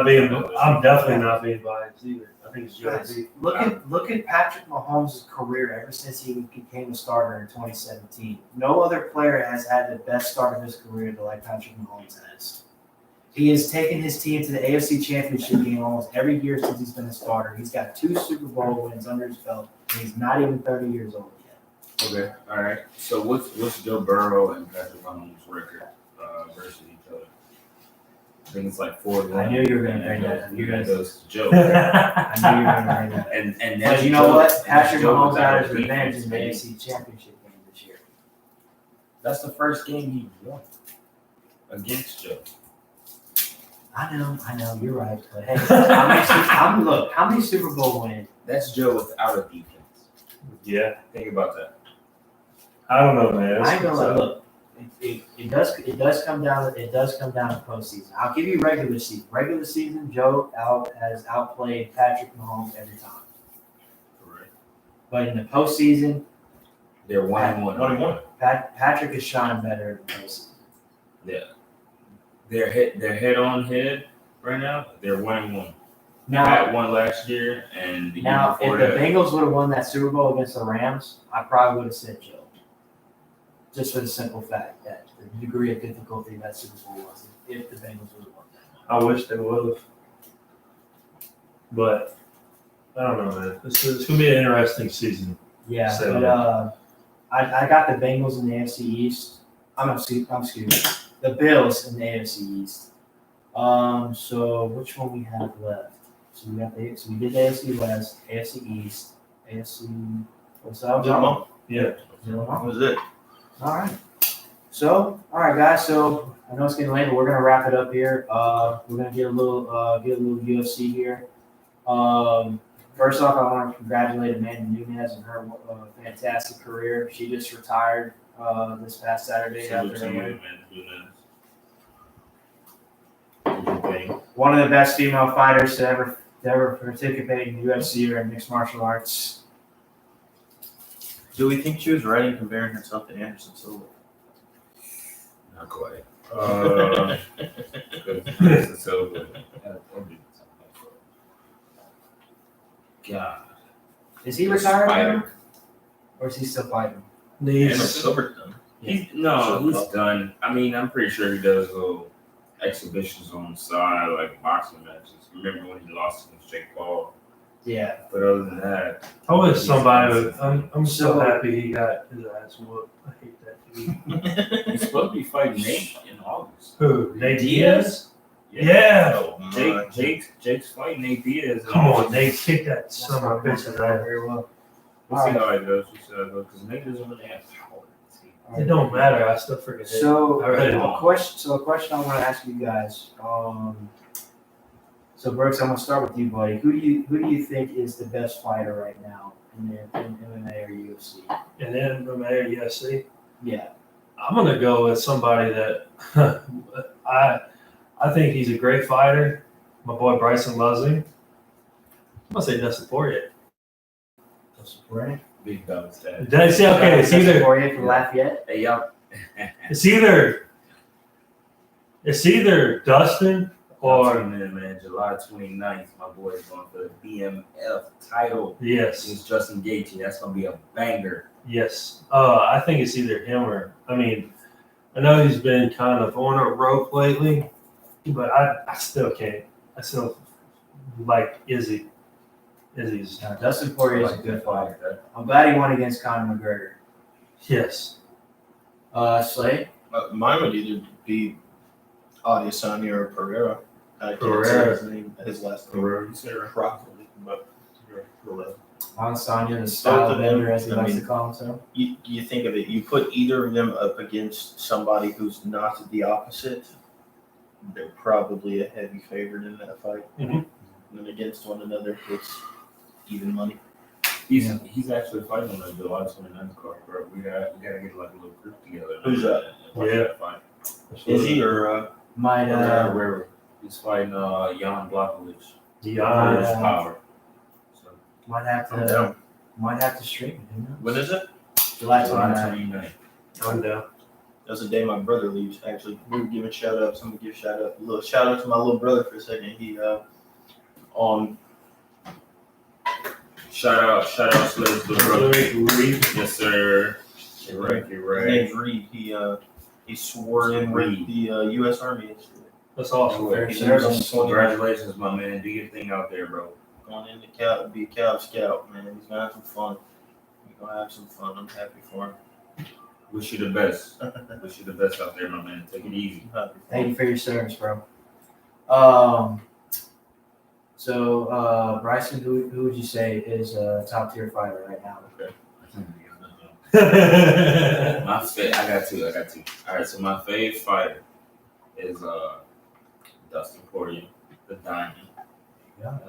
El Dominant. But you know, Huge. we get right over here, Louisiana boy, Yeah. Dustin Poirier, and I feel like my most talented fighter would be, I believe he's a flyweight. I mean, Brandon Moreno. Yeah. He's pretty good. He's solid. I like him. And, I like Moreno. What's your opinion That's on right. Patty? on who? Patty. Patty the Patty Bad. Pimlet. Mm-hmm. He's nice. I just think he's based off of his last fight, he's kind of mid. Mm-hmm. He just has a lot of hype. We can go with that. But I like him. He's solid. I think he has some work to do though. So he'll be right. He'll be okay. Dude, So, guys, the different divisions is where's this? Does it start with flyweight? Is that the Yeah, flyweight's 125. You have bantamweight, which is 135. Okay. You have featherweight, which is 145. And you got the big dog coming up. You got lightweight, which is 155. You jump up 15 pounds, I believe. You go to welterweight. You jump up another 15. Go to middleweight. Mhm. And after that, you go to light heavyweight, which is 205. That's 20 pounds. And then you have heavyweight, which is 235 and above, or 225. Okay. So So John Jones, what weight class was he in? wasn't he like a light heavyweight or something? yeah, he was a light heavyweight at first, which was 205, and then his last fight, he took 3 years off and It was like prepared for heavyweight. Is he still dealing with any kind of drug issues or anything? No, he's good, my man. He's good, my man. Okay. Yeah, he's all- That's good. I like his fights. His fights were always very entertaining. The last fight I saw him in was when he fought Daniel Cormier. Yeah, with Daniel Cormier's ass. Oh, man. I'll never forget when you break Vito Machida's arm. That was like the first time I watched him Oh, fight. yeah, and then he choked his ass out on the fence. Dude, Just left down like that. one guy that I really like watching is I mean, everybody likes him, Sugar Sean. Sean O'Malley. I think he's fighting for the title. now. He's one of my favorites. Yes. I think he's fighting for the title against Sterling in August. I was So the that's name gonna be a Sterling. bad super. So, any female fighters that are out the outcome? I like Grasso. She just beat Valentina Shevchenko. I have heard of her. She's nice. Is Holly Holm still fighting? No, I don't think so. I believe she Is is. She might be, but she's not really in contention. Holly Holm's the What one- about Holly Holm's the one that ended Ronda Rousey's career, everybody. Yeah. Literally. Who's the Kick. I cannot think of a freaking name. What's What's that? that? It was a neck kick, right? What's that? Girl with the buzz cut. I cannot think of her name. She can fight though. Oh, Rose Namajunas? I think so. It might be. She's pretty good too, but she hasn't fought in a hot minute. Maybe I know. fought in 2-3 years at this point, man. Are you sure? Guys, I I only swear know- she fight recently. Yeah, I think she took a little. I only know 2 female fighters. Amanda Nunes and who else? Well, 3. I could say 3. Yes. Ty Emery, I think her name is, and Valerie Laudray. I think that's her name. Man, you beat me, bro. I don't even know them, man. Talk to me about them. Well, I don't know too much about Ty Emery, but I think she's like in the lower class. Okay. Lower class. Valerie Laudray. The only reason why I know about her because there's clips of her on YouTube. Like after a fight, she was just like twerking her ass off, and it was. I mean, honestly, it was quite appealing to the male eye. I will say. But and she won the fight though, obviously. But you know. That's the only reason why I know her, just because I've seen clips of her online and stuff. I'm not sure how good of fighters they are, but when I was a wee lad, when I was a wee lad, I was about 13, 14. So we went to a UFC event. My uncle took us. Nice. It was actually a Brock Lesnar fight. Really? Yeah, I think it was Brock Lesnar. Might have been somebody else. But anyway, we got to go in the octagon and take pictures and stuff like after all the fights were done. No way. And I took a picture, and I got to take a picture. I didn't know she was a fighter at the time. Paige Van Sant. I got to take a picture with her. She ain't a fighter no more. She's a lover. Yeah, she's a lover, not a fighter. But I didn't know she was a fighter at the time. But I got the opportunity to take a picture with her, and she was awesome. She was wonderful. Who's the girl that goes round and round with Nunes? Her first name is Juliana. Pena? Juliana Pena. Yeah, I like her. She's nice. Did too. There was an old girl that I used to like to watch.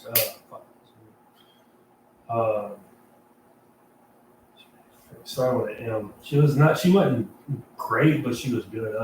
Misha Tate. I like watching I remember her. I like watching What's Misha her Tate. name? But Yeah, guys. So we're gonna end it on one final question here. Who do y'all think is the who do y'all think in your personal opinion is the y'all can all answer at the same time. Like who the best fighter of all time is? That's tough. Yeah. That's a good one.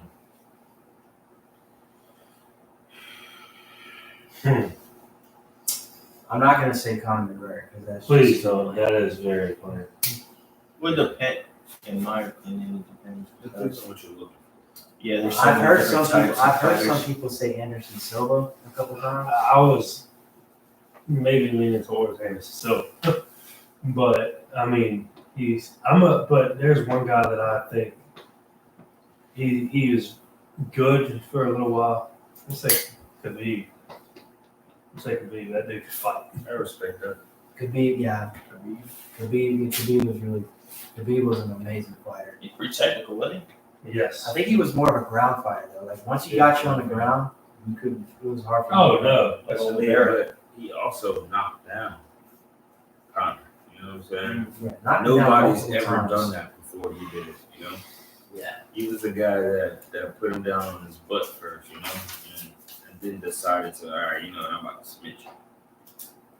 So, I'm gonna say Khabib. I think that. I mean, as long as I've been watching, I'm gonna go with who I've watched. I'm gonna say Khabib. I've heard that. Angelica, have a take on this or? Yeah. My UFC fandom hasn't lasted very long. So in what I've seen, I lean just all around fighter would be Khabib, but just legendary fighters that we'll never forget the name will be Kimbo, man. Kimbo Slice. I don't really know how great of a fighter he was in the octagon. That's not a bad take. Oh, if you're gonna say that, then I'll go. Kimbo. Badass. That's just one dude I'd never want to be on the other end of if he was allowed to just start wailing in. So obviously I like Adesanya now. I really like how he fights. I like his personality. But before that, I was really a big fan of TJ Dillashaw and Tyron Woodley. Yeah. Obviously TJ Dillashaw retired now. I'm not sure what Tyron Woodley is. He's retired from UFC. Okay, I could both retired. Tyron I respect Woodley's. that as well, you know, so. Tyron Woodley was also rub for Jake Paul too. So Yeah. And like Literally. the last fight I ever can say remember watching Tyron Woodley is when he fought Damian Maya. Most boring shit I ever watched in my life. What you got, Lee? Well, that's because Damian Maya, his whole fighting thing was like he was gonna take you down. Like that's his whole thing. He's more ground person than he is like top. I don't know. I was always a big fan of Tito. I don't know why. Tito was good too. I was Tito a was good. fan of Tito. Tito? Tito He started that shit, bro. He started the whole UFC and ground game. Him and Chuck Liddell. People. Him and Chuck Liddell really used to go Oh, at it. man. Royce Gracie. Bro, I would say John Jones, but like as greatest of all time. But he took PEDs, you know, like you can't really. So I'd have to say Demetrius Johnson. Oh, that's a good one. Mighty Mouse. I don't know if you guys ever heard about him. Does he still fight Bryson? He does. He fights. He actually got traded from the UFC to one championship. He's a small guy. He fights in about 125. He literally, I don't know if you guys ever watched this clip before, but he had a guy on the cage, rocked him. All of a sudden, he grabs his waist, picks him up.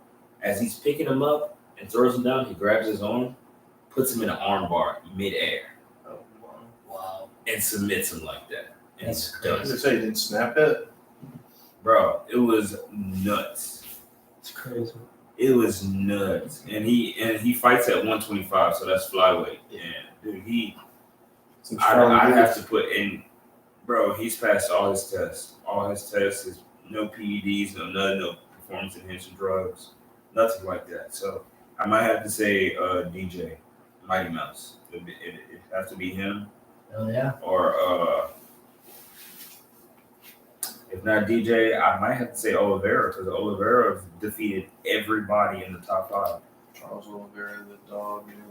He's defeated everybody in the top 5. The only person he had defeated was Habib's basically little brother, Islam. Yeah. And Islam submitted him. But Islam's got so much more to do to be considered a GOAT. You know what I'm saying? He's So fresh, right? yeah, he's fresh. Not too many fights. Correct. So right now it'd be Mighty Mouse. Right. I got you. All right. That's what. All right, guys. Well, we're gonna end it here with one little game I got here for us. What you got for us, baby? We're gonna do a little trivia game. Send us off with a bang, baby. Send us off with a bang. We got some sports questions for everybody.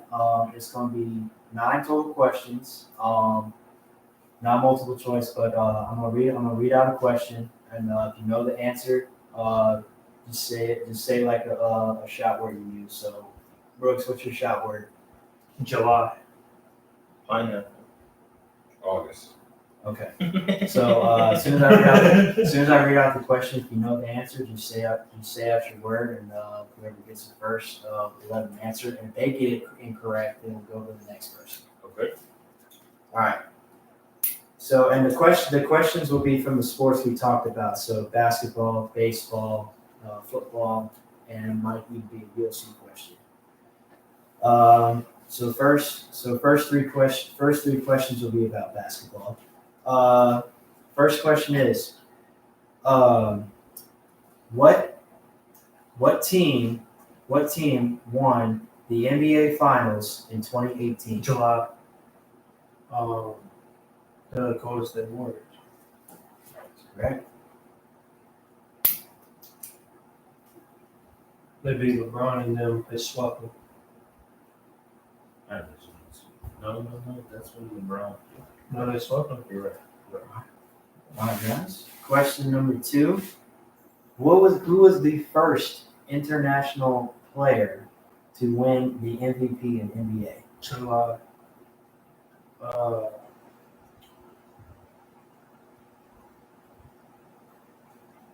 Time. Yeah, it's not Jokic. I don't know. August. Question? I'm gonna go Giannis. Nope. Shit. Come on, pineapple. Yeah. I need a pineapple. I'm gonna guess.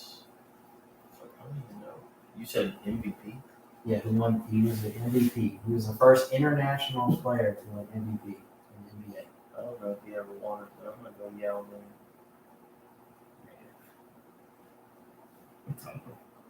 Does anyone else want to give a go at it? I have no idea. Hakeem Olajuwon was the correct answer. Really? Oh, damn. That is a good question. That is a very good I question. guess that was a good one right there. Get my basketball knowledge. Lando gets the point. All right. Last question for basketball, guys.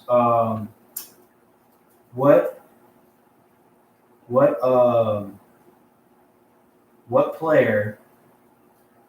Oh, excuse me. When was the last? When was the last time LeBron James averaged a triple-double? In the meaning of what season? Or like it could be like a series or a game. July. Was it he averaged a triple double? It was a series of game. It was a series, I right? believe it was. Or sorry, not averaged a triple-double, but he got a triple-double in a game. Sorry. Damn. Was it? Ooh. Damn. I can go 82 games. I don't know, man. I'm out. I don't know. This was, I don't remember, but it was recent. It was actually this year. Yeah, it was recent. was it against the? I will give you a hint. It was a regular season game. It's the Mavs. Nope. It's the Knicks. It's the Knicks. Or the Heat. No. I was literally watching or listening to my friends talk about the game. Somebody bet on it needing them to get a triple double to hit their parlay and did. I just don't remember what specific game. Any answers, guys? I don't know. You got me beat, bro. So his last time his last triple double was April 2nd, 2023 against the Houston Rockets. Dude, recent. I'm trash. Headshot. All right. So now we got baseball questions. Okay. It's gonna be it could be college or professional. Who did LSU have to beat to get to Kentucky? Or Oregon State. Correct.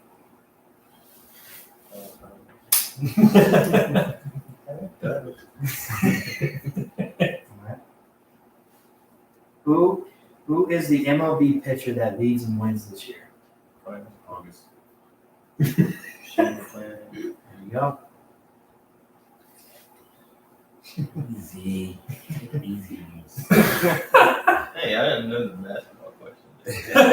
I'm not gonna know the nasty questions. So out of all the teams that are in the Men's College World Series, which team has going into the games with the most wins? August. Bryson? I'm gonna go with the obvious number one team. It might be wrong, but let's go Wake. Yes, Wake Forest. There we go, baby. 52. 52. Ah, see Yes. this point. Yes, sir. All right. Now we got some football questions. There we go. Let's go. Even playing field. Very even playing field. Slaves up What? by one, I believe. Is he up by one? Yes, Laser got 2. Brooks has 1. Bryson has 1. All right. In the NCAA top 25, what place was Oregon? Pineapple. So 15. that's correct. Damn. Sweet. One ahead of LSU, which is 16. All right. Next question.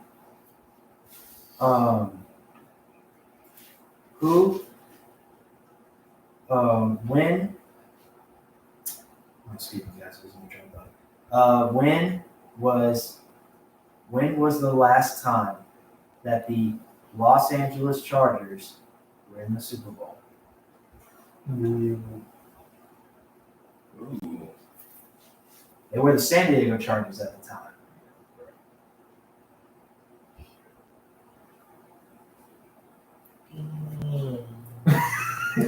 Well, I'll give you this. Who was the opponent that they played in the Super Bowl?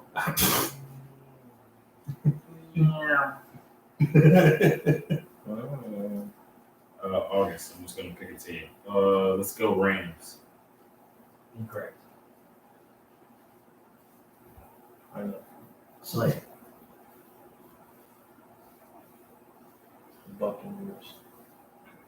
Incorrect. What you got for? What year was it?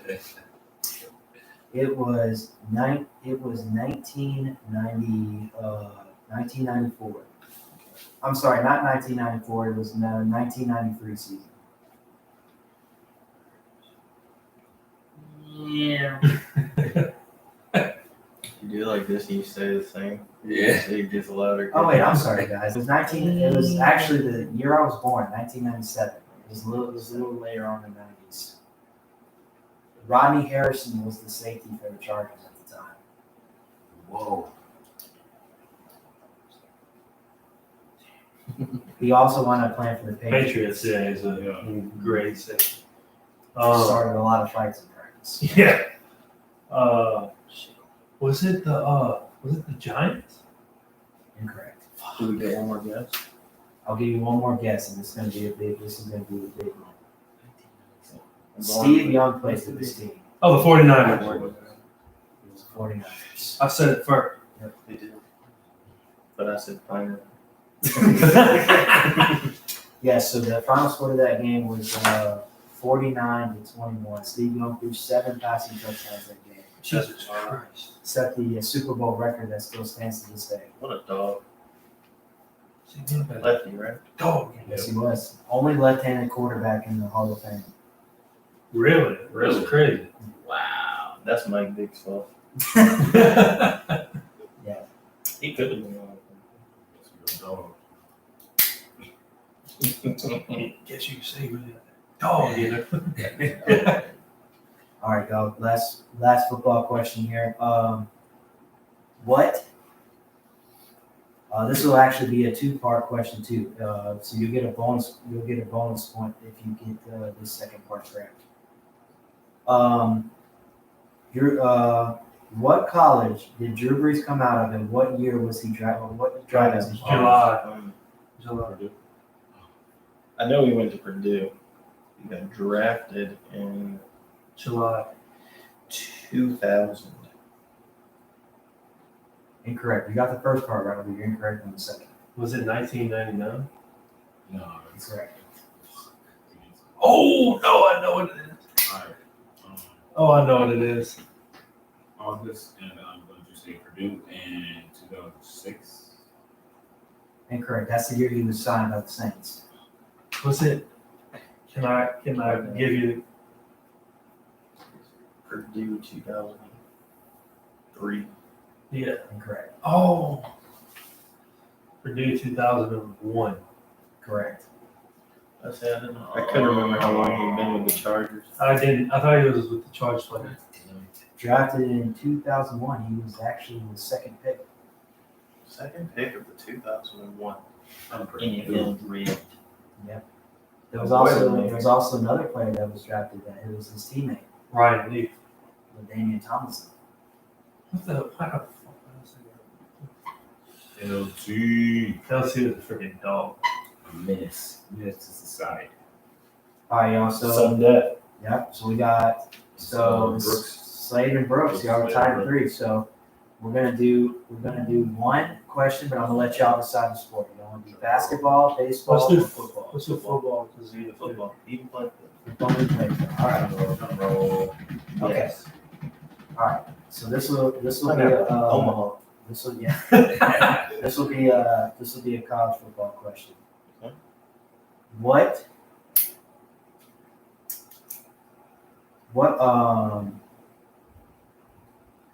well, just yeah, okay. So how many or excuse me guys, I'm losing my train of thought. What or when did LSU win their first national championship in football? July 1955. Incorrect. So 1957. Incorrect. 56. Incorrect. 58. Go. 59. 60. 70. 58. It was 58. Yeah, it was like 50. There you go, Slade. All right. Nice, fellas, nice. There you go. Pineapples prevail. There you go, y'all. Pineapples are the true winner. Goddamn baseball questions. You got one of them right. Yeah, you're right. All right. I mean, we said. So y'all, we're gonna end it here. Thank y'all so much for tuning in tonight. We really appreciate it. Shout out to the homies who came tonight. I know we did a little long one, Thank you so much. Sorry. but as always, we're doing shows Tuesdays and Thursdays. We're gonna be having people on like this all the time. Not all the time, twice a week. But I hope everyone has a wonderful night, and thank y'all for tuning in. Thank you Thank so y'all. much. See y'all. Back in. Peace and chicken grease, baby.